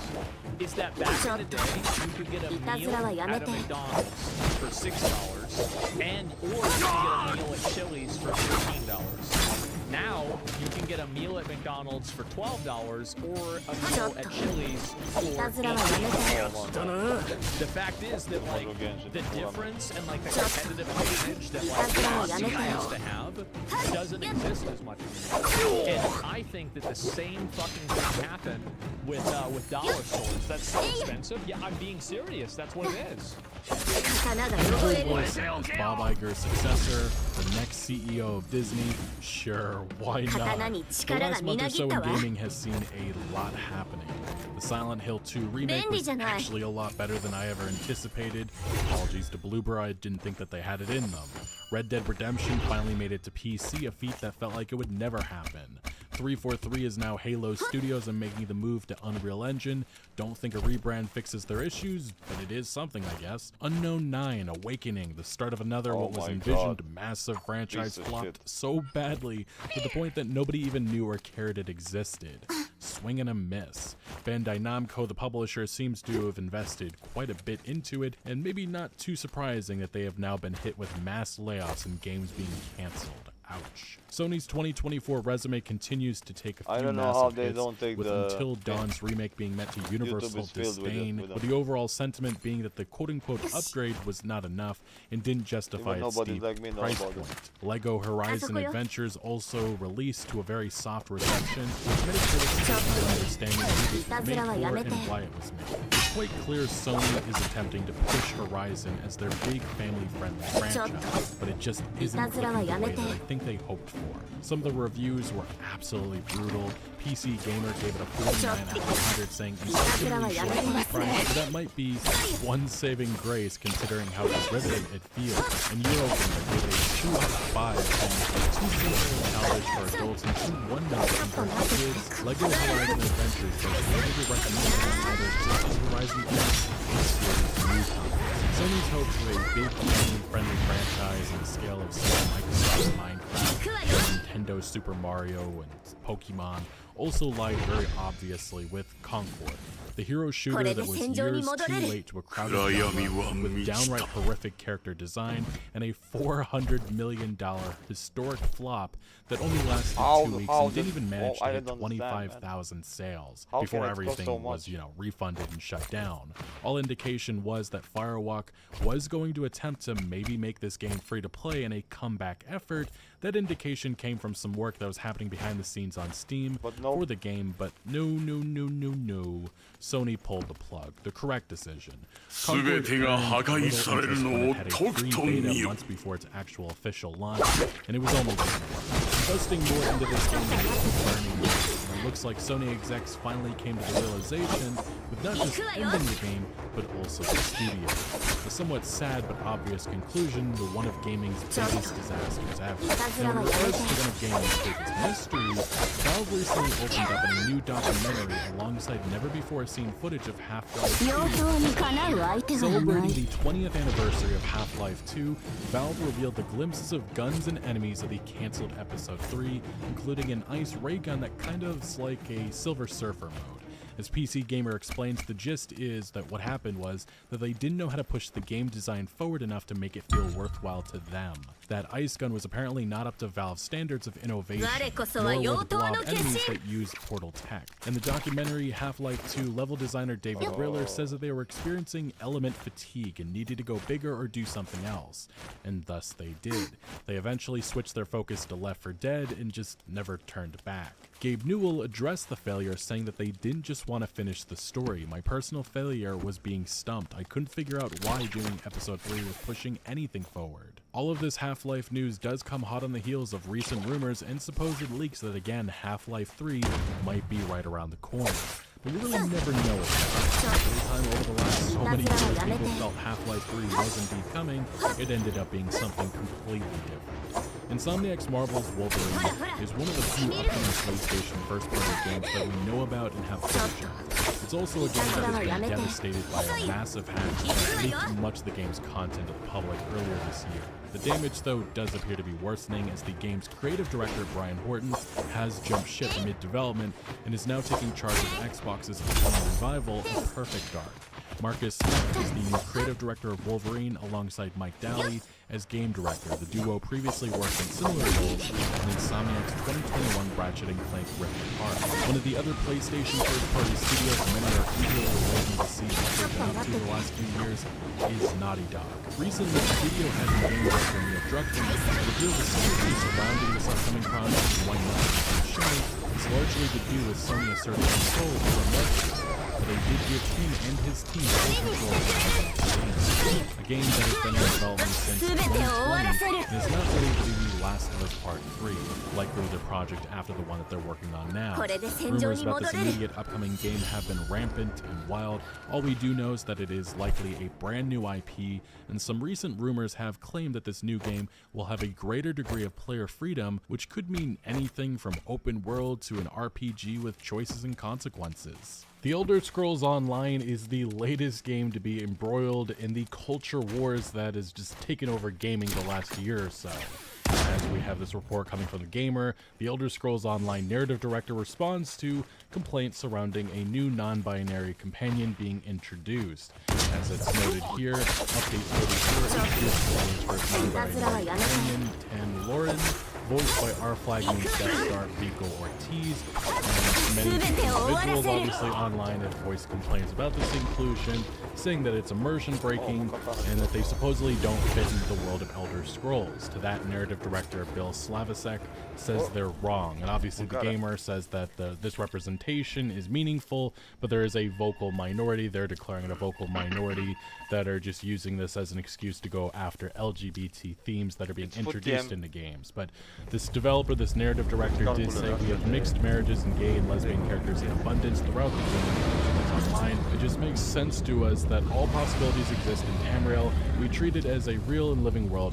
You just might not notice it because we don't shout it from the rooftops or put signs proclaiming it everywhere. And you know why? Because in Tamriel, this is just the way the world is. No character or the world blinks an eye or thinks there's anything unusual about meeting the baker and his husband, to serving woman and her wife, or to have Naira and Jakarn flirt with you, regardless of your character's gender. And that's not even mentioning alchemy, the three living gods, or the tribunal, or the Daedric princes who can appear as any gender they so desire. It's part of the world, and so it's no big deal. Starfield's $30 DLC Shattered Space has been met to, I wouldn't even call it mixed reviews. It's just downright probably one of the worst gaming experiences of 2024. A massive disappointment and a clear indication of concern with Bethesda Game Studios as a developer, as there seems to be a disconnect with what they're producing and what gamers actually want from them. And then there's also the quality issue with Shattered Space, which it just was not good at all. And obviously recently we discussed on the channel some of the reactions coming from one of the lead developers on Shattered Space, and it was just not satisfactory at all, as it seemed to be that Bethesda was doubling down and they seemed to love the expansion, even though it was being met to overwhelmingly negative reviews from users and quite a negative critic reception as well. Recently, though, via Phil Spencer, the Xbox head, he gave some insight into how Todd Howard himself has reacted to this expansion, and if you're expecting that Bethesda was learning lessons or going to change or pivot or do anything different, no, it's not happening. As Games Radar reports, after Starfield Shattered Space's mixed reviews, Todd Howard wondered if Bethesda should have waited to put buggies out. Yes, Todd Howard thought those land vehicles that they put out, he thought that was a mistake. Maybe it held back the reception, I guess. As the report goes on to mention, as Microsoft Gaming lead Phil Spencer reveals in an interview with GameFile, Howard was worried the Warner's earlier debut as part of a free update was a bad decision on his part. Todd Howard, we're talking about Shattered Space with Spencer. Starfield is a game I've put a ton of hours into and really love, but they've had this thing where they've added features throughout the year and then they had an expansion. And then he goes on to say that Howard was questioning himself, saying, I think some of the feedback on the expansion is we wanted more features, which definitely was a critique, but it wasn't the main critique. And he's like, well, should we have waited to put buggies out? The Bethesda had figured keeping the vehicle for the DLC could have helped flesh it out more, but the problem is the game wasn't built around the buggies, and to be fair, the buggies within Dazra really didn't do anything, and really they were buggy themselves. Spencer continued saying, and so I think you're trying to tune both development effort and the impact of the expansion, and I think there will always be a balance to managing the game month to month, but not every game will do expansion. So, again, this is just another unsatisfactory response coming from Bethesda Game Studios in regards to this expansion, which in my mind is quite horrible. But it goes much further, because Phil Spencer also talked about manipulative expansions and his dislike of it, which is rather interesting after 30 DLC in the form of Shattered Space. Again, in another recent interview, the Microsoft Gaming CEO said that there's no top-down mandate on expansions and not every game will do expansions, which that's reasonable. It's really left to the creators regarding what plan they have for the stories. I think it's a great way for us to re-engage players who may be lapsed. I don't like expansions that are manipulative. I want it to have a unique point of view. I don't want it to be like the third level that you cut before you launch. So, like Starfield. House of Acheron quite literally feels like it was a cut from the base game experience and then sold for $30 standard. It just didn't stand out on the phone at all. It didn't feel like it was worth that $30. Even from those who actually, the minority that did it, Shadow Sneak, a lot of them probably should have been sold for about 15 to 20 bucks. It would have made a lot more sense. But $30, that's just insane, especially with the experiences on the market with the expansions that do so much more than Elden Ring, Shadow, the Earth Tree, the Witcher 3 expansions, or even last year's Phantom Liberty or Cyberpunk 2077, which totally transformed the game in a way that I think a lot of people wanted to see with Starfield, but it never happened, and it doesn't seem like it will ever happen. Now, following the massive success of the Fallout TV show earlier this year, Xbox boss Phil Spencer also explained why not having a new Fallout game ready for the Fallout TV show's launch actually worked out for the best. And again, I think this time with the script, he said, we don't have a new game lined up for the launch. I actually think that gave us some creative liberty that we wouldn't have, and if we tried to coordinate production of two very different creative processes to land at the same time, which I feel like is just copium with the fact that they don't have any new Fallout experience on the way. It's just Fallout 76, and based on Fallout Day, which happened just recently, we're going to talk about that in a separate video in the future very soon. It literally is just Fallout 76 and the TV show for the foreseeable future.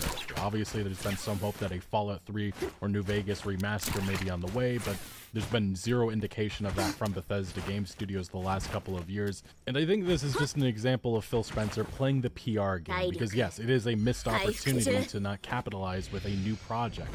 Obviously, Fallout 4 and 76 have enjoyed some greater success because of the TV show, but a new experience, a new game, a remaster or something would have done wonders for this company this year.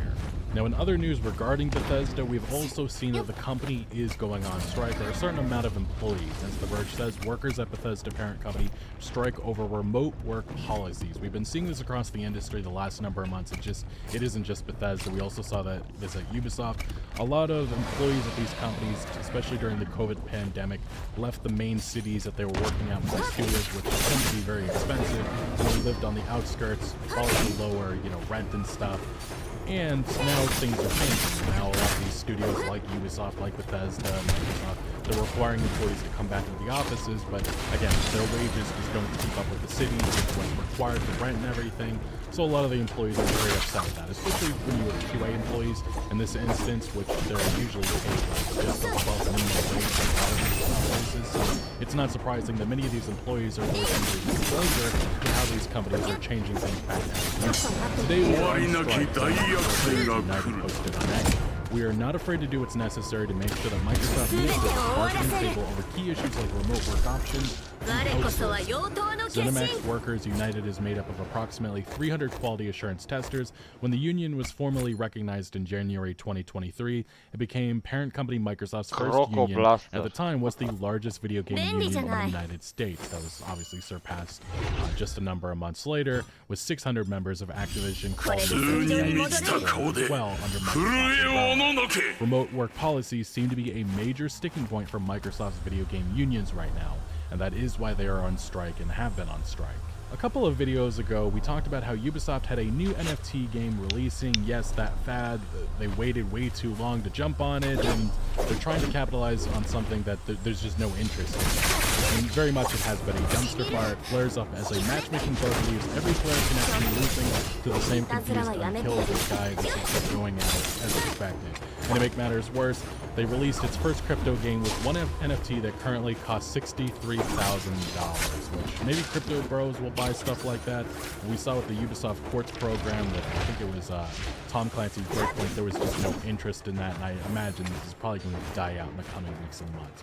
We've also seen that Ubisoft was sued by the Crew players over their server shutdown. This was a major story the last number of months, but two players of the online racing game The Crew are suing Ubisoft, the game's developer and publisher, over its shuttering of the game's servers, which effectively removed all access to the title. The suit goes on to claim that Ubisoft beat players by leading them to believe they were buying the game rather than renting a license to it, and that portions of the game would remain available offline in perpetuity. The problem is, these licenses, it's just not a new thing. I think that the gaming industry gets away with EULAs, and I think a lot of players not understanding that they don't actually own games. I mean, physical copies, that's a different story, I think, but with digital copies, these companies very much tried it, I should say.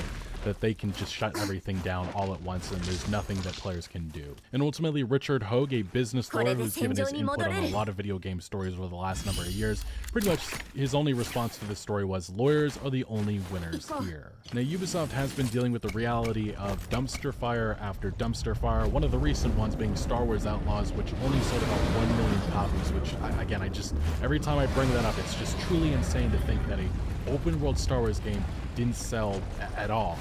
But Ubisoft is obviously trying to turn this around. They recently have a new creative director who promised big changes after the disappointing sales. They released its first developer update a couple weeks ago for Star Wars Outlaws, with new creative director Drew Reckner promising big changes after the open world adventure disappointed. Reckner said in the update that Ubisoft has been gathering and actioning player feedback since launch and has identified key areas where it can elevate the game experience to better meet player expectations. And he went on to outline a couple of points that we're going to tackle with the first update, which is going to be coming Steam release on November 21st. The first key area to improve in the game is combat, where we see a real opportunity to further rewarding the customization. Our second key area is stealth, which not only about improving the readability and consistency of enemy detection, but also providing choice in how you want to approach the enemy. And finally, our third area of focus is centered around the character controls, which means improving the reliability of cover, increasing the responsiveness in climbing and crouching, and generally improving the consistency of control overall. But the big problem I have with this is just that it's too little too late. This is not a live service. A lot of players who have played this have moved on. And I guess they're hoping that there will be an abundance of new players when it comes to Steam, but I have my doubts. Now, Ubisoft is also dealing with the fact that another massive project that has been in development for years is apparently being restarted. Not just Skull and Bones, not just Prince of Persia, not Beyond Good and Evil 2, but Project U is back to the drawing board after 5 years of development, which I completely forgot about this one. Ubisoft has so many games that have been in development hell for years, it's hard to keep up with all of this. But as noted by Insider Gaming, Project U was officially announced in September 2022 as a revolutionary new kind of session-based cooperative shooter, but after over 2 years since its announcement, nothing publicly about the game has been announced. That's because Project U, internally codenamed Pathfinder, quietly returned to the drawing board in spring 2024 following issues surrounding the game's replayability. Its premise is that Earth has been invaded by machines that want to mechanize all out. The game would see 10 teams of full battle it out in PvE combat against progressively more difficult enemies as they progress through the map zones. You put thousands of enemy AI robots in the map at any given time. Eventually players would enter the final zone in the middle of the map where they needed to defeat the boss. Despite initially receiving generally positive feedback, again, the main issue, replayability, came up, and sources say it was a constant issue for the developers and would see the project's budget balloon due to continuous rework. So in March 2024, Ubisoft and its CEO announced that Project U development would cease immediately. The two game directors immediately left along with many other developers. But now, on the hot heels of Helldivers 2 popping off, which has sold to date about 15 million units. As such, it's said that Ubisoft still believes this project and has moved Project U back into incubation with a new producer and a small team to explore new ideas. Which, yeah, Ubisoft just never learns. Now, another massive controversy that Ubisoft continues to face and will continue to face them up until the game's release, Assassin's Creed Shadows has been another game right there in the culture wars. And finally, it does appear that Ubisoft has had enough as they went on the attack in regards to some of the outrage surrounding this game. As reported on by Eurogamer, head of the franchise Mark Alexis Cote had to say this in regards to the franchise. He first talked about how the franchise has changed. With the death at the end of Assassin's Creed 3 with Desmond, we face a creative crossroads. As we move forward, our goal is to put history back at the center of the player experience. The modern-day narrative will serve to enhance rather than overshadow the historical journey. By drawing meaningful contrast between past and present, we aim to restore the balance that was once the hallmark of the franchise, although modern sucked for a very long time, and I have my doubts about that. Cote speaking at a BAFTA event in London, saying, in Assassin's Creed Shadows, we highlight figures both fictional like Neo, a Japanese woman warrior, and historical like Yasuke, the African-born samurai. While the inclusion of a black samurai in feudal Japan has sparked questions and even controversy, Neo as a fictional character has also faced scrutiny for her gender. But just as Yasuke's presence in Japan history is fact, so too are the stories of women who defied societal expectations and took arms in times of conflict. So while both Neo and Yasuke's stories are works of historical fiction, they reflect the collision of different worlds, cultures, and roles, and their inclusion is precisely the kind of narrative that Assassin's Creed seeks to tell, one that reflects the complexity and interconnectedness of our shared history. And this is where Kote goes on the attack. He says, "Today, we all, however, face the added challenges of distinguishing between genuine feedback and attacks driven by intolerance. The current climate is tough. On our creative teams, they face lies, half-truths, and personal attacks online. When the work they pour their hearts into is twisted into a symbol of division, it's not just disheartening, but devastating. What keeps me going is the resilience born out of conviction, and I see in our teams every day. I'm especially proud of the Shadows team for staying true to their creative vision and the core tenets of Assassin's Creed." So yeah, right now Assassin's Creed Shadows is set to launch in February 2024. They will be competing against a stacked month of releases, one of which is Kingdom Come 2 Deliverance. And we actually saw one of the lead developers on the project, Daniel Vavra, responding to this, saying, "Kingdom Come 2 will be released just a few days before new Assassin's Creed. Makes me a little bit nervous, but it will be interesting to see. If a smaller company with hardcore old school RPG could compete with a corporate product for modern audiences, damn the shade. What do you think? Also, no de novo." And he continued saying, "By the way, I'm a big fan of Assassin's Creed series, but they kind of lost me with nonsensical Valhalla since my god rides 8-legged horses in the skies. Origins was the last one I really enjoyed and taught my daughter about Egypt through it." And in my opinion, I think Origins was fantastic, and the franchise has fallen on hard times the last couple of years, especially in regards to Valhalla, which it was a mess in many regards. If you've never seen my review on it, I highly recommend it. The GTA Trilogy Definitive Edition was an absolute disaster, arguably worse than Cyberpunk 2077. It was a remaster project that was totally disrespectful to classic games, and it was made worse by the fact that Rockstar Games delisted the classic games in the lead up to this definitive edition, and they also took down popular mods of these classic games. It was a total slap in the face to fans. A lot of people were already upset with this definitive edition even before it released, and then what we got was, it was honestly astonishing. And it was so bad that the outside studio that Rockstar Games brought in, Grove Street Games, they screwed up so badly that they left in original source code for this project in which data miners found it, and it just featured so much stuff that was not meant for players to see. But again, Rockstar Games, obviously, they deserve all the blame because they were overseeing this project, and they obviously didn't care about the standards, because if they had, this would have never released how it did. And again, this project was so mishandled that we saw developer comments last in, which appeared to be that Grove Street developers were arguing with Rockstar Games developers with certain aspects of it. It was just an absolute tragedy. And ultimately, Grove Street Games' reaction, well, this is the company's CEO at the time, saying, "It's so fun to see players out there really enjoying what we put together for them. I'm honestly enjoying this unparalleled level of scrutiny on our studio. Today we are celebrating our monumental project launch where we work on updates," which that was his reaction to an absolute disaster. Rockstar Games obviously handled things a little bit differently. They apologized for the definitive edition, they promised improvements, and they also said it was unexpected issues, which I think a lot of us looked at that at the time and just said that that's just not possible. They knew these problems, they just didn't care.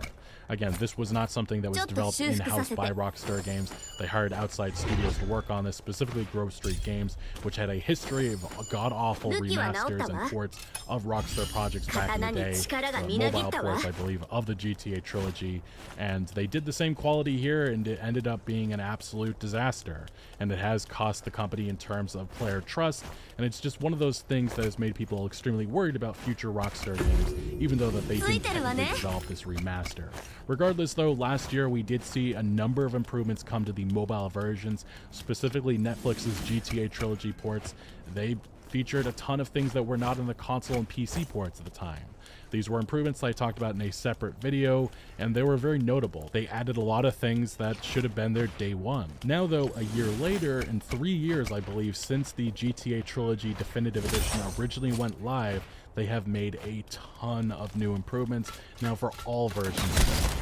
as here written by Videotech UK. Ben, he is one of the big sources on Rockstar Games. He put together patch notes of all of the improvements, and as you can see here, it is just extensive. I'm not going to go over every single one here, but him and the community have done a great job putting together just so much here. And as you can see, he pointed out some of the improvements. The original version versus now, the classic lighting, that's the big thing a lot of people are pointing out. The classic vibe that was missing is finally. I just don't know how you fumbled it so badly at the time, but it's awesome to see, even though it took way too long.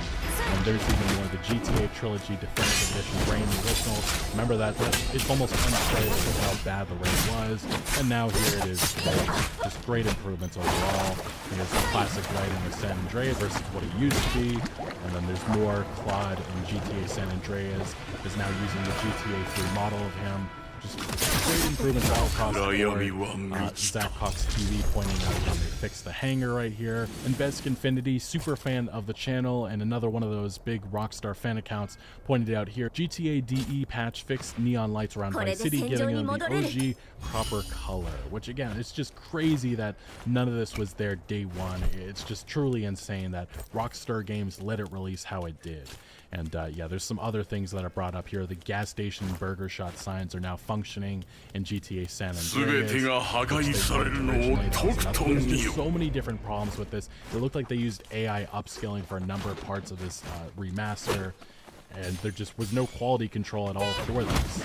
But we have seen that Rockstar Games did make one other notable change with these new improvements that have been added. They removed Grove Street Games from the splash screen at the beginning of the Trilogy Definitive Edition. And furthermore, you can tell that Grove Street Games is not happy with it because they seemingly unfollowed Rockstar Games on social media after its new update removes its name from the menu screens. And again, Grove Street Games was the main developer on this project in 2021, and it is worth noting that Rockstar Games still isn't the main developer on this GTA Trilogy Definitive Edition. They actually brought in Video Game Deluxe, which was responsible for the recent Red Dead Redemption port, and they were mostly behind this as far as I understand. But Grove Street Games, very unhappy about all of this, and the company's CEO took to his Twitter account bashing Rockstar Games. He said, speaking entire hypothetically, he's not. It's a dick move to remove primary developers from credits in an update, especially when an update includes hundreds of fixes that were provided by those developers that stayed out of players' hands for years.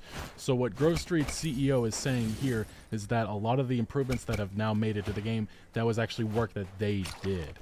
And many individuals, including many GTA fan accounts, have also pointed out that they weren't entirely removed from the credits, they were just removed from the splash screen, as they still are in the game's credits, as pointed out here by GTA.net. Rumors being circulated by the community and even some news websites about Grove Street having been removed from the GTA trilogy entirely are unfounded.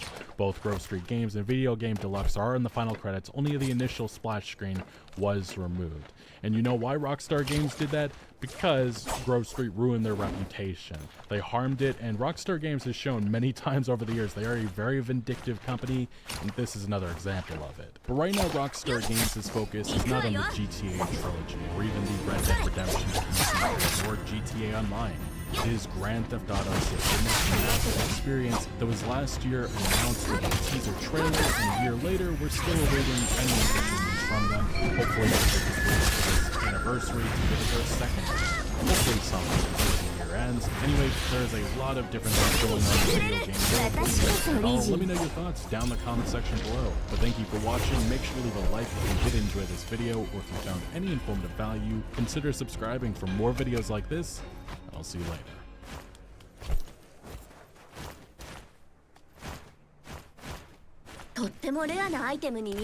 Want Charleston to know anything. I wish I never came to Charleston.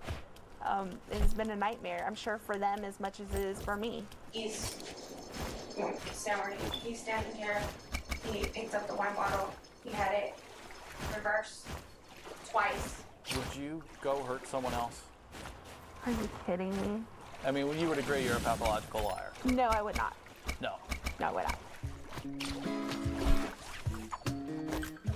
Hey you, and welcome. My name is Mike, and in this old video, we're going to talk about a train, which is fitting. It's fitting because this story is kind of like a journey.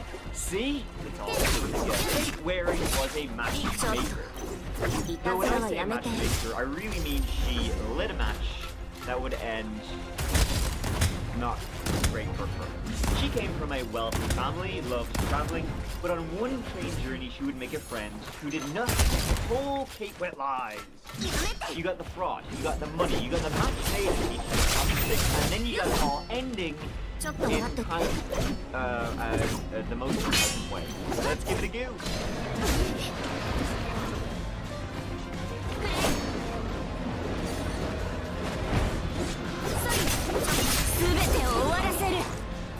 It all began on the Palmetto train, and a train ran by Amtrak and it goes from New York City all the way down to Savannah, Georgia. It runs for 829 miles through Washington, D.C., Richmond, Fayetteville, Charleston, before ending on down in Georgia, boy. It takes about 15 hours to do the whole thing. But a tall redhead with the lowest name of Kate Waring was not doing the whole thing. That morning in May 2009, she drove to D.C. and she was getting off home down in Charleston, South Carolina. Kate was a daughter of the South, growing up in a wealthy family that could trace its lineage back generations in the area. Her parents, Tom and Janice, only ever had one daughter, Kate, and she was the apple of their eye, as you can imagine. Or maybe you can't. Kate had two brothers, one younger, one older, and she was someone who was gonna get out there and do shit. School, not really for her. She was smart. Too smart to be taught. She had to do. She was kind, you know, weird for those around her, especially when she saw somebody who was vulnerable.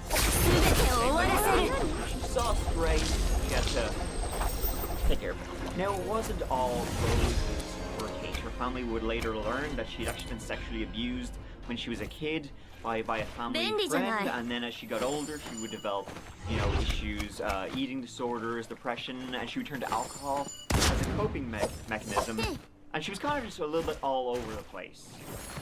I mean that physically too, as, you know, the only thing that seemed to help with all of this for Kate was traveling. Traveling, it would turn out, would be just the tickets. At first with her dad, then on her own, Moscow became a favorite place of hers. She loved the culture and the language. And hence why she was in Washington, D.C. She was applying, you know, for a long-term visa. Now, it turned out there were some issues for bullshit, so she was heading on back down home to Charleston, and she was excited. She had been taking some college classes at the time, and yeah, fine. It's all good. That trip, that train journey, 9.5 hours. But you know, she was, you know, we do college work and that kind of thing while on the train. But during that train ride, she just so happened to end up yapping away to another person on the train. She started a conversation with another woman. A conversation that would lead to a friendship.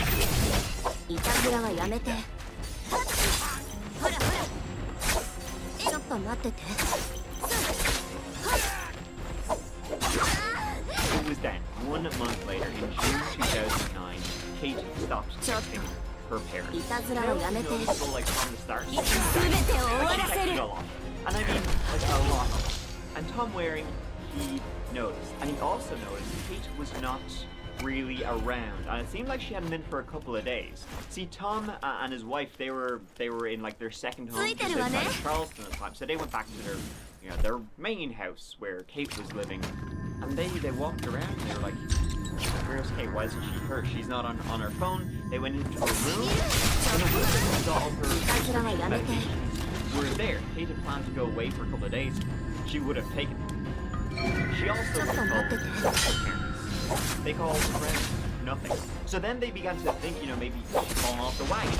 You know, she's fallen back to the substance abuse issues she had had previously, the one that helped her kick. They called her into jail.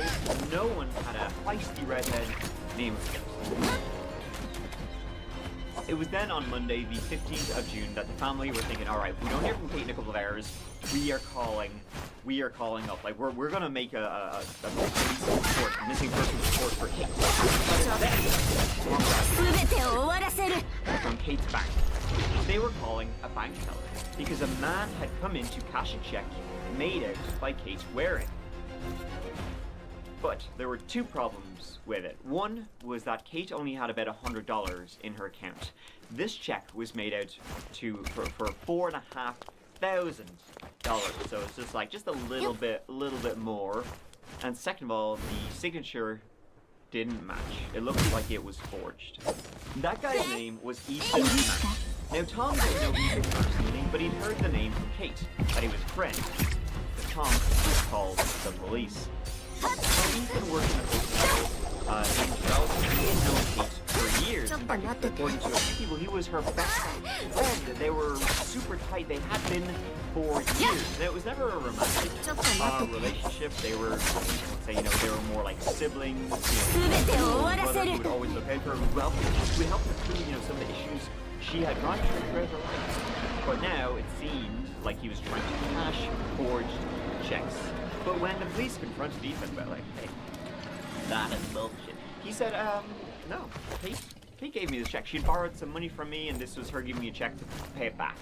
So hence why, yada, yada, yada. But it still was like, I don't think she wrote this. Ethan said he had last seen Kate on the Friday night, on the 12th of June. So on the Friday before, this is the Monday. The Friday before, they had gone out for dinner, they had gone out for drinks, and then he dropped her home, that night. They texted a bit. That was it. Shinny.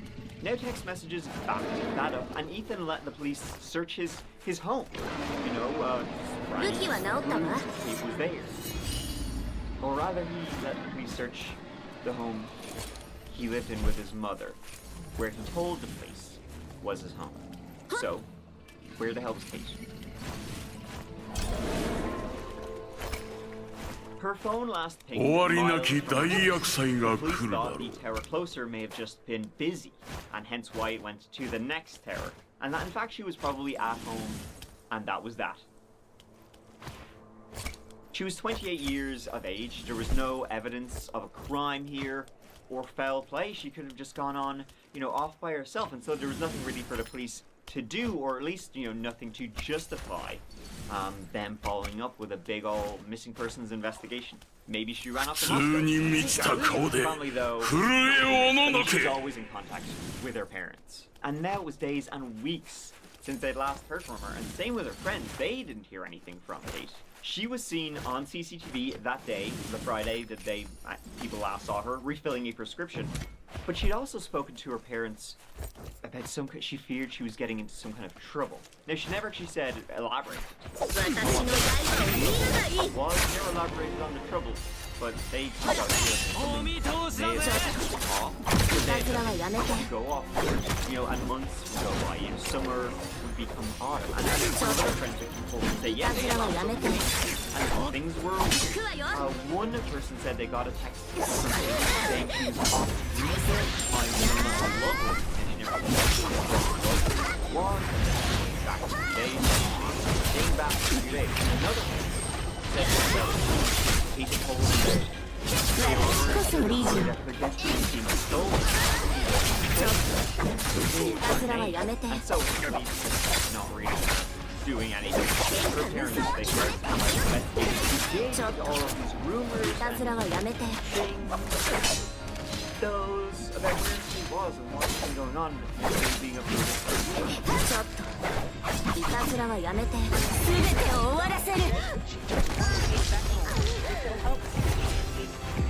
Gone on for 4 months now. We're missing her so much. We dearly love her.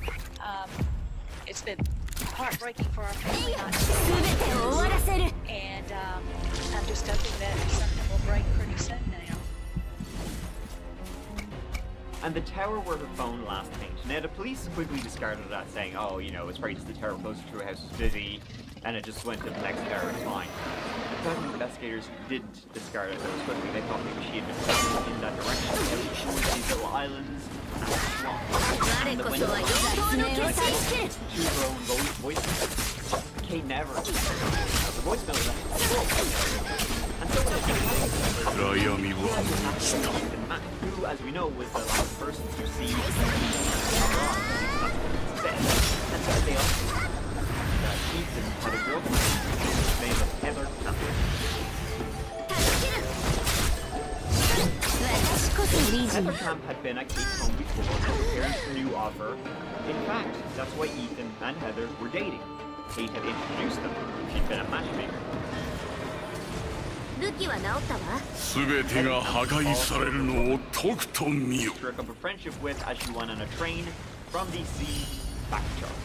They had become fast friends, especially after Heather told Kate during this train journey that she was moving to Charleston. She was on the train because she was starting a new job. She was a pediatric surgeon, and she was starting a new job in the hospital. But hadn't she just been robbed?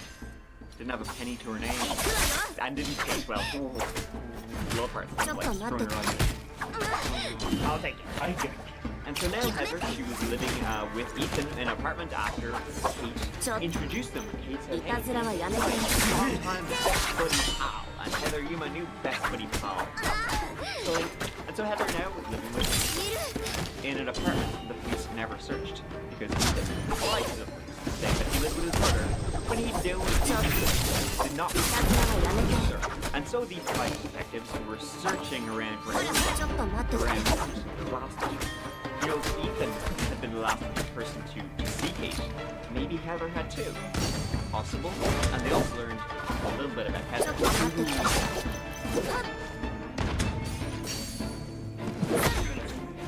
She was a con artist. And Heather, with her eyebrows, had been arrested for forgery and had no medical license, degree, or anything. Was she actually going to work as a pediatric was she fine?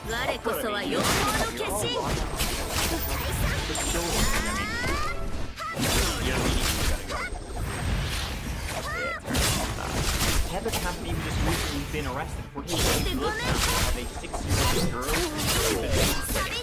Heather Camp has no medical she was arrested. And what Heather Camp's usual kind of modus operandi, me using big words, was to meet a man, meet a boople, then move in with him, fleece him for pretty much everything he had, then get in a huge amount of debt, leave him in that debt, rinse and repeat. She would tell people, you know, she was the daughter of royalty, of a mafia, you know, was related to the mafia, all this sorts of shite. Weird as all shite. Though her biggest crime was this picture. And now with a convicted fraudster, you know, entering the picture, this forged check kind of makes like a lot more sense. Kate made friends with Heather on a train. Heather, full-time liar. And then Heather gets involved with Kate's best friend, Ethan. Then Kate disappeared. It would also turn out that that dinner, you know, Ethan said dinner, drinks he had went to with Kate on the Friday night, the night she was last seen alive, the bill for that was like, it's a lot of food, as in maybe more for 3 people, not 2. Heather was probably there at that dinner also. And then Ethan lied to the police about where he lived, of all things. I hear you're barking, big dog. Shit be shady. So the PIs took all of this to the police, and they said, look at all of this shit. There's something seriously wrong going on here. Her best friend and his new girlfriend are really weird, and like, this is no bueno. The police, though, they still had no interest in this. And so the PI started watching Ethan and Heather themselves. They even set up like a little camera looking at Ethan's house, and they found that or his apartment, and they found that when Ethan was going to work, Heather, she was off riding a neighbor. It would be months later, where essentially PIs doing all of the legwork, that Ethan and Heather would be arrested and charged with forgery, the Kate wearing check. 2009 Fugitive from Justice is pending. Judge Linda Lombard said it was their criminal record that convinced her Ethan Mack and Heather Camp should get a high bond. She called the couple dangerous. Camp, the judge says, is a fugitive in 4 states with a second-degree robbery conviction. Mack said to have a couple of drug charges and 1 gun charge from 2007 that is still pending. Mack's lawyer used his slim criminal record and the fact that he's from here and has roots here as a reason why he is not a flight risk. But the judge didn't buy it. The bond on each count is $100,000. Each of you has 2 counts. Total bond is $200,000. I met her as Angelica Walker. Steve Perry says Angelica is the same woman we know as Heather Camp. He says she's used several names. Perry hasn't been contacted by Charleston authorities and wonders why. He says she wrote a check on his account in Indiana, then tried to pay him back with a check stolen from a different account. She wrote it to me to pay for the check that she had stolen from me. Perry called her a pathological liar and Perry needs help. At the time of her arrest in Charleston, Beth reportedly claimed to be pregnant. Perry tells me she's lied about being pregnant many times. But he says she does have 2 children, a boy and a girl. And she went to take me to meet them, and that's when I realized that it was a foster parent who brought the children. A foster care situation, he said, she tried to cover up. Another cover-up, he says, the claim she was a nurse. And that is when things began to crack. See, Ethan, added bond hearing for this forgery case, which is serious business, no joke. Ethan's family, top local defenders, all there out back for him. Heather had no one. She was there by herself. And with her record, she would need a speedboat to get out of Shit Creek. And so, the police went to her. The PIs they all went to her and said, what happened to Kate? What happened to Kate? You guys have him on what? A forgery? And if he gets out, do you know what happens to me? You think he's getting out right now? No. I mean, come on. I'm not getting out. What do you think? Where he's going to find out? Heather, what you're telling me is he killed her. He killed her and he hid the body. The question is, where did he kill her right now? I don't know where he killed her. It didn't happen on Riley Road? No, it did not happen on Riley Road. No, it did not. You had every chance to come clean when we brought you in over here. You didn't. You didn't. I asked for And I'm supposed to believe that it was because you were so afraid of Ethan. That's why you couldn't tell me. Come on, Heather. How much more is there? All right, you're telling he killed her. All right, he killed her. It was an accident. It was an accident. If you freaked out, you didn't know what to do. You didn't know what to do. I still love him. No matter what. Heather told them an island where Kate's body was built. She told them pawn shops where they sold her jewelry. And she told them where they could find a few more things hidden in their apartment. She pointed them towards Guatemala Island. You'd pass through James Island on your way there. And it was there they found the bones of Kate Waring, or rather, the private investigators did, once again. Emergency. Yes, ma'am. This is Robert. What's the address, hon? Kate Waring. I believe you found the body of Kate Waring? In the woods? Yes. Hello.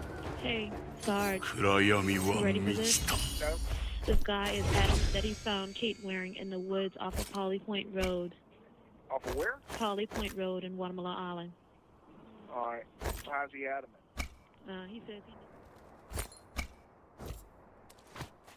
Heather would take a deal. She would plead guilty to murder, for a reduced sentence, and would testify against Ethan Mack, saying, they had both killed her, but it had been Ethan who had dealt, the killing blow. 全てが破壊されるのをとくと見よ Where the suitcase was, where Catherine was, when Ethan struck her with the wine bottle. Kate was still in the suitcase. The case was open. Grabbed the wine bottle.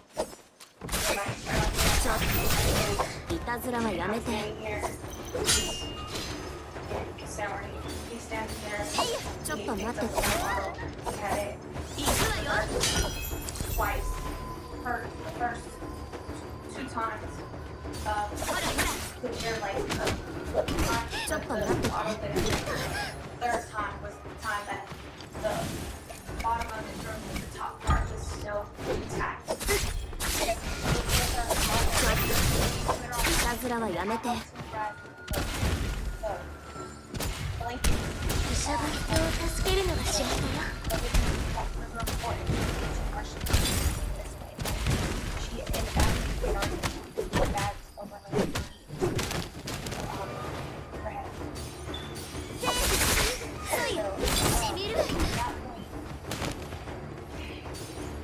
house.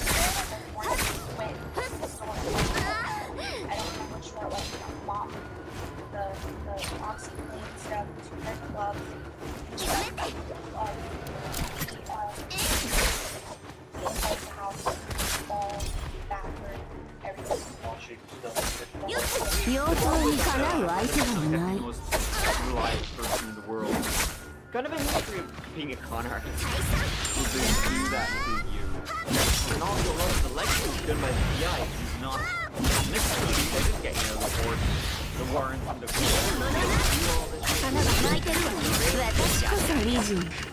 he never changed his story. He said, you know, yeah, they'd gone out to dinner, they'd gone out to drink, he'd dropped her off home, and that was it. You understand that you're being charged with obstruction of justice and forgery? Yes, sir. Okay. He's not been charged with a murder. No, I put that on Jane by the time. Not こ necessary. れで戦場に戻れる。 Obstruction of justice. I ain't fooled you on Jane. You can take a handwriting sample. これで戦場に戻れる。 I ain't fooled you on Jane. Listen. The obstruction of justice charge is a 10-year charge. いたずらはやめて。 That's a long time. 5 years is a long time. 1 year is a long time. 2 years is a long time. Thank you. Thank you. ちょっと待ってて。 We don't want to do this. Justice. Obstruction of justice means that we're going to investigation. It's that simple. It's that simple. Who's telling the truth? すべてを終わらせる。 Lying about what? Well, Angelica's telling us a story that's completely opposite of yours. You just So who's lying? Yeah, I could blow up. Yeah, I ちょっと修復させて。 Are you lying or is Angelica lying? Who lying? You tell me who's lying. So Angelica's a liar. Angelica's pointing her finger at you, saying that you did it. Well, wherever you can see however it is. I'm not saying it. Angelica is. The story never made sense either. I mean, see possibly why Heather would want Kate dead, but why he'd been her best friend for years. What would he have, you know, against her by like quite a lot.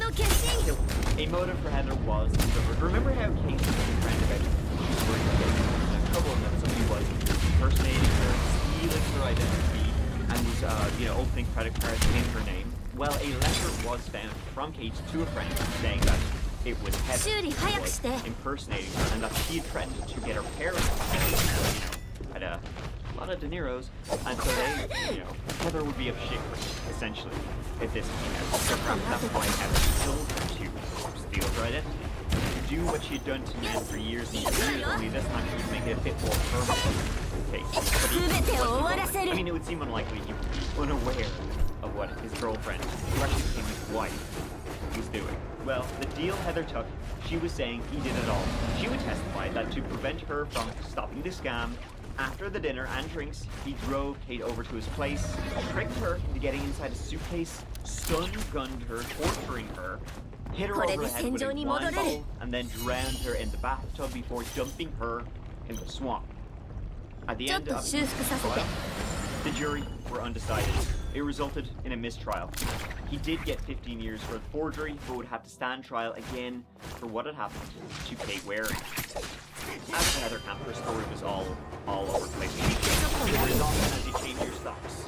If you do that a lot, and so, the plea deal was revoked. She eventually pleaded guilty to murder and was sentenced to 3 nights in prison. As for Ethan, rather than go to another murder club, Ethan took an Alfred way. You understand that the court's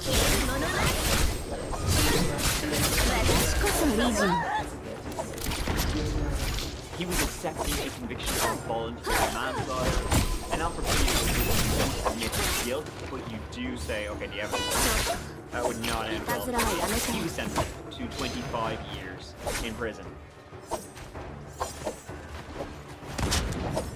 A lot of people, the judge, the family, all believe in this murder. What did they in court? I'm going back to what the prosecutor had to say. The prosecutor said that this was, and I'm using her words, this was your kill. This was the Heather Camp show, and that this was Heather Camp's kill. They couldn't get Ethan because I lied, or else they would have got him for murder, and it looked like they would have. So place the blame all on me. 全てが破壊されるのをとくと見よ。 Put her head under the water. I mean, what did you physically do? All I did was turn off the water. That was your motivation in it, to try to protect yourself from being caught. I don't understand what you mean by that. I mean, did you kill her because you were afraid someone was going to come arrest you for trying to steal Kate Waring's money? Why did we kill Kate Waring? I mean, you would agree you're a pathological liar. No, I would not. But don't you do that? I don't do that. You did throughout this whole trial. I've lied to help my husband, yes, but sometimes I didn't knowingly lie. And so was the end of Kate Waring, you know, somebody who trusted both her best friend and his new girlfriend, and in turn, they murdered her simply out of greed, simply for because all they thought out of murdering her, other than the motive of killing her before she got her parents involved, they actually didn't get anything. Check, the $4.5 check, which is not useful to well, that's right. All they got was property. For jewelry. I'm not gonna shit. There's been a lot. And you know, Ethan and Heather still point the finger at each other. That the other killed Kate. That they both indeed were stealing from her, but they were each horrified by what the other was doing when they murdered Kate. They were just too in love to, you know, stop them from torturing Kate Waring to death or sending their bodies in a swamp. But whether we will ever know what they actually did to Kate Waring, well, we don't know. But what we do know is that both, and I'll play this for free, are huge. Thank you so much for watching. I really appreciate being here. Watching this video, it always means so much to me, so thank you. And yeah, you're listening. I guess that kind of like wraps this whole one up. So I'll see you in a couple of days with another story. It'll be, I don't know what the next one will be, but we'll see. No spoilers. But until then, please always take care of each other and yourself, because I love you.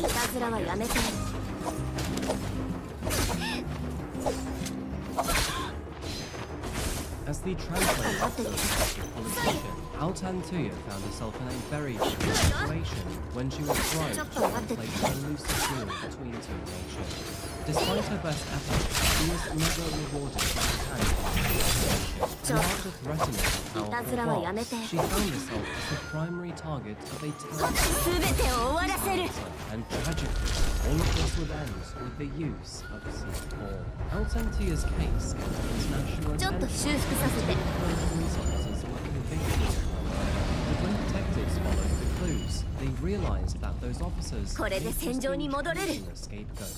The mystery deepened further when detectives realized that a political analyst and even the former Prime Minister of Malaysia may have been involved in her execution.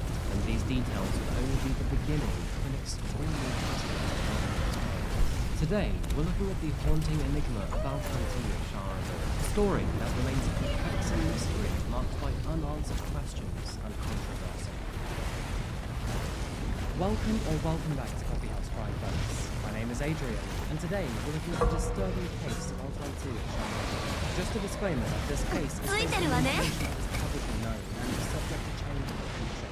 By the way, if you like true crime, strange or dark stories, then you've come to the right channel. I post twice a week here. If you want to caffeinate while you would like to participate in this channel, then please hit the subscribe button. And now, that's it. 終わりなき大厄災が来る。 This is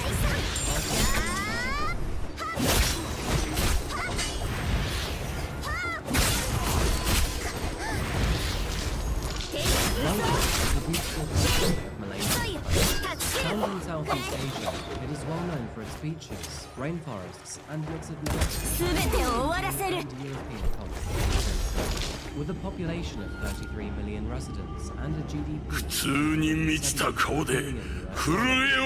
doubt that Malaysia is a major contender on the international stage. Famous landmarks include the Petronas Towers, Batu Caves, and Mount Kinabalu. There is an incredible amount to do here, both urban and rural. Although our story does begin elsewhere, we will eventually find ourselves in the megacity of Kuala Lumpur. It is one of the fastest growing cities in Asia, and its metro area is home to almost 8 million heartbeats. Kuala Lumpur is a city of luxury, and if you ever visit this place, you will find many opulent amenities here, including 5-star hotels, spas, and restaurants.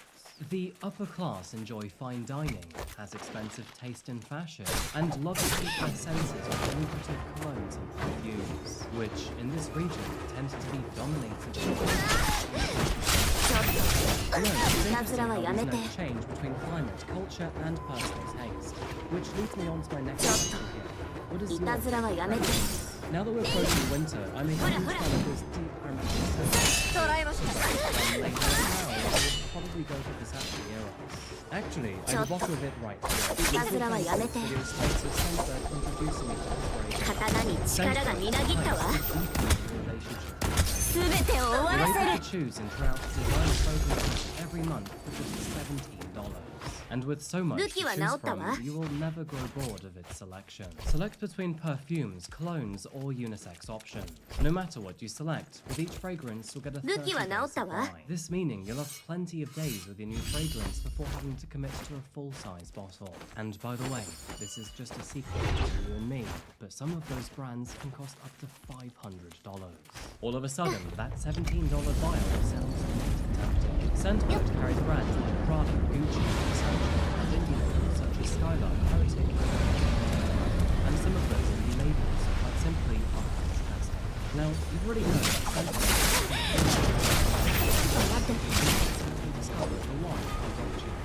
this cologne is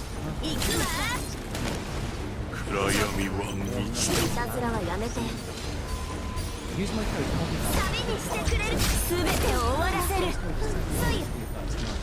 and by the way, this is a great present area. Senbird is available in both the US and Canada. Thank you, Senbird, for sponsoring today's video. Now let's get straight back to today's case. One of those living here in the year 2006 was a woman named Acheron. Born in the year 1978, Althea embraced a multicultural. Although she was born to Mongolian parents, her life began in the expansive country of Russia, which is where she lived for the first 12 years of her life. Now, despite standing out among her classmates, nature endeared her to everyone around her. She was both sweet and clever at the same time, and her teachers and peers found her a pleasure to be around. She absorbed various cultural influences at a very young age, incorporating elements from Taiwanese, Chinese, Mongolian, and Russian. This made her an extremely unique and interesting person to be around, and it's safe to say that all of those around her were deeply fascinated by her. It was in the year of 1990 that Althea returned to her homeland of Mongolia. She continued to go to school here, made many new friends, and succeeded academically. And by the time she graduated from high school, she was 18 years old. This whirlwind romance led her to tie off with a Mongolian singer. But despite her together, the union was short. And after divorce, she pondered the next steps of her own life. Initially pursuing a career in teaching, Althea showcased her proficiency in 4 different languages, that being Mongolian, Russian, Chinese, and English, with even a sprinkling of French. She was intent on leveraging her linguistic talent to educate her local community. But her plans took an unexpected turn when, on a whim, she decided to relocate to France, viewing this as an opportunity for both personal exploration and language enhancement. Once she arrived in Europe, Althea was immediately recognized for her beauty. With perfect skin, a slim figure, and a beautiful smile, it is safe to say that she turned many heads in the streets. Encouraged by her friends and her family alike, she enrolled in modeling school. But despite her initial success, her modeling career would unfortunately prove fruitless, therefore leading her back to Mongolia with a rather sad sense of loss. Now back in her former country, Altantuya had no idea what to do. I think many of us hit that in our early adulthood. You hit your 20s, and then all of a sudden you have no idea what to do with your life. She would even remarry and have a second child. This is divorce. And of course the child went back to her parents too. Despite feeling adrift and not knowing what to do with herself, Altantuya recognized the one strength that she had, that being her deep and extensive multicultural background. And after a series of successful gigs, she was given a very unique opportunity to work as an international translator with thanks to a connection via France. Thrilled by the idea of using her language skills while traveling internationally, she embraced this challenge and traveled to many places like China, Singapore, and Malaysia. By the year of 2004, Altantuya had firmly established herself within the field of translation, boasting an impressive portfolio with high-profile clientele to boot. It was during a dual convention in Malaysia that her notable beauty and impeccable accent captured the attention of Najib Razak, who at the time was the Minister of Defense and the future Prime Minister of Malaysia. And eventually, Razak introduced Altantuya to his close associate, Abdul Baginda.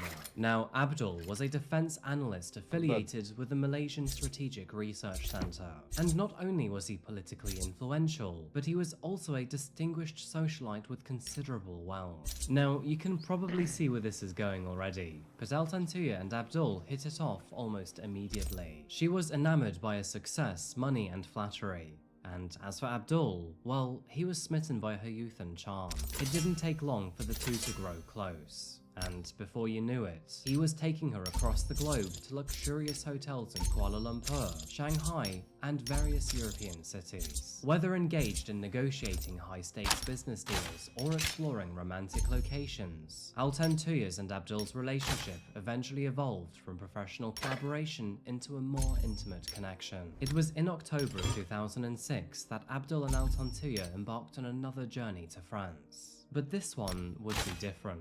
Thanks to Altantuya's years of multicultural experience, she often accompanied him as a personal translator and helped him with communication. Though, saying that, I'm sure that's not the only kind of support she was providing. Altantuya proved herself to be especially useful when high-stakes business deals were on the line. And this time would be no different.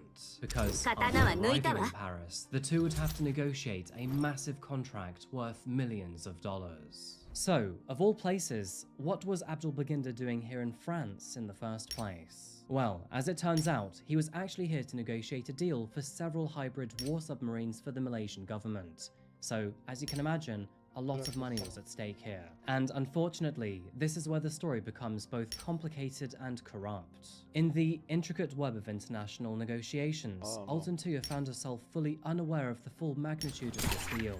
And of course that put her in very hot water. It eventually surfaced that a French company named Amaris put more than 110 million euros of commissions to facilitate this agreement. Now, Abdul promised Altantuya $500,000 for her role in this negotiation, so she essentially was bribed to keep quiet in a legally messy situation. Now, initially, Altantuya was more than happy to take the deal. $500,000 was more money than she had ever seen in her lifetime. But as time passed by, her patience to receive this money wore thin. You see, Abdul never got around to paying her, causing Altantuya to push back in frustration. Frustrated by his rather elusive behavior, she threatened to expose him if he didn't complete his side of the bargain. I mean, a covert international arms deal with millions of dollars worth of illegal kickbacks. That is not something that anyone wants to be affiliated with. So, now facing blackmail and the looming possibility of an international law enforcement scrutiny, Abdul had a difficult choice ahead of him. Was he going to commit to his promise and fulfill his end of the bargain? Or would he find another way around this? Paying out $500,000 may have solved all of his problems, but he was worried that she might return to extort him in the future. And so, lost in his dilemma, he contemplated a more infinite way of keeping her silent. You may have guessed this already, but Abdul was no stranger to shady affairs. And so, after returning to his political stronghold in Kuala Lumpur, he discreetly leveraged his extensive political network to address his impending crisis. Traditional methods were deemed to be inadequate given the potential consequences here, and so, in a strategic move, he consulted the Prime Minister's Chief of Security, who would later introduce him to Senior Chief Inspector Azala Hadri, a man with an alleged history of silencing people through lethal action.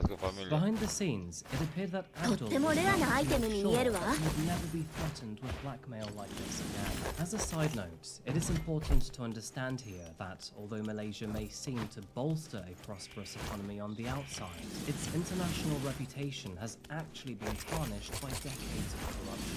The same political party has been running the country for more than 65 years now, and with so much time and power, they have managed to rack up numerous allegations against them. So, this scenario begs the question, how does a prominent member of a corrupt government respond when confronted not merely by an ordinary civilian, but by their lover who is threatening to expose a highly illegal arms trade? I'm sure that, unfortunately, you can already connect the dots.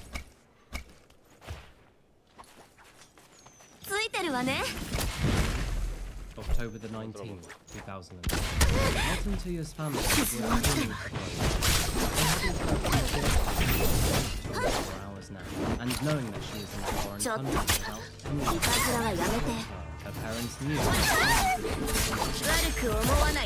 Recognizing the gravity of the situation, her cousin decided to take action. Seeking urgent assistance, he filed a police report at the Mongolian embassy in Bangkok, where he then initiated contact with Malaysian authorities, prompting an investigation. After contacting the authorities in Malaysia, a team began to search for Alton Tuya, and not even 24 hours later, a gruesome sight was discovered in the forest in Puncakalam. The forest looked more like a battlefield than anything else. A crater, which was clearly created by an explosion, was visible on the forest floor, and amidst the foliage lay the dismembered remains of an individual, with bone fragments, flesh, and tissue scattered in a nightmarish display. With the crime scene so chaotic and dispersed, nobody really knew what to make of this situation. I mean, it was clear that someone had died from an explosion, but could it possibly have been? Sadly, the answer was no, because upon closer inspection, very evident signs of foul play were revealed. This was certainly a case of homicide. It was later revealed that the victim had been shot twice before being stuffed full of explosives. And tragically, it was not those two bullets that killed them. So, what was the story behind this gruesome scene? Because whoever the victim was, they must have found themselves on the wrong side of some very powerful people. But quite simply, civilians do not have access to this sort of weaponry. It became clear that the explosive residue collected at the crime scene was from explosives usually used by the military. To be exact, the residue was confirmed to belong to pentaerythritol tetranitrate and cyclotrimethylamine, which were defined as explosives under the Firearms Act of 1957. Despite the lack of data to verify the body, forensics agencies to narrow down the potential victims. DNA analysis following the news, 2 officers were swiftly arrested in connection to the case. That being Omar, aged 35, and Chief Inspector Acheron, 30. It is worth highlighting here that Hadri was the man that Abdul hired. Now, both Umar and Hadri were part of the Special Actions Unit, and beyond their roles in their SAU, they maintained affiliations with they had even previously served as security personnel for the former Prime Minister. So, these two men trusted and knew how to keep their mouths shut. And if there were ever two men perfect for this job, it would likely be these two. With this in mind, all Abdul had to do now was sit back in his estate and let these men do the dirty work. How lucky for him that his clandestine affairs could now be managed effortlessly without any direct involvement. However, what Abdul did not know was that a mere few hours before her disappearance, the entire affair to the authorities. Aware of how powerful her enemies were, she told the police that, if she were to go missing, the first person they should investigate would be Abdul Baginda. You see, in the days before reporting herself to the authorities, that she was being followed. At first, she noticed the same car around her home, passed around the corner right the brick by her house. And then it became prominent. People were following her to work, to the shop, and then back home.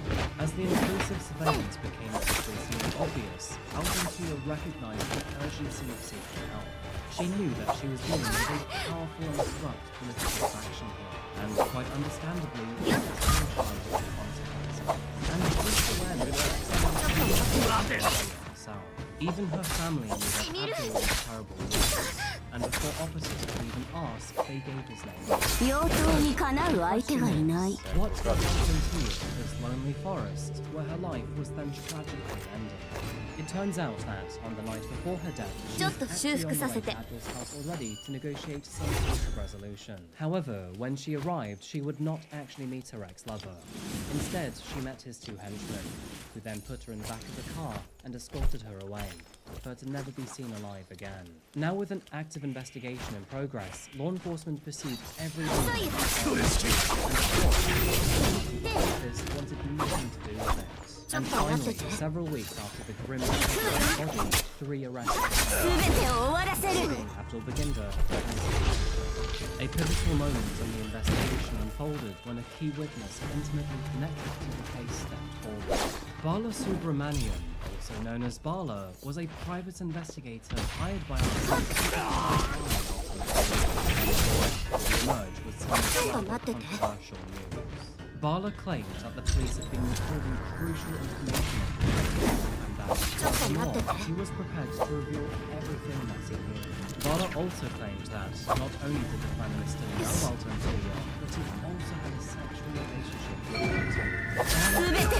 Conversations with Abdul about his relationship with Altantia. He claimed that he had inherited her from Najib, who passed her on because he wanted to avoid controversy while he geared up to become Deputy Prime Minister. It was also revealed that Abdul had sought Najib's advice after his trip to France with Altantia, this implying that Najib was aware of the blackmail and the impending murder case. These allegations were highly inflammatory, and of course painted 2 very powerful men negatively. And that evening, when questioned about his involvement in the case, Prime Minister Najib Razak wrongly denied ever knowing Altantia, and even claimed that he had never personally met the woman. Abdul simultaneously denied having any inappropriate involvement with Altantia, and furthermore, he corroborated the story with Najib, claiming he had never actually had any involvement with the girl. Which is quite the statement when you think about it. I mean, receipts and witness accounts all say otherwise. In a sudden turn of events, and not even 24 hours after making his first statement, Bala would then suddenly retract it, and make a new statement that his first one was truthful and intentionally done.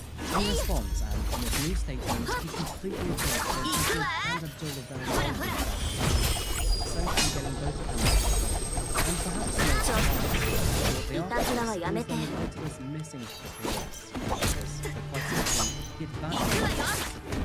Many rumors have been obvious is that this man faced extreme pressure from some very powerful people. And whether his disappearance was voluntary or not, he was now firmly in the spotlight. And it also appears that, despite all of the evidence stacked against him, Abdul was actually going to get away with the murder of Altantia with no legal consequence. And in 2008, he was acquitted of all charges. And although the prosecution said that they would appeal, this never actually happened.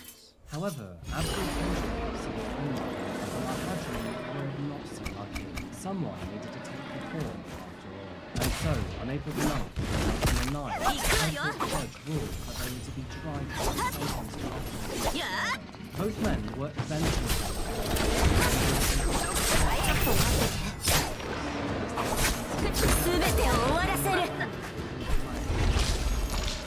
both Sarur Umar and Asla Hajri appealed their sentences.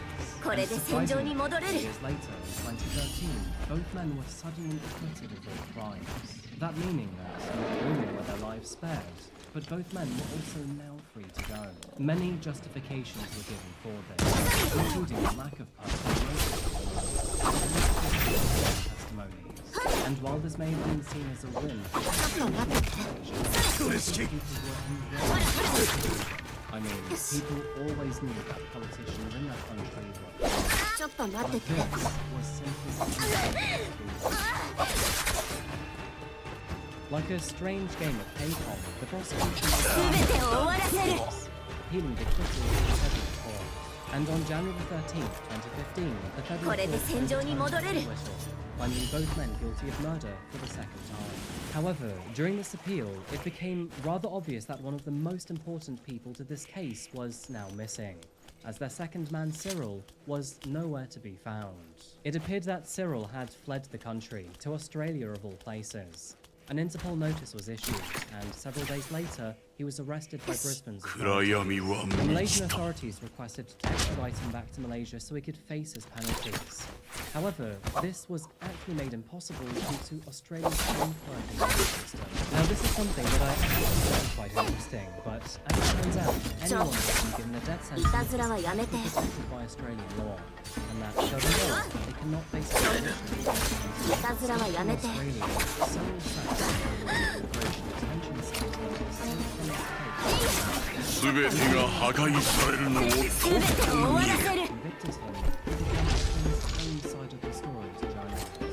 During his detention, Cyril Azar claimed that, although he had been instructed to carry out the killing of Altantuya, her actual killers were actually still at large. He further claimed that he and Azila Hadri were not selected for the job, and instead, they were made to be scapegoats. While Cyril was held in Australia, Azila Hadri continued to appeal a sentencing in Malaysia, and his legal counsel provided pivotal insights into the night of Altantuya's death.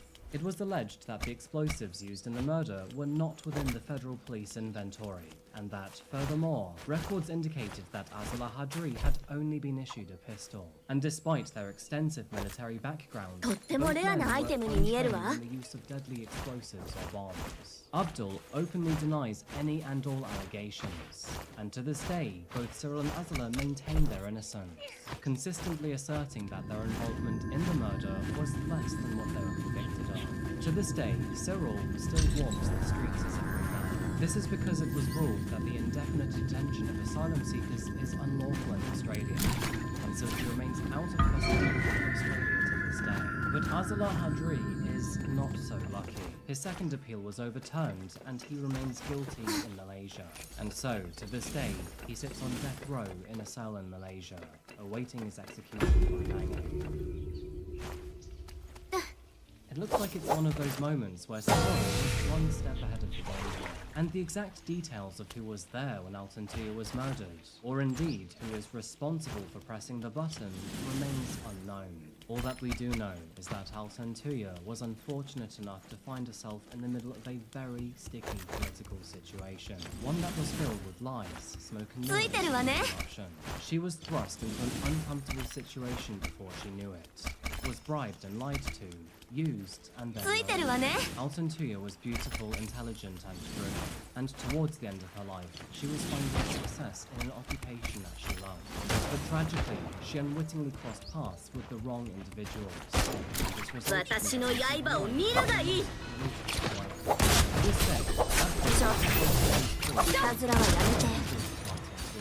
He stands as an example of what can happen when you cross someone with overpower and number of consequences.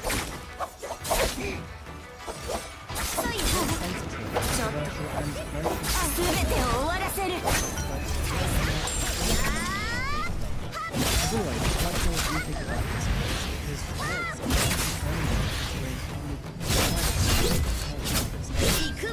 what do you think happened to Altantuya? Before I go, thank you so much for sending out this episode. Use my code. More stories and more giveaways on Instagram now, so if you go on Instagram, check me out. And also, if you want to get early access to my videos, just to support the channel, then anyway folks, that is the end of the video today. Thank you again so much for watching, and as always, I'll see you again very soon for another one, likely in 2 or 3 days. And of course, there's always shorts coming in the meantime. Anyway, until we see each other again, please remember to look after yourself, look after each other, and of course, stay safe.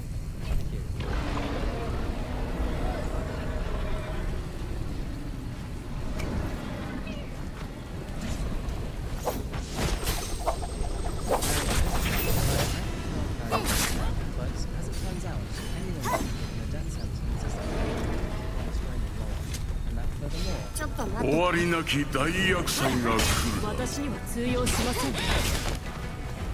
ちょっと待って。我こそは妖刀の化身。ちょっといたずらはやめて。そい。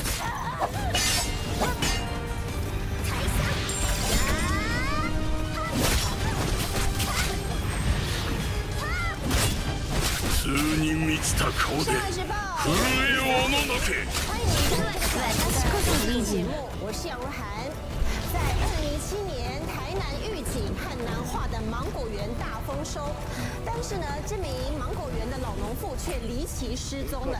他已经60岁，而且家属呢怎么找就是找不到人。在情急之下，也求助了民俗的力量看看，而没想到这妇人还真的有托梦给了家属。他说他全身湿淋淋的被泡在池塘里，而就在事情发生了2天之后，警方果真在距离芒果园10分钟路程的一个小鱼池里发现了他的遗体。奇怪的是呢，在打捞的过程中，竟然还捞出了另外一具男尸。淳朴的芒果园竟然爆出了双尸命案，这2人是什么关系？而在这起命案背后，又藏了哪些不为人知的秘密？台南玉井区的小乡村，处处可见一整片的芒果园。这一天，老农民跟妻子阿梅在果园里忙着果苗接枝，但远远的，他们听见了他们的引擎声。那他们会以为是乡公所来勘察土地的师傅，勘察之后有土地的公开的情况，他们才8、9月台风季，果园里有些损坏，一个是这天又来接电。看车过，伊都是台电工会车车来。那是一个山丘嘛，他们都在那个下面的果园啊，他们看上去认为是台电的公司啊。一看到车子来，阿梅想都没想，骑着机车自己一个人就过去了。但这一去却再也没回来。他说：“啊，那看这久啊未回来。”然后他的车一看，找不到他老婆，有看奥多在里面，他老婆。整个芒果园里就只剩下阿梅的摩托车，这就怪了。这果园离村子里还有一段距离，没骑车哪里也去不了。阿梅人呢？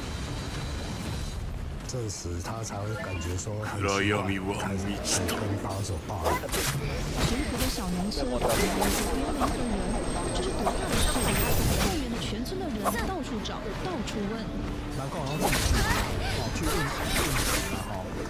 就是说，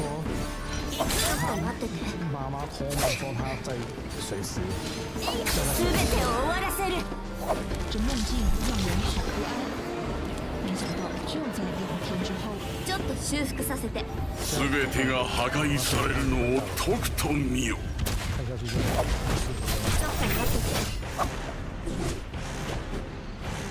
在距离芒果园大概10分钟车程，文化区的一个小池塘里找到了阿梅。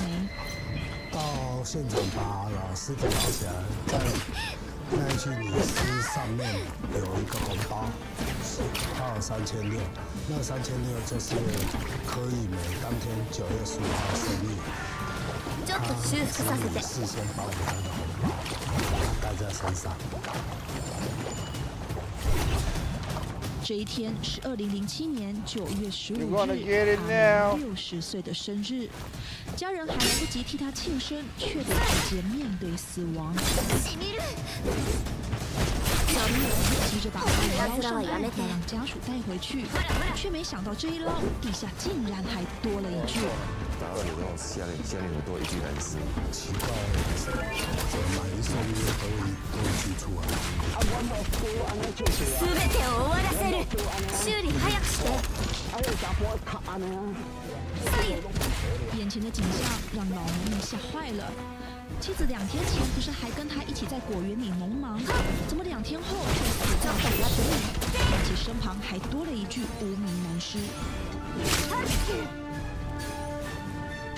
暗闇は満ちた。当下有叫他们去看认识的，他们说完全不认识。问题是为什么会同一时间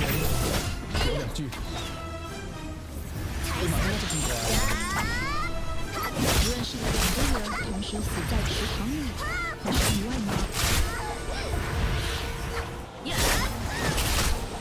全てが破壊されるのをとくと見よ。肚子无受万撞死成山吗？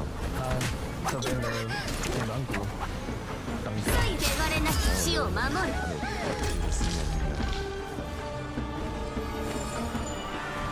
杆子打不着的2个人死在同一个池子里，身上都有类似勒痕，到底是什么要了他们的命？